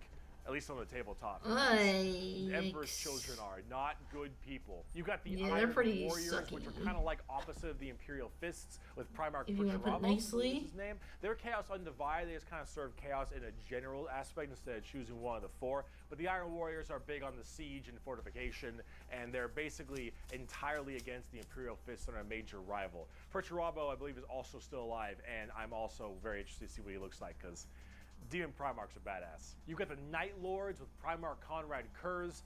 Conrad Kurz is dead, which is good because he's a sick fuck. But the Night Lords are generally about terrorizing people and terrorism. They're generally about fear, and rightly so. You've got the World Eaters with Primarch Angron, still alive, also excited to see. Angron, if you think you've known an angry person, Angron is the angriest son of a bitch you will ever know. Angron removed parts of his brain that didn't make him angry, so he could be angrier. Angron. Fucker's mad. You've got the Death Guard with Primarch Mortarion. They actually have their own special codex and their own major army on tabletop. Mortarion himself is actually one of the models, and look at him. He's so fucking cool. It's so cool looking. Of course, Nurgle based, obviously. So very slow, but very tanky. You've got the Word Bearers with Primarch Lorgar. Lorgar is, I believe, still alive. I don't know what's up with him at the current moment, but the Word Bearers are generally the people who caused all the major problems in the beginning. At least I blame them for it. They're little assholes. You got the Black Legion with Primarch Horus. Get fucked, nerd. You've got the Alpha Legion with Primarch Angry Ron. Angry Ron. Calling him Angry Ron is so great. Sorry if I'm a bit quiet. I'm like so locked in on this. Thousand Sons with Primarch Magnus the Nerd. Magnus the Nerd. Just with the Death Guard. Magnus is also a tabletop model. He looks super cool, as you can tell, and they're all super heavily Psyker and kind of Egyptian themed. They look pretty neat.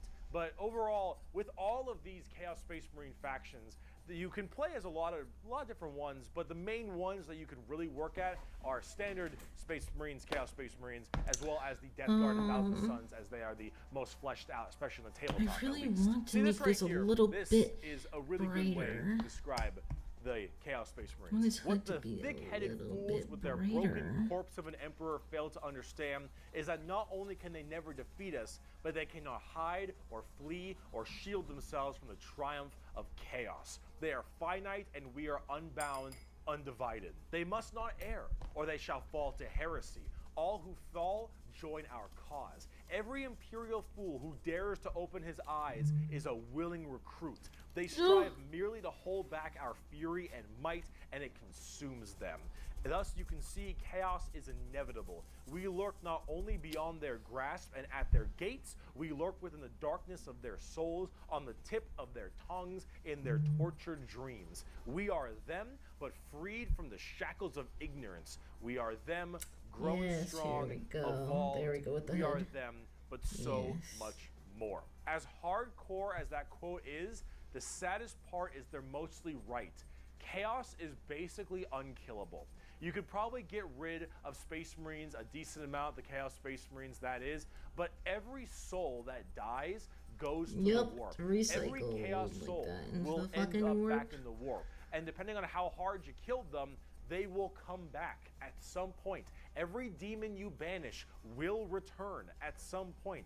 Chaos is unstoppable. The warp is unending. You cannot do much about it. Maybe there is at some point some way to stop them. In the Warhammer universe, I don't think so. The resources to do so, the requirements to do so, are so far beyond the reaches of man and the other races at the current moment that really it's just an unstoppable force. This like effect with his hood. Coming, and it's just barely being slowed. Chaos is by far the biggest threat. They are without number. Their legions are everywhere, and yeah, they're pretty scary. And So I promise we're done with humans now. Let's talk about some Xenos. Yeah, let's talk about some weirdos. So let's talk about the Eldar, or also known as the Eldari, which are a super hyper specialized and very technologically advanced race of, well, elf people.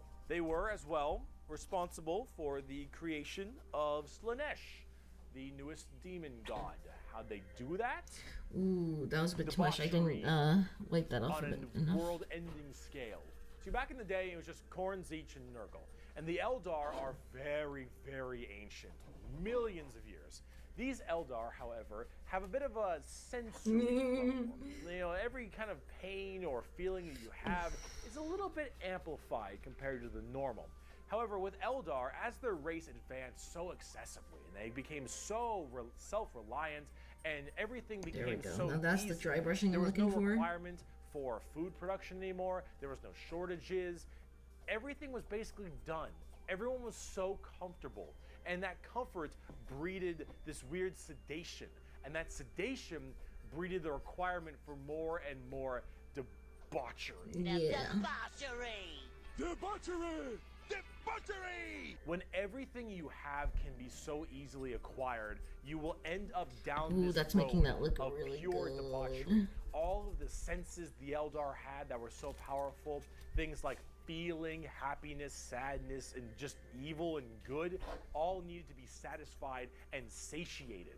And the desire to satiate these senses grew more and more with worse and worse debauchery. It started off with things like sex and drugs becoming so much more rampant because these are the first things you generally turn to when requirements for living are so easily accessible. It would get to the point that made Sander Cohen in BioShock. Hey, I love This is the kind of BioShock. debauchery it led to.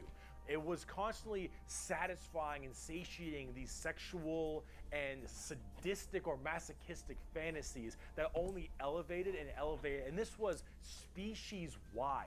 People started going down darker, more depraved, and more violent paths Try as this. time I went just on. want to see what this However, looks some like, people just for didn't shits and entirely take giggles. to that. Some of the Eldar were looking at this depraved species that they had become and said, no thanks for me, dog, I'm good. No And they thanks for failed. me, dog. These are the Craft World Eldar. They left on these giant continent-sized starships called Craft Worlds. They believed in learning the old ways of the Eldar and pushing away from this depravity and debauchery and going back to their main roots. And so they would segment themselves on these giant craft worlds far in the outer reaches of space. They even had this thing called the Webway. Remember what we mentioned about warp travel with the Imperium? Well, the Eldar had something way safer called a Webway. And the Eldar Webway is actually like a pocket dimension. That looks really cool. Kind of I did a thing. little too And much in dry that pocket brushing, dimension, so instead there of were painting also just straight more over it, I just horrible, kind of wanted to test it, so I put depraved a little bit of groups and wash clans on that would top, spend their time and in it there. like makes it And look if you imagine just debauchery really was bad cool. already, these were debauchery X10. So all of this continued, and it bloated until Slaanesh just burst forth. All that emotion, all that mental, thought processes, I suppose, all of this in such a condensed space. Don't forget, this is all being shot, all their souls as well, into the warp. All of this depravity right into the warp. So what happened? Boom! Slaanesh was birthed and killed off 90% of the entire Eldar population.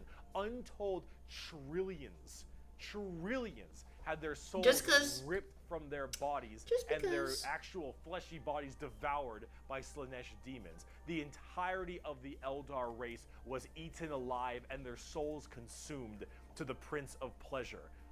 All of them got fucked up. They got It was so bad that it literally ripped a warp. Let me look. Yo, Sane, what's up? Sorry, I'm like not looking up. I'm so focused. I'm so locked in. Can we get a shout out for Saint Cisco, please? How's it going, BB? Materium and the Immaterium right next to Katie. Do I have much paint on my hands? Oh, I guess a little It is bit. horrifying. So Don't worry, Slaanesh, babe. also known as She Who Thirsts No. by the Eldar. I'm all slaughtered good. The entire population, except for a couple.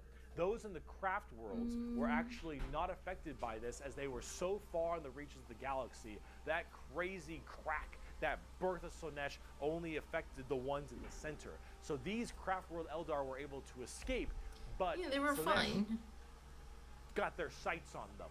Every time an Eldar will die, their soul doesn't just pass into the warp naturally. Ugh. It goes straight to Slaanesh, craft world or not. What about those people in the web? Boobies. Well, She imagine has that boobies. giant burst happening, They've but got they were only able to boobies. just barely get a grasp onto you.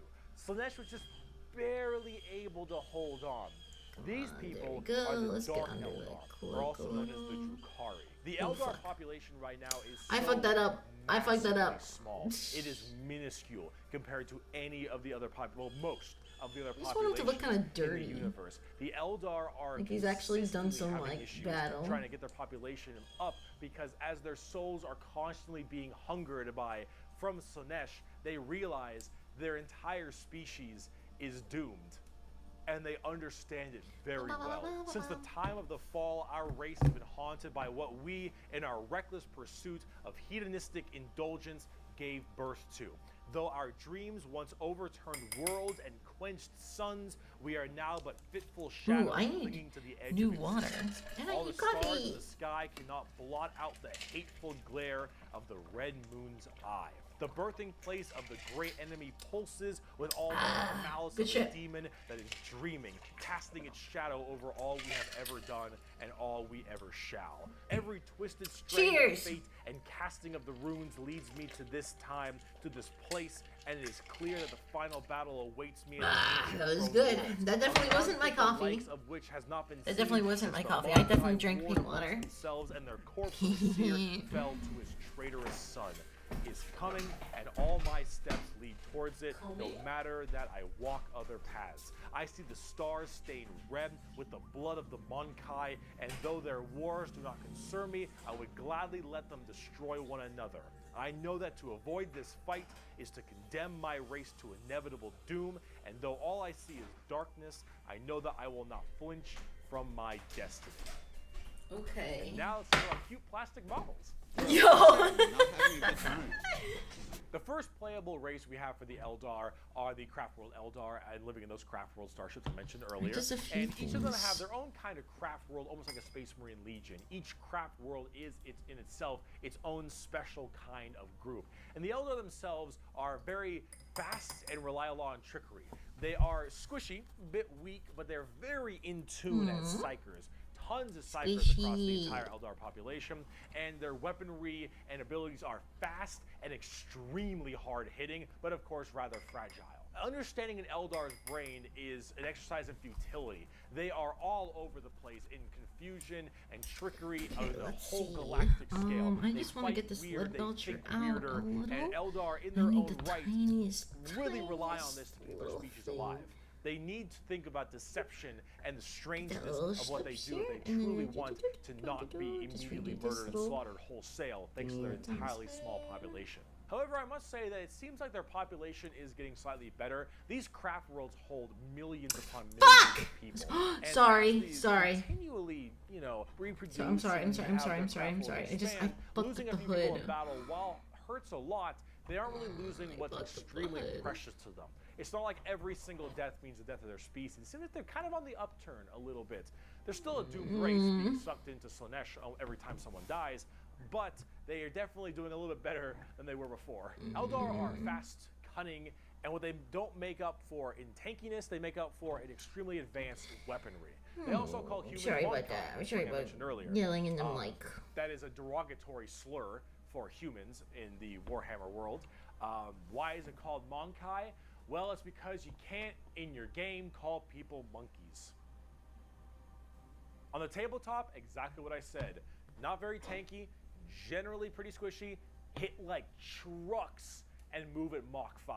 Fast, hit hard, Friggin' lead die belcher fast. on the goddamn They've been good for a very fist long in time, red.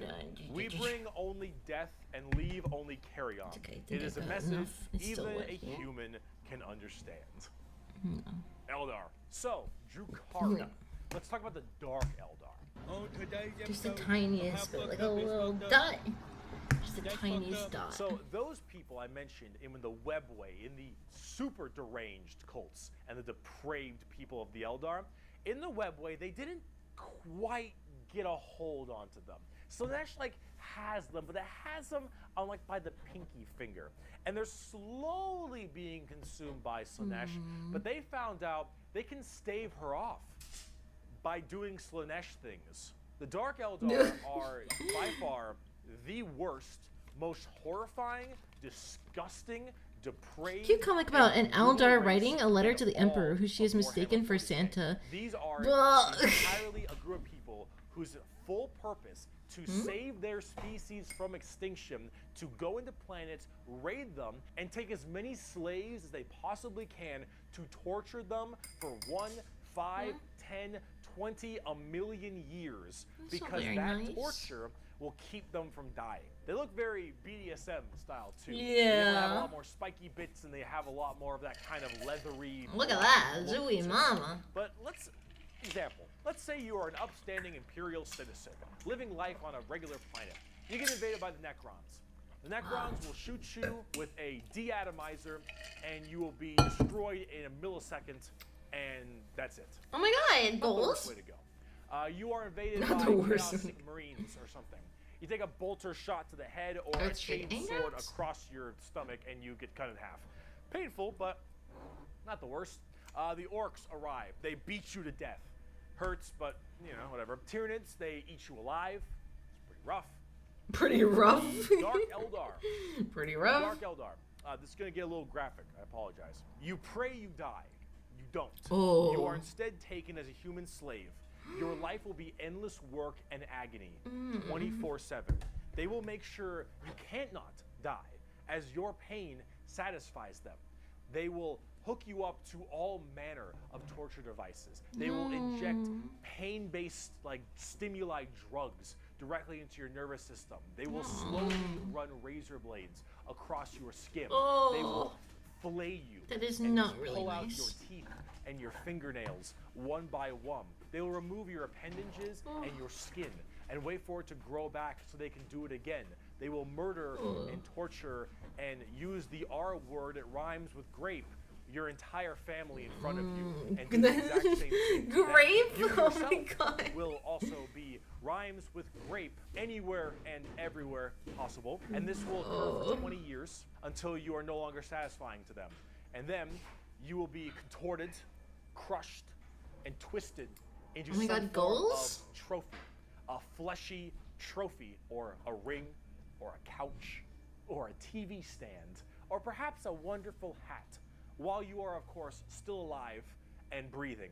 And you will become a moaning, fleshy trophy for eternity. Okay, I just gotta dry brush the And that tiniest is bit. what happens when you are taken by the Dark Eldar. They are the most Jesus. depraved, most horrifying race in all So, 40K. no Most consent? part, and they do it so they all Fuck. die.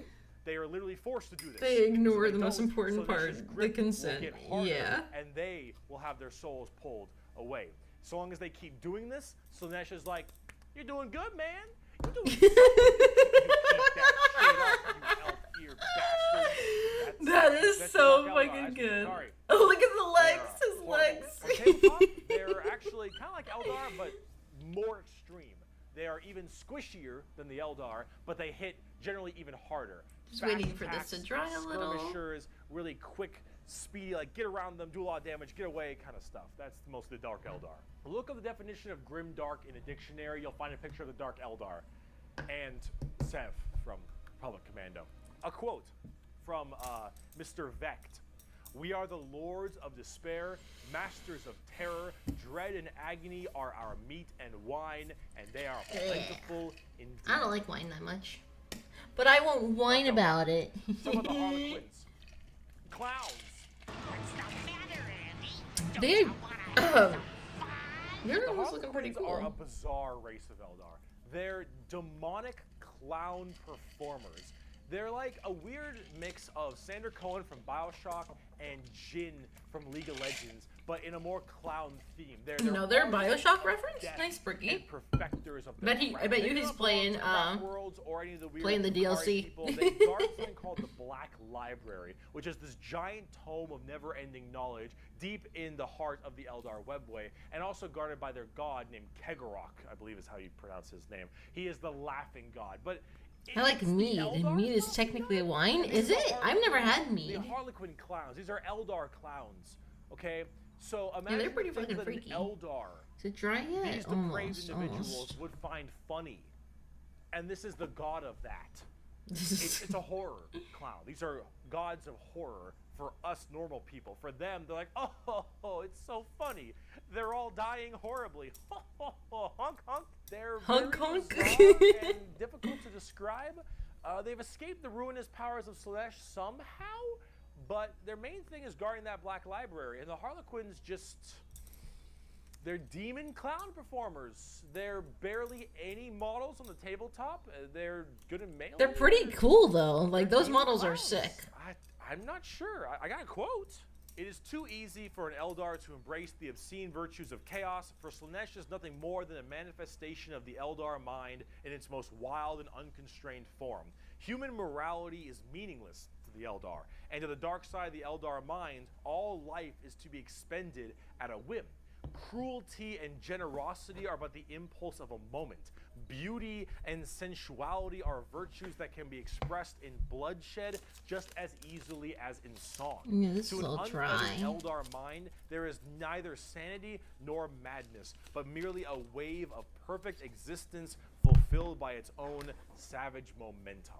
They're very strange. The Harlequins, Drukhari, Eldar, they are an anomaly that make humans seem completely easy to understand in comparison. They range from rekindling their civilization to horrifying murder and also clowns. They're all honestly, they represent quite well and are rather. Oh my god, that scared the shit out of me! Bruh. Bugs. Yo, thank you so much! Thank you so much! Oh my god, Peggy! Holy smokes, holy guacamoles. Monkey Man jump scare 8. Gorilla emoji, Monkey Man jump scare Oh raid. no. Gorilla emoji, Monkey Man jump scare raid. Gorilla emoji, Monkey Man jump scare raid. Okay, I'll wait. Emoji, I'll Monkey wait. Man jump scare raid. I'll wait. Gorilla emoji. Okay. Yo, thank you so much, Peggy, for the raid. Much appreciated. Welcome, raiders. If you don't know me, I'm Cabo Chikai, but I'm Cabo the Pizza Rat. Right now, we are just listening to some Warhammer lore while we paint some minis. I'm painting a cool little Skitarii dude. Sorry, my webcam is kind of shit, but we're just having fun. We're having a good chill time. What were you guys up to? What were you doing? Cute chibi model, thank you. Cute minis, thank you. Gorilla emoji. What were you up to though? What were you doing? Thief 2, ooh, a classic, nice. Okay. Okay, Thief is pretty cool. I've never played Thief. I have the Thief games, but I've never played them myself. Water. Oh. Water. Everyone's gotta take a sip. Everyone's gotta take a sip of your water or anything. I have coffee here, so I'm gonna take a sip of coffee. Oh. Have you seen this emote yet? I'm pretty sure, I think Peggy's seen that emote at some point. But Peggy, thank you so much. Thank you so much. Hopefully I can raid you again in the future. Oh, but you're so sweet. Also, raiders, if you gotta raid and run, all good in the hood, totally understandable. You gotta go get some munchies. You gotta go, jerk it. You gotta do what you gotta do. You gotta do what you gotta do. You gotta do what you gotta do. But yeah, we're just gonna keep on. I think we're gonna build another model since this one's pretty much done except the arms, which I haven't primed yet. I think we're gonna build a little Plague Marine Stinky Boy, and we're gonna keep watching some cool videos. So if you guys want to chillax, feel free to stick around. But thank you. Why is everyone going gorilla emoji? What does gorilla emoji mean? What does this mean? I feel like an old person who's like, oh, what is this skibbity toilet? Like, thank you for playing these videos, Kai. Oh, you mean the lore videos? I want to learn. Hey, dude, I need to do my own research. Like, you guys are just here for the fucking. It's EP time, so I can be functional being a wage slave tomorrow. Yo, that's the worst way to put it. Oh my gosh. Thank you so much, Vince. I hope you have a great rest. Everyone who has to go do their thing, totally understandable, totally cool. Nobody ever said gorilla emoji before your TTS did. Oh, it's because I didn't even realize there was a gorilla emoji like in there. It was right. I'm sorry. It reads everything. I think the TTS just reads everything. But yo, thank you so much for the Gorilla biddies. emoji. Yeah. It's okay. It's okay. She's safe. It's the thing. The Adeptus Mechanicus Skitarii Ranger is safe. But thank you so much for the biddies. Thank you guys. Yeah, we're gonna keep on watching. But Piggy, so nice to see you, and so nice to see Piggy's peeps. Thank you for the raid. Thank you for the raidsies. Let's keep watching, and let me get my Plague Marine boys out. The Tyranids. Now, you want to talk something a lot more fun, a little more simple than all this crazy Eldar shenanigans? Let's talk the Tyranids. They're bugs. They look like Zerg. They're Hell bugs. Yeah, they look like Zerg. You want to know why they look like Zerg? Because they were actually supposed to be what Zerg were. Apparently StarCraft was supposed to be a 40k game in the beginning, hence why they look so much like Eldar, Zerg, and the Imperium of Man. Like, kind of Space Marine-y. Ooh, fucking A. I just walked right into my computer tower. Maybe. I don't know. You really fucked up on that one, Games Workshop, didn't ya? Tyranids are a giant infestation of unfathomable Excuse me, I worked.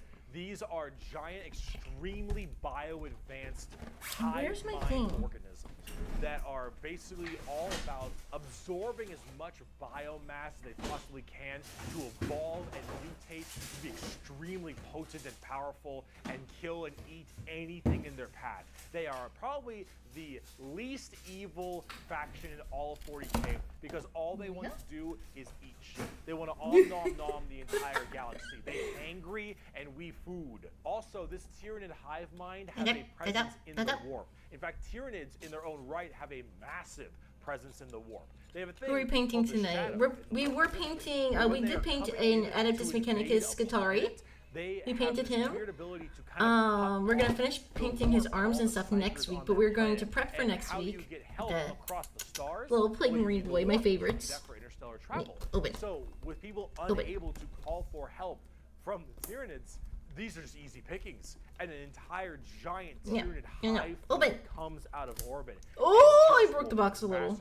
Absorbing Come on, all just that biomass and turning them and all of their other into even more advanced monsters. They come in so many varieties too, all based on what is important. Tiny There we go. little There we go. ripper swarms for scouting and having little dudes eat people up. Yeah. To the Hormigons, Termagons, and Gene Stealers, all the way to the high. Thank you guys for getting this off of my throne again. Thank you guys so much. It was a beautiful, wonderful birthday present. I mean, all of them. You guys got me like friggin' everything I put on my throne. Thank you so much. That was really kind of you. I'm so excited for these. I'm excited for all of them, but I love my boys. Weaponry. There is no way you could plague them or blight them. They have extremely strong armor, carapaces and such. Tyranids are nigh perfect organisms and are pretty spooky when it comes down to how they handle all of their genetic material. Keep feeding them, they'll keep evolving. They keep on creating new horrifying organisms to spread across the galaxy. And you know what the most terrifying part of the Tyranids is? What, Bricky? What? There have been like around 6 or 7. I didn't consent to the ASMR. I know, I'm sorry. I'm sorry. Fifth Chaos God, annoying packaging. What? I'm sorry. I fucked up the webcam too. Different sections of the Milky Way galaxy. Only 4 perfect counters to Tyranids. Oof. I wish I knew more about the tabletop, but also wish I didn't. Because as far as we know, let's see what do we want to do. Just be surrounded on all sides by Tyranids. The only reason you may not hear a whole lot about Tyranids is because it's a little bit hard to have a bunch of story off of one hive mind genocidal monsters. All these giant bugs swarming in, killing and eating everybody that's and cool. evolving. He's got like a little I mean, as cool as there are some cool characters clip down Lord there. or One Eye, cool. you can't really have a whole bunch of major character-based stories around them. As awesome as they are, they're simple. They want to eat you. They want to eat you. They want to eat you. Bugs. If you want something a little more complex, Talk gene stealer cults. I can Ooh, have all the the gene fun I want. stealers. I get around faster than walking, and wherever I need a seat, I can just sit on my balls. That's the South Park episode. That can slowly infect themselves into different kinds of society, and by infecting them, Gene stealers. Who's stealing my jeans? Yo, who's stealing my bell bottoms? Like, bro. It's like Marine 2. Let's see. Regular humans pray and believe into their tyrannid hive mind Ooh, gods. the bells could be fun. Lords and I think they're called patriarchs. Those would be fun to. to. Entire world, all based into gene Ooh, stealers. And but these are all of called the gene stealer cults. An entire hive world of the Imperium can be turned into nothing but servants of the tyrannid masters just by infecting them and screwing with their genetic code a little bit. They also have this cool like Mad Max look, which is really neat. They are definitely one of the bigger threats to the Imperium besides Chaos. I keep saying biggest threat to the Imperium. They're up there though, because you, Dingus, stepped on a bug and Dingus. Asshole. There is a cancer eating at the Imperium. With each decade, it advances deeper, leaving drained, dead worlds in its wake. This horror, this abomination, has thought and purpose that functions on an unimaginable galactic scale. And all we can do is to try to stop the swarms of bioengineer monsters it unleashes upon us. Sorry, I'm not talking. I'm trying to see, like, which one do I like? I want to do an easy one. We call it the tyrannid race. This one does but if it not is look aware of 10. Us, What is it 10 must know us as nothing but prey. green Here look it is. like? They're cool. 10 green's But I also mean, it's pretty cool with the orcs. a lot. Every screen's gone red. That means I'm super. Yeah, the orcs. Orcs. Fucking love orcs. So, If you don't love orcs, get the fuck out. Please, no, don't leave, don't leave. I love you. Skins. These orcs, they are in fact a race. 14 in 40K. green. The What's orcs that like? are as exactly what you expect them. They have archaic weapons, they're big boys, they have axes, and they have got big old teeth, and they want to kill everything, and there are so many of them. The only reason they haven't taken over the entire galaxy is they can't stop murdering each other. Orcs are so cool. Orcs don't have philosophy. Orcs don't have existential crisis. What matters is who's the biggest orc. You listen to that guy because he the biggest orc. He the biggest Big orc knows best. You win through the power of imagination. Of all the races I have battled throughout the galaxy, the orc is the hardest to comprehend. They wage war with machines that should not work, care little for strategic gains, and are just as likely to slaughter each other as the enemy. How does one battle an enemy that defies all logic? As an orc, you're enjoying life. You're enjoying the life you're given. Fuck yeah. Your whole life and job and purpose is to get up and beat each other to death because you can. The biggest orc is the man who understands everything. He is the boss. And orcs have this really weird, like, big, dumb, stereotype British accent, which is just hilarious. They do, but it's so, it works so well. Cheese stealer cult, oh, absolutely. You wage war because you want to wage war. You got your boss over there, and you better listen to the boss, because if you don't listen to the boss will squish you and make you an example for the other orcs. And the then other you can't fight orcs. because orc dead. And I orc love that I love that as Orc Bricky dead. is saying this, he just keeps talking more and more like an orc. It's funny. It's funny. Cockney? I have no clue. Don't ask me, ask Bricky. Together machines out of parts that don't make any sense, and because they believe, they have the I'm making- mental imagination that machine will run, it'll run. We'll make If a that friggin' machine's out of decision. gas, you're driving that machine with your fellow orcs, and the biggest orc is behind the wheel, This and is you run out of just- gas, some orc behind you like, oh, Zog, we're out of gas. And the big orc is like, Zog. no, we're not. I filled the fucking gas tank up earlier, and all the other Ooh, orcs that's are a like, lot oh, of little yeah, pieces. you We don't did want to do that right now. And then you turn the fucking mech back on, and it works again. Does it have gas? Probably not, but it works. The power of imagination. They paint things red because it makes them think it goes faster. They paint things purple it goes because it's the faster. sneakiest color. You want to know why? You ever seen a purple orc? Ah! Image unavailable? That's great. They're back in the Eldari time frame. So today we're painting some purple orcs, everybody? Larger and scarier and far more intelligent. Now they're just orcs, and they're big, dumb, and they smack things. But they're pretty spooky. They're not very well armored, but they hit really hard. And it's called the Green Tide because there are so many orcs. There are about as many orcs as there are Tyranids. maybe more. You could Who just do knows? the But they same keep thing. on, you know, Oh, okay. You do the murdering same each thing other, for so it's either not too bad of one. an issue. Orcs are entirely comic relief. Their stuff is slapped together that makes no sense. Their vehicles don't work the way they're supposed to, but they work because they think it works, because they imagine that it works. Orcs care only about who is the biggest orc, and they will follow the biggest orc. And then if they want to be the biggest orc, they'll challenge the biggest orc. And then when they go and they issue a wah is just they murder everybody and everything in this giant tide of green orcs who are just excited to be hitting something. They don't care that they're hitting Orc copter that had a broken flight stand, held up by two purple They're just orcs. gonna That's beat shit up. funny. That's funny. Orcs. And on the tabletop, they are a total coin flip, and they're really fun. I have never met a salty orc player. I have never met someone who plays orcs and is ever just a bad guy or that guy. No, they're Orc so players fun. have this kind of fun to them. Because Yeah, when they're you so play much them, fun. Orc you players are just love to have completely fun. Submitting yourself to RNG. So here's the thing: guardsmen, Imperial guardsmen, when they shoot, they roll a dice, and on a 4 up, they'll hit their target. They have a 50% chance. Space Marines, pretty good. They hit on a 3 or higher because they're well trained. Okay, let's go for Custodians, they hit on 2s because they're just super well trained. Orcs, they hit on a 5 Let's or go for this higher. dude. But if they roll a 6, Let's go for 4. they get to make another shot with anything, from the dinkiest pistol to the biggest rocket launcher. It doesn't matter. Half of their stuff will blow up on a whim. One of 24, their 22, medics, and if you roll 7. a 1 to heal someone, you fuck up your surgery and you just kill an orc. They're so wacky and silly. But the thing is if you roll well, you roll high, and you keep rolling high, you are going to crush people. And if you don't, you lose. I mean, that's what you get when you play orcs. That's what happens when you play orc. It's a coin flip, which is why you can't be a salty This is something bitch when I you do play need orcs, though. because I want to go one at a time things now. won't go your way.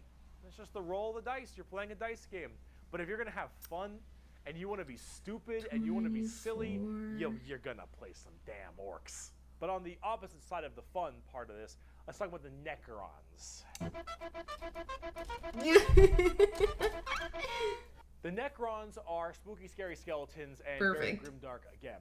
They have a much more fleshed out lore than before. Back in the day, they were just undead Egyptian space terminators, and they still look that way, but now they actually have a story. They do, but they're cool. We had the Necron tier. Kind of see a theme here: Eldari, Eldar, Krork, Orc, Necron, Necron tier. No, it's gotta be here. Were this race of generally kind of shitty people. Not because they were personally shitty, because their lives were awful. They were ill-fated to a horrible existence of like radiation and a terrible planet they lived on, and everything just really sucked. Being a Necron tier was just really depressing. They really were looking for immortality. They were extremely reliant on the hope that they would eventually find the key to living forever and just stave off the horrible nature that they were I can't find any of upon this. them, and therefore they could become the most dominant race in the galaxy. And they found this group. They're called the Old Ones. Imagine them kind of like the Forerunners in Halo or the Xel'Naga in StarCraft, right?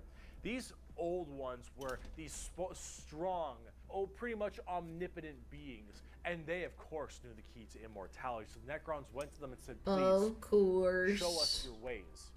And the Old Ones said, piss off. Not really, they were a lot more humble about it, but they did not want to share their secret of immortality with the Necrons. Yeah, why the would Necrons, you? Of course, took this very well 24-22. and waged war with them, kind of under this united banner. The Necron different dynasties didn't really like each other, but under this one man, the Silent King, he thought the best way to unite his race was to do this giant war with the Old Ones out of spite for them keeping the secret of immortality to them. This was known as the War in Heaven, and this is actually like a multi-stage war. Because during this war in heaven, they discovered the Star Gods, a whole new race of people known as the Catan. The Catan. These Catan, whatever you want to very fucking much like call Old them. Ones, almost omnipotent beings, and they too had the key to immortality. And so the Necrons went to them and said, hey, can you help us fight off the Old Ones? Can you help us kill these Old Ones? You, the Catan. And the Catan said yes.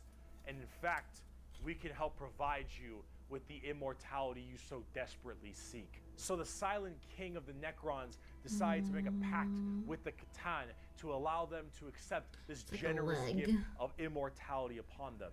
But this, of course, had been a horrendous trap, and the Necrons were dragged in chains to this biotransference where their flesh was stripped from them, replaced with nothing but a metal hollow shell, as their souls were ripped from their body and fed.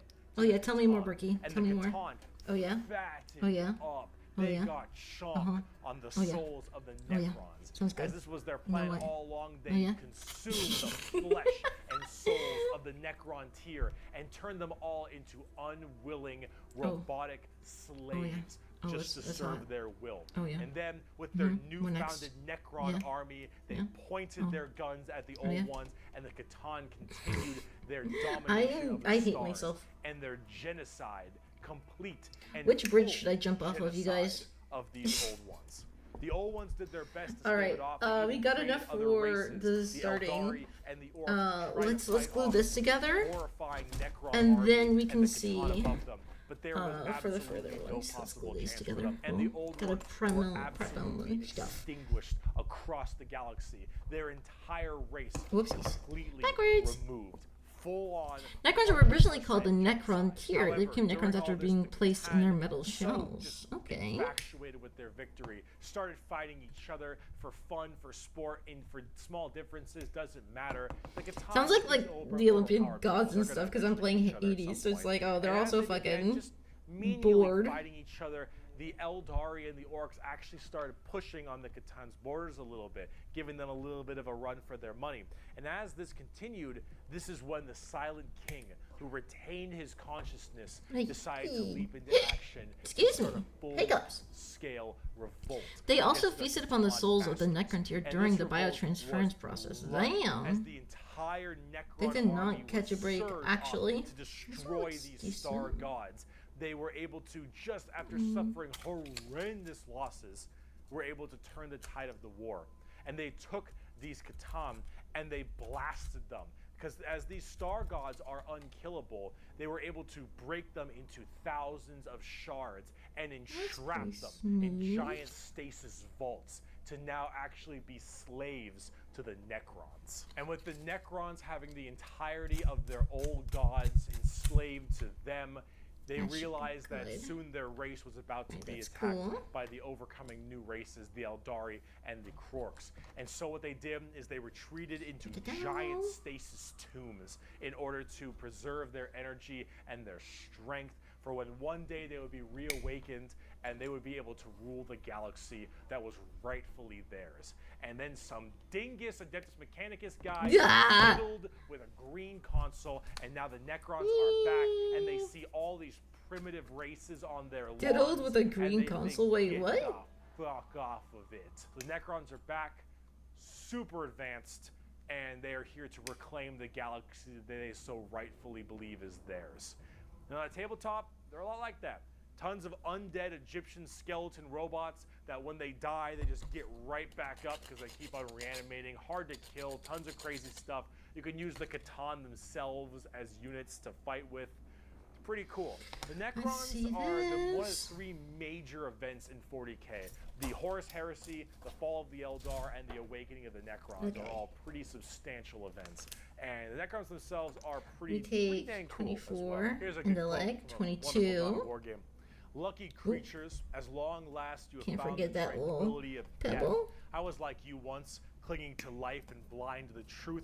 When I uncovered the truth, I too shuddered and paled with fear. Deep in these catacombs, I was remade. Here, my brethren slumbered for eons while the living grew like weed. My Lord knew this day would come. He had plans for us all. We would purge this world once more. So come, poor victims of life. We will grant you tranquility in these crypts. Kronos will be a tomb world once more. Necrons are also pretty smart. Trazen the Infinite especially. Trazen! That's a good one. Dickheads. Last race. Let's talk the Alright, let's put a little blob there on the leg. The exact formation of the Tau Empire is not entirely understood. However, a long time ago, many thousands of years ago, in the 40K world, that is. Some Imperial navigation vessels were going around through different areas. Ooh, that's good smell of glue. Oh yeah, we love it. Blue people we smacking each other with sticks and stones. Okay, let's kind of keep that there for a little bit. Dumb Xenos race who gives a shit, and they bailed. Then I'll get shit for this, but I like the Tau. I love that you're like, you know what? Hot take. Then once that warp storm 6,000 years later subsided, hello, those little sticks. Well, they decided to actually Gundam in 40K. I made a short about them. Together under one flag of the Tau Empire, and now they have gigantic starships and Gundam robots and lasers and railguns and mechs, and they are here to ruin your day for the greater good. That is generally the Tau Empire. They have this kind of feeling of this homogenous group. All species can go underneath the banner of the greater good. The greater good is their idea of the fundamental increase and help of all. In fact, they are most likely the most like the Covenant in Halo. I love that he keeps making these Halo references. Who are actually kind of I have to push up my glasses. and like to pull at strings a little bit, but then you have all these different races directly underneath them. They do look pretty cool. Why do people dislike them so much? This large, foreboding race that tries to spread their weirdly pseudo-religious influence across the galaxy. We'll accept other aliens to their side, provided they undergo re-education and accept the greater good. Ignorance. Seek to understand his differences and equate him with his inadequacies. Only then will he accept his place in the greater good. That is generally the Tau.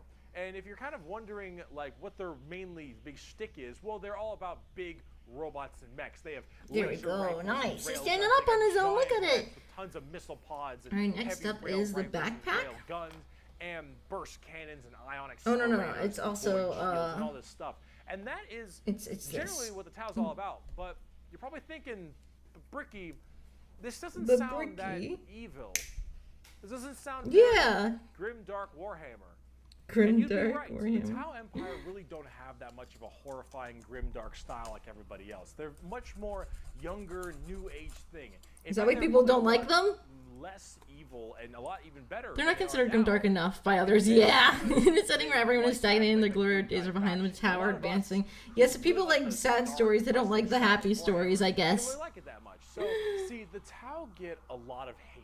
And a lot of that hate isn't necessarily unjustified. It's mainly from a tabletop perspective, but as you can see from all the visuals I've shown you recently, they don't really fit in the 40K universe very well. They lack that super dark, dramatic, kind of high gothic level the Imperium has. They don't have the weird kind of like grungy stuff that Chaos or the Orcs do. It's just very Necrons Gundam. And the Eldar have their own specific style as well. The Tau really do look like something out of Gundam. And while it's not necessarily a bad thing, it does definitely not fit too well. There's that. There's also the tabletop problem.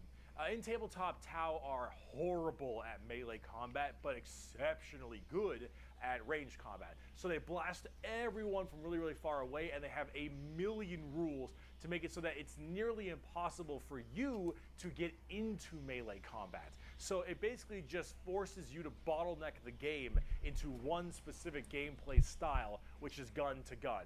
And if you're doing gun to gun, the main reason why Chaos doesn't interrupt them as often is because they have almost zero presence in the warp. How is that even possible? So it's one of those things that make the Tau generally rather hated, and a lot of different reasons for that, both from style and such. But this is actually one of the things I wanted to end this video with, is that the Tau, while they have their issues, you should not be discouraged from playing them. I'll make plenty of Tau weeaboo jokes, of course I will, but it's all generally in good fun. Oh my god, his skirt! To play a faction you shouldn't be giving them the time of day. You pick what you think is cool and what you like. No melee, so just shoot the hell out of you. Some people feel that playstyle is unfair. That's totally way more understandable. You should only be playing what you think is cool. You like the look, you like the models. If you're talking tabletop, that is what you should be going for every time, is what you think is badass, because things change all the time. But the universe of Warhammer has so much going for it. Every faction has something interesting. Yeah, honestly. Story, and there's so much cool shit. I don't like shitting on other people's interests like that, but fuck the Tau. No, I'm kidding. And out of everything everything I've told you. I'm just trying to fit in with the other kids, okay? I want to be a cool kid. I have to hate the Tau if I want to be cool. And why we like it so much. Because with so much variety, such an expansive universe, and so much that can be done, you can find yourself having a pretty great time. I love him. He's so fucking wholesome. You can have yourself having a pretty great time. Oh shucks. Oh shucks, Bricky. Let's see. The Tau have actually formed brief cooperation with Imperium troops in case where the Tyranids and or Necrons are the main threat. One of their guns on a tank has a strength 20 weapon with a lot of armor and absurd damage. I can understand why the tabletop totally fucking hate them, but I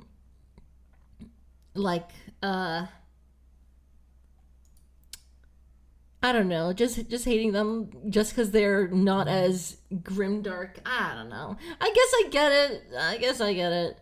But still. Let's watch another one, and let's see. Let's watch another one. The Pyramid Men and Tau oppose each other, but the truth is they have more in common than either will admit. I mean, especially if they got the Tyranids or the Necrons against you, then hey. We can listen to, what was it called?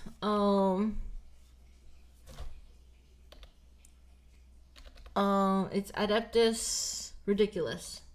We can listen to one of their podcasts. That could be really fun. Let's see. What's a good one? I don't know. Let's see what's popular.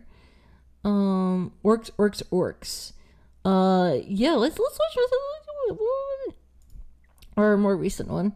Where are the Skaven in 40k? Ooh, this is a cool one. Fantasy Factions in 40k. Featuring Pancreas No Work. Okay, yeah, both yeah. Let's listen to this one. We don't have to watch the whole thing, but let's listen to it. Show some fan art of the Tau. Yeah, please join the Discord and go to the Warhammer section if you want to include anything. Please. Where we talk about Warhammer Fantasy, which is like Warhammer 40k, but old. Head on over to patreon.com/Adeptus What the fuck? Ridiculous, where you can get yourself access to bloopers, which may have happened, access to the Discord, posters that involve a certain particular Hornet-based person. Don't worry about that one. It's very, very boring. You'll find it very soon. And so on. Also, yo, Dude Truxity, thank you so much for the follow. Thank you, homie. .com. Link in the description for the Adeptus Ridiculous part. That will allow you to get up to 20% off the store if you buy multiple items, as well as a free Natura Pine pouch if you order $100 or more. It only is until the end of September, so you only have a little bit of time left. Also, read the book about the sharks. Carcharodons. Today, DK, I see you brought a friend. Well, I don't know if Ooh, that's upside down. But, Whoopsies. He definitely showed up. And we appreciate that he showed up. Why did he show up? Yeah, Pancreas No Work, why did you show up? I just kind of show up out of the ground like a little rat whenever someone mentions Warhammer Fantasy. It's like a Bloody Mary, but more, I don't know, more grimy. Damn, do you like Bloody Marys? I like drinks. The memes. Yes, I love the memes. Fair opinion. We here do enjoy our drinks. I think I could probably list the things I'm not a fan of quicker than the things I enjoy. Malort is a plague on the earth. Oh my god, yeah, I had that at Offkai. Disgusting. That is very, very true. Disgusting. I was once given a bunch of shots of Sambuca. I never had Sambuca, a but... British gentleman. He was like, I sure do love this black licorice liquor. See what I mean is dry wit. Yeah, I love him already. Dude's, yeah. Real sick right now. Oh, it's brother.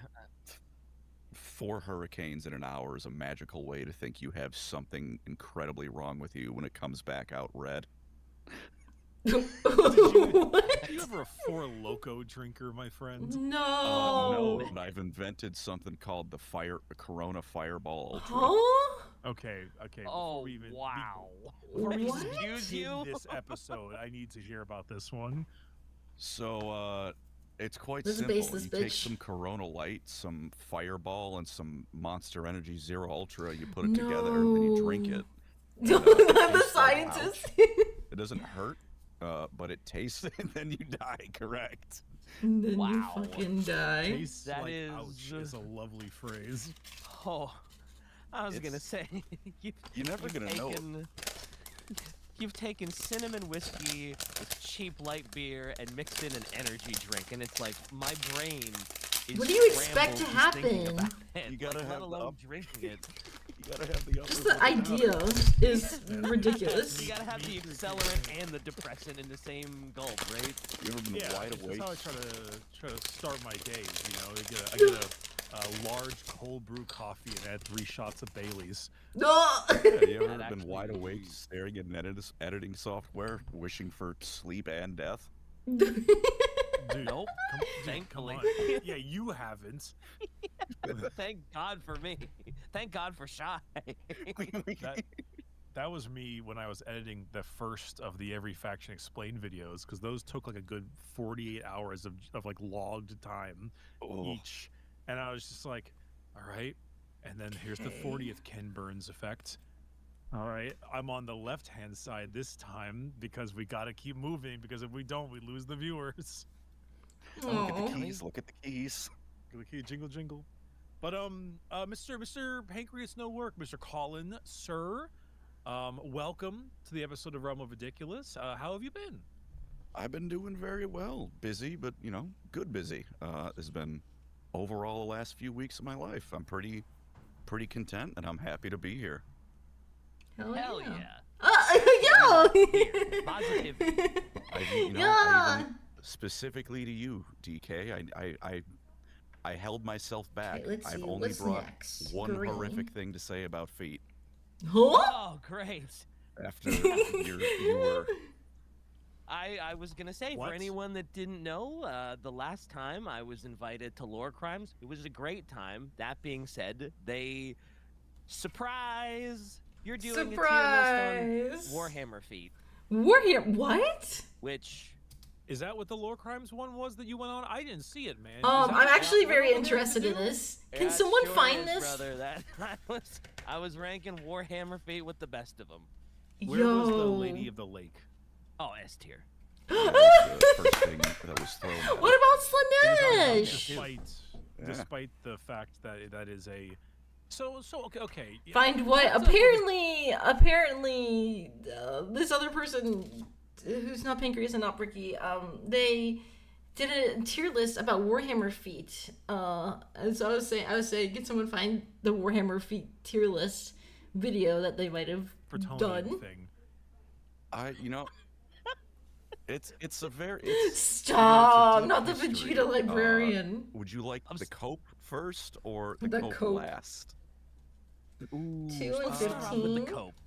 Yeah. Are we? Is 2 is and this 15. like? Do we have to be nicer to Bretonia due to the release of the critically acclaimed game Expedition 33? That's such a good game, though. No. Okay, good. Just making sure about that one. Continue. What? We'll do cope last. Oh, we'll do cope okay. last. Yeah, okay. The non-cope is that, you know, 2 and Warhammer, it takes a 15. lot of inspiration from a lot of things, right? Yeah. Which, you know, nothing inherently wrong with that. Usually, though, there's some little extra spice to go with it.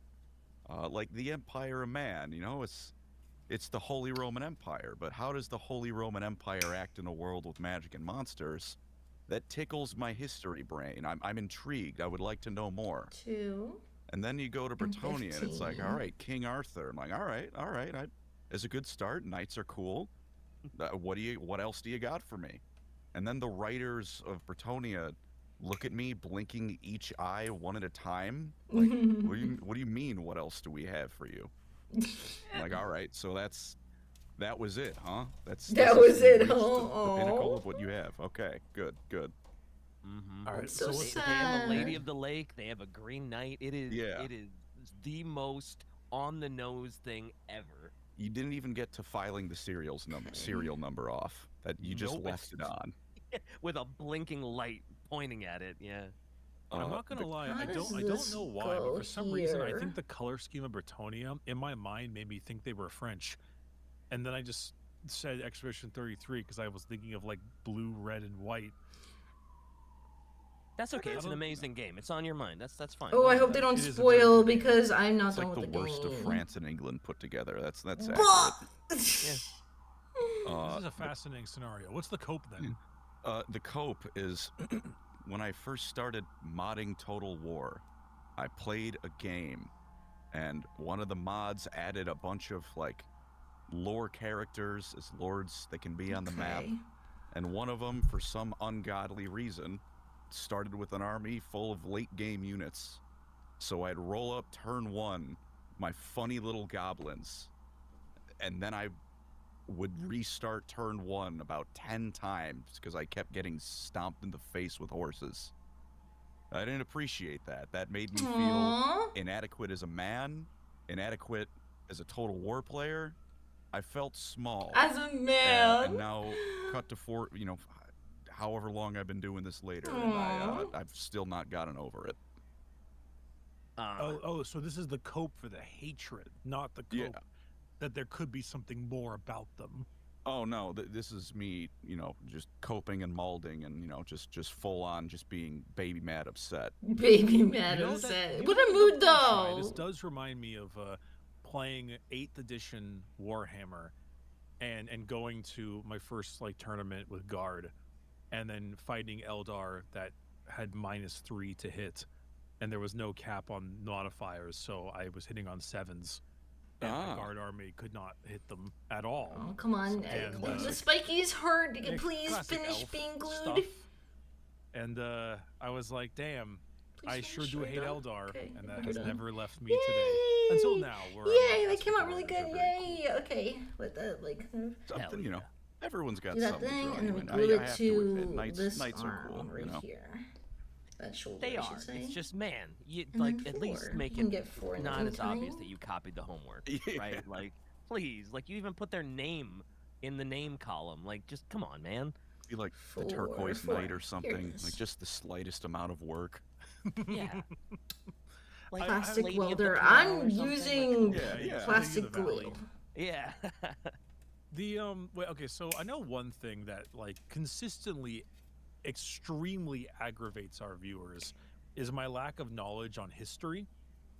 Just like oh no, not the just old professional school idiot. history. No. I know many people are not happy with that because I just don't know a lot of it. Are you a general history buff, Colin? Does that help a lot with your understanding of fantasy? Because I feel like, despite the fact that a lot of 40K culture is most definitely a major part of a lot of factions, but the history a little less so. But for fantasy, it seems like it's a much more heavily satirized version of things like that. It definitely does help. It is, it has admittedly been a minute for me since I've properly read some historical documents. That kind of went with the teaching. But the general blob of background knowledge I still have is, it's Listen to pretty 10 more minutes, and then I kind of want to learn. I want to learn Empire, something. I know what you are. I You're the wanna Holy learn Roman something. Empire. I know where I'm at. I know what to That's the one expect we out of you glued. now. Which is a lot of German infighting. It goes into the left, and this goes to the right. Hell yeah. Or when those emperors love to kill each other. It's great. Or when I go down, you Like go those down kinda south in the setting, and it's like, yes, here was an entity known as the Riemann Empire, and I'm like, all right, you're somehow even less creative than Bretonia. You just went with the other twin from the myth. Sick. See, I don't even know what the Riemann Empire is. Oh well, it's it's so fucking background hard. lore blurb that means nothing, but it made me go, it like Rome, it and that's as far as I got. I think that's. Wait a minute. Wait. When you said Is it really Riemann, called the Riemann Empire? Yes. I'm Yes, kind of that is- puzzled on this. I thought. In my brain, I was like, well, he can't possibly be talking about the Roman Empire. They're cool and all, but I want to listen to some lore. Let's go back to Bricky and just listen to something else. Oh, he did another one, re-explained. I won't do that one. We'll watch that another time. But let's watch another thing that he's done for Warhammer lore. Orcs. Ooh, does he have any orcs things? Bricky. I think he does have orcs one. Bricky orcs.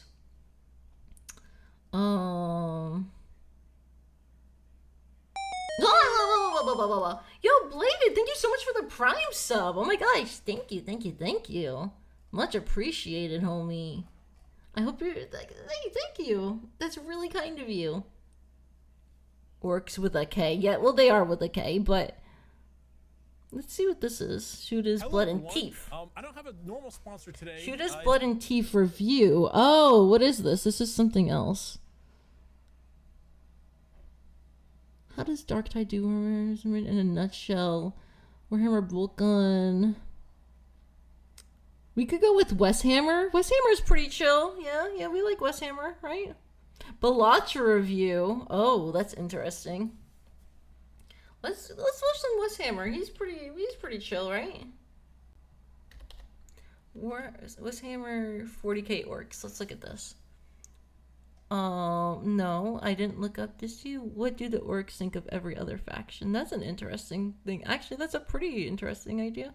According to recent polling data that I just made up, there isn't a single 40k fan in existence that doesn't love the orcs. If they're either lying or they hate fun. And if they hate fun. Now, part of the charm of 40k as a franchise is how bleak, dark, and comically serious it often takes itself. But right when it's all starting to feel a little too depressing, the orcs come in like a giant green wrecking ball, ready to inject some much-needed humor into the grimdark future. And what's not to love about these guys? They're a bunch of cockney football hooligans that don't care about taking territory. They're not trying to build some grand empire.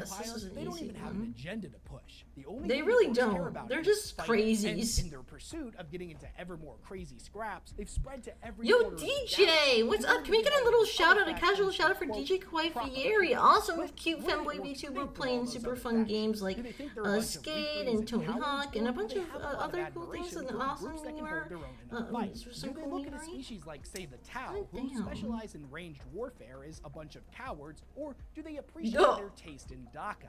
What are their thoughts on factions like the Necrons, the Eldar, the Tyranids, Chaos, or the Imperium? Yeah, do they even have opinions? The most, and dare I say it, have any of them actually managed to earn the orcs' respect? What about some of the gods in this universe, like Khorne or the Emperor? Do they? I just didn't really assume that the orcs really gave a shit. Waiting to get pasted by Gork and Mork. We're gonna get into all that and a whole lot more in this video, as I had nothing to do but research this one for the last week after catching COVID at a Magic the Gathering event. Yo, I know bro, it's an no obvious way. thing to say now that I'm saying it out loud. It's like saying I caught the plague when I visited Nurgle's garden. It's like, what was I thinking? No way, bro, yeah, just sorry if I compared it to sound the a little bit fucking. off Oh in my this one. god. I'm still kind of getting over it. But anyways, before we dive headfirst into the Grimdark, a quick shout out to this video's sponsor. This video is sponsored by Warhammer 40,000. Ooh, is this another case of let's do the thing later? Let's do the weapon later. No, I think I could handle it.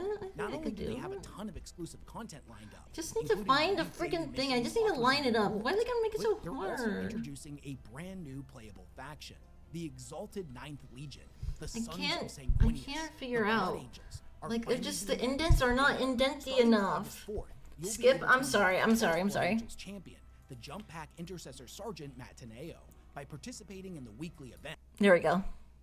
I probably don't need to tell you this, Skip. but Warhammer 40k can get pretty dark. The Milky Way galaxy. I tried. Hey, where the fuck are? Where the hell are my Have mods? been allowed to fester and DJ spread Kawhi. Oh wait, unchecked through the whoopsies. minds and This is hearts all of nearly caps. every spacefarer But everyone, species. please go check out When we try to DJ. measure how they all feel about each other, it's ultimately an exercise in splitting hairs over who they each hate the most. But right at the moment we're about to give up hope that anybody could be having a good time in the grimdark future, we're introduced to everyone's favorite boys. The orcs, a bunch of fighting-obsessed cockney hooligans who rampage across There the it galaxy is. looking for a good scrap to get stuck in.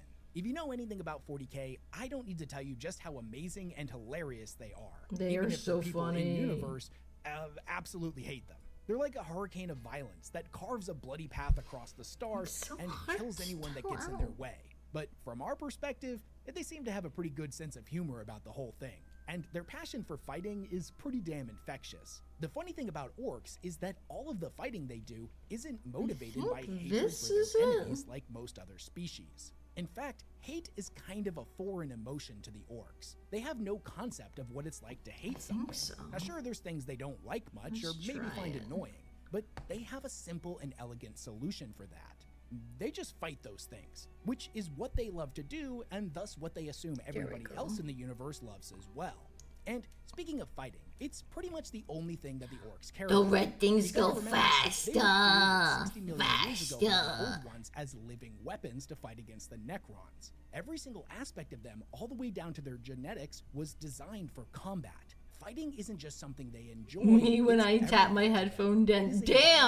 Need in much the same way that food or drink is in your head. Because of this, the lens that the orcs view their galactic neighbors through is almost always framed by how good of a scrap they can give the boys. Now, what the orcs actually think about all of the other species they routinely go up against is admittedly one of those topics that isn't nearly as fleshed out as it could be. Insight into orc philosophy used to be they're so cool. I really ought to get some of their minis. Orc novels that were the Big Daka. So Brutal Cunning, War Boss, and Big Daka, as well as a bunch of short stories and the orc codexes, are going to serve as the primary sources for all of the information in this video. And because this script was made using sources almost exclusively written from their perspective, I'm gonna do honor to the orcs and use all of their preferred names for different factions. I'll explain them as we go. Nice cock was one of the preferred names. Wait, I want to go up and I want to see. I want to hear what they actually called all of them. Perspective.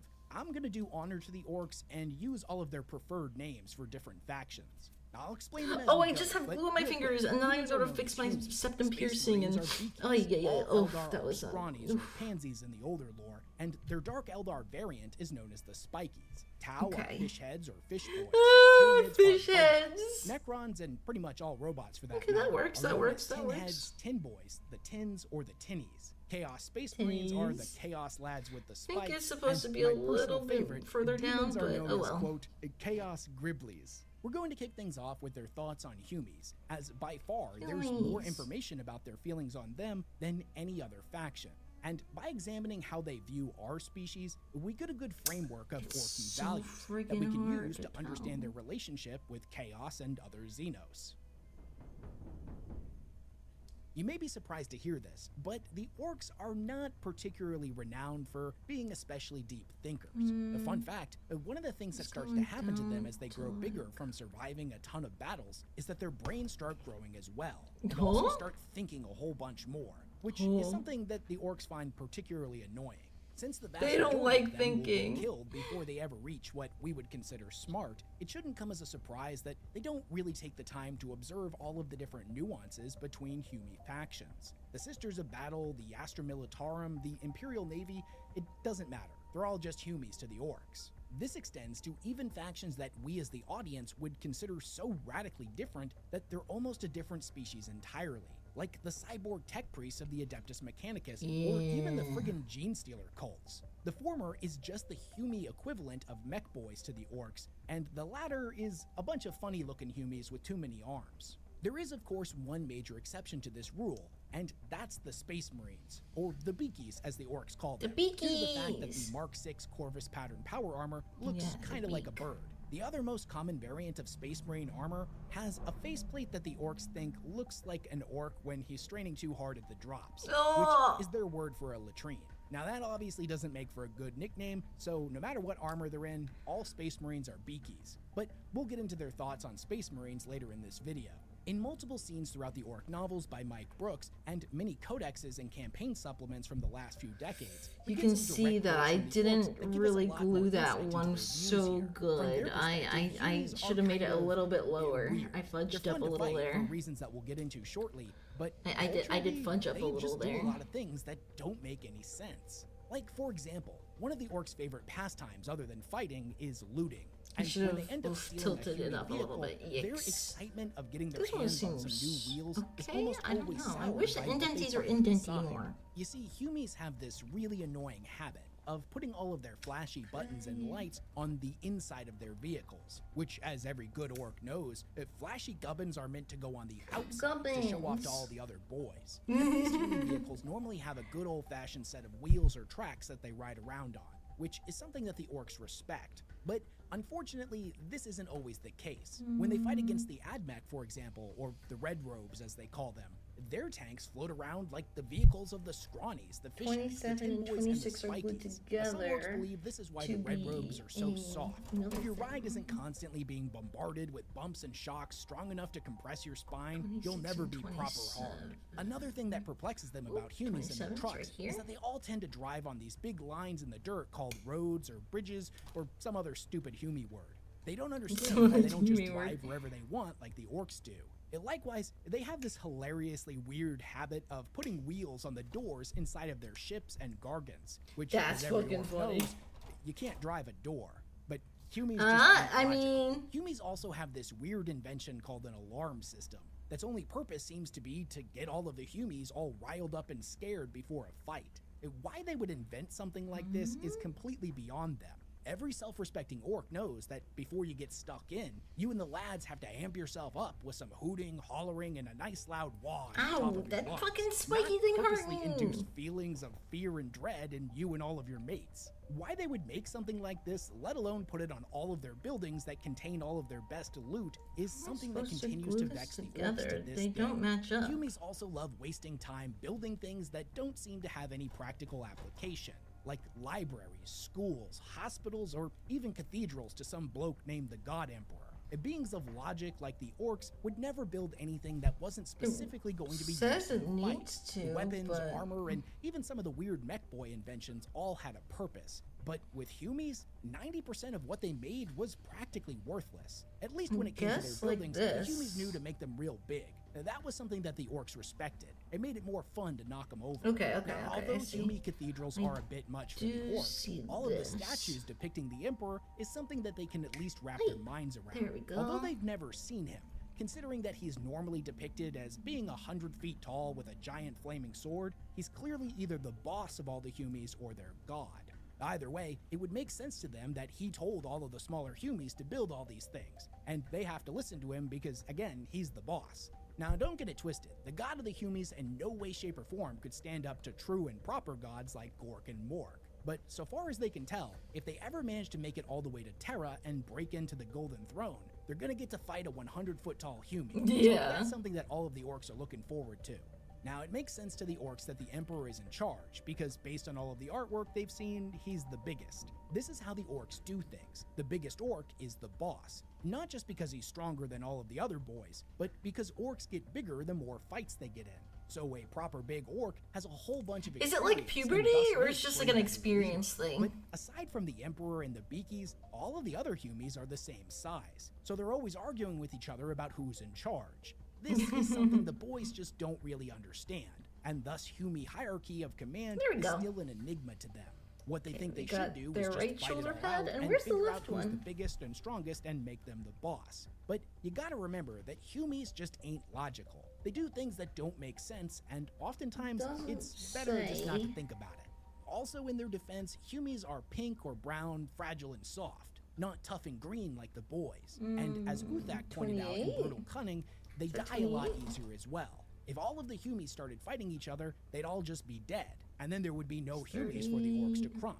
They're too weak for that kind of thing. And since they clearly want to keep fighting the orcs, they assume that the Humies have had a few sacrifices. That scared me. Oh my god, Femboy Hunter. Thank you so much for the follow. You know that's the second Femboy that followed me today? Like, at first it was Twink Femboy 69 followed me today.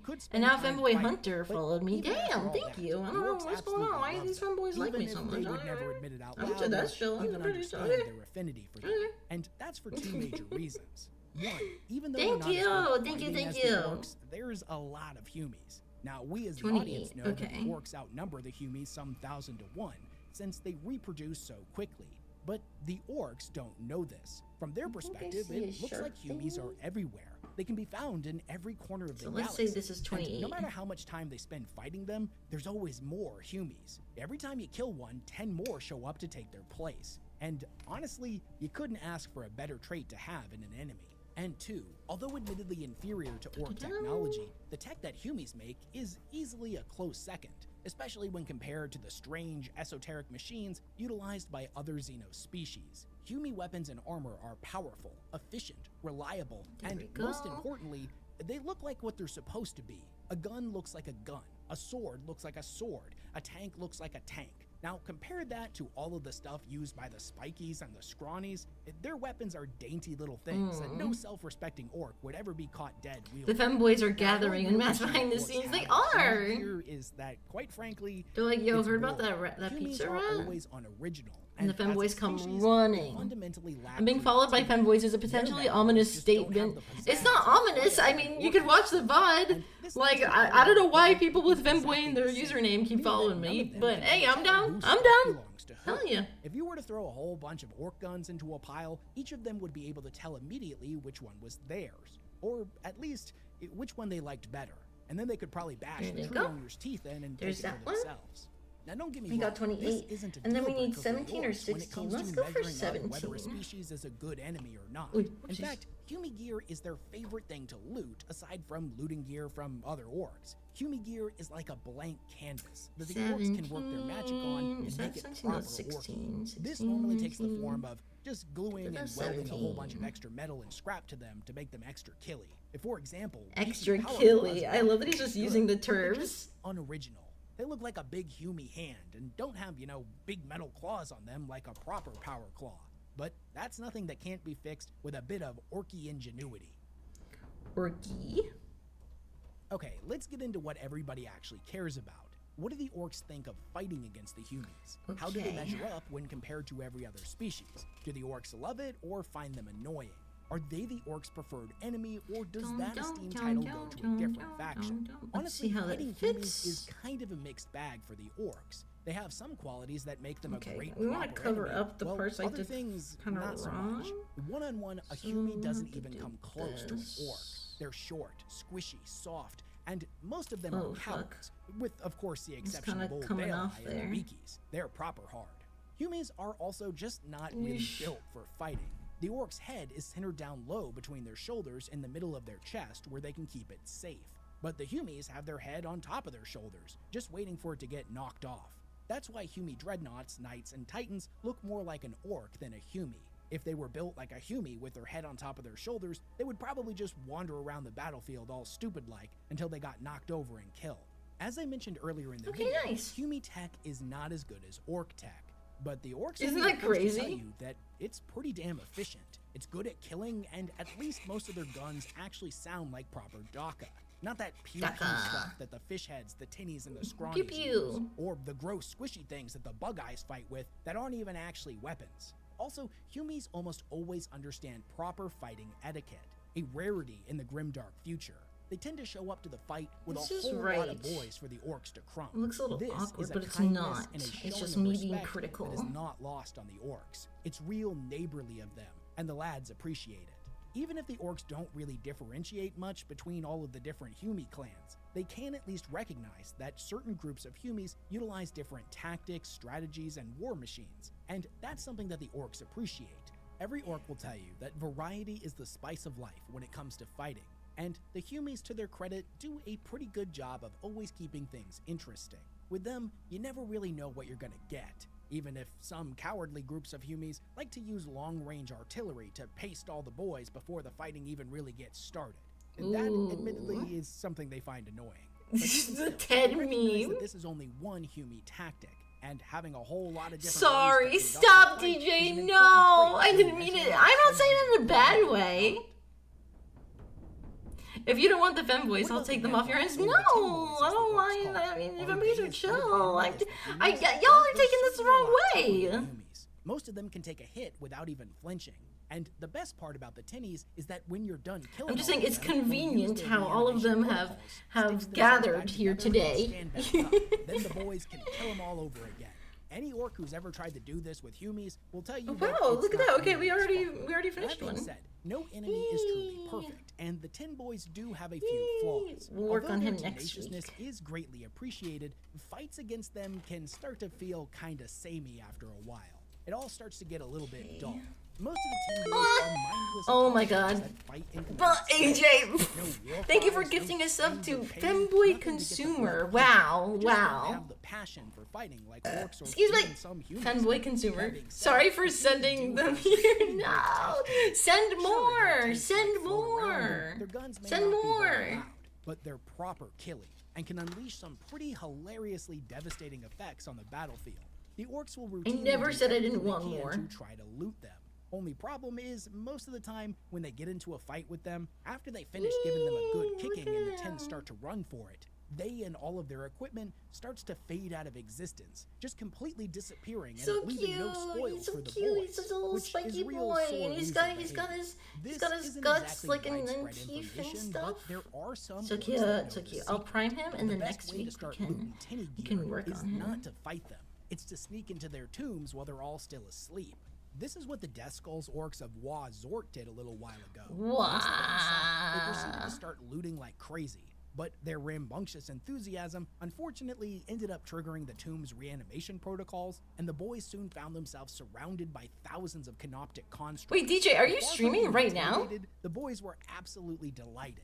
They started scavenging and stealing like crazy. DJ, are you and streaming using right the now? The tin boy gear Or- oh, to no, you put just together started hordes of cyborgs and morkanauts and ever more improbable super weapons, while also hijacking some dolem gates to ferry in wave upon wave of reinforcements. By the time the fighting was done and Overlord Thamtak the Magnificent awoke to take command of his legions, he opened his eyes to the sight Huh? of an entire mob of leering mech boys standing over his sarcophagus, evil gleams in their eyes and revving Just power tools in started, their yeah. hands. Wow.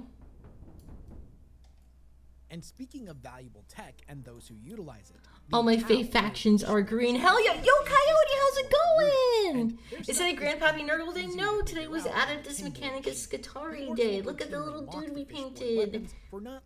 He looks really cool. He's a little scuffed because I'm just getting back into the groove. But I think he came out pretty nice. I think he came out pretty decent. Yeah, and we're gonna paint his arms and stuff next week. And then after we paint his arms and glue those babies on, we're going to paint our stinky plague marine boy. We just put him together.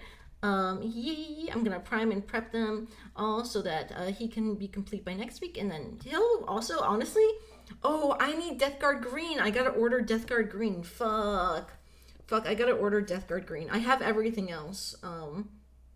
That's it. Oof.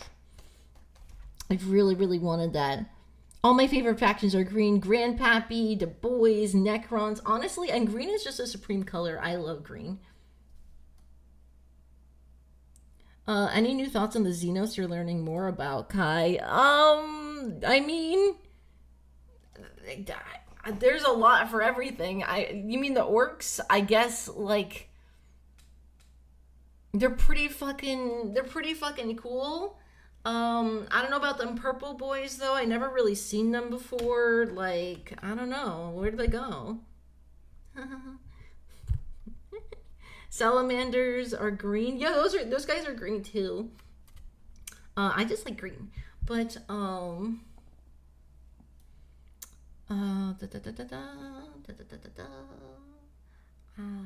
look at him, he's so cute. He's so cute.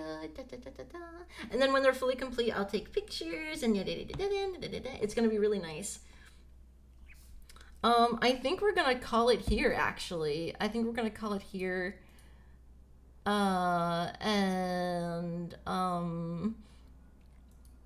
let's raid someone cool. Let's raid someone awesome. I wonder who could we ever choose to raid? Oh, you guys like Gunpla. Okay. Let's go raid Fia because she's in a subathon. We want to support our homies, and she's also doing a hand cam right now, so which is not so different from what we got going on. She's building a master grade Banshee. Raids add time, so we're gonna add some time to her. Mods, can we please get the raid command going, please? Everybody, please copy this raid message and paste it into Fia's chat once we've gone on over. Thank you guys so much for chilling, and I'm going to see you tomorrow. We're going to be playing some Pokemon Emerald, same time, same place. I'll catch y'all later. Yep. Mwah. Mwah. Mwah. I'll catch you later. Baby. Baby. Baby.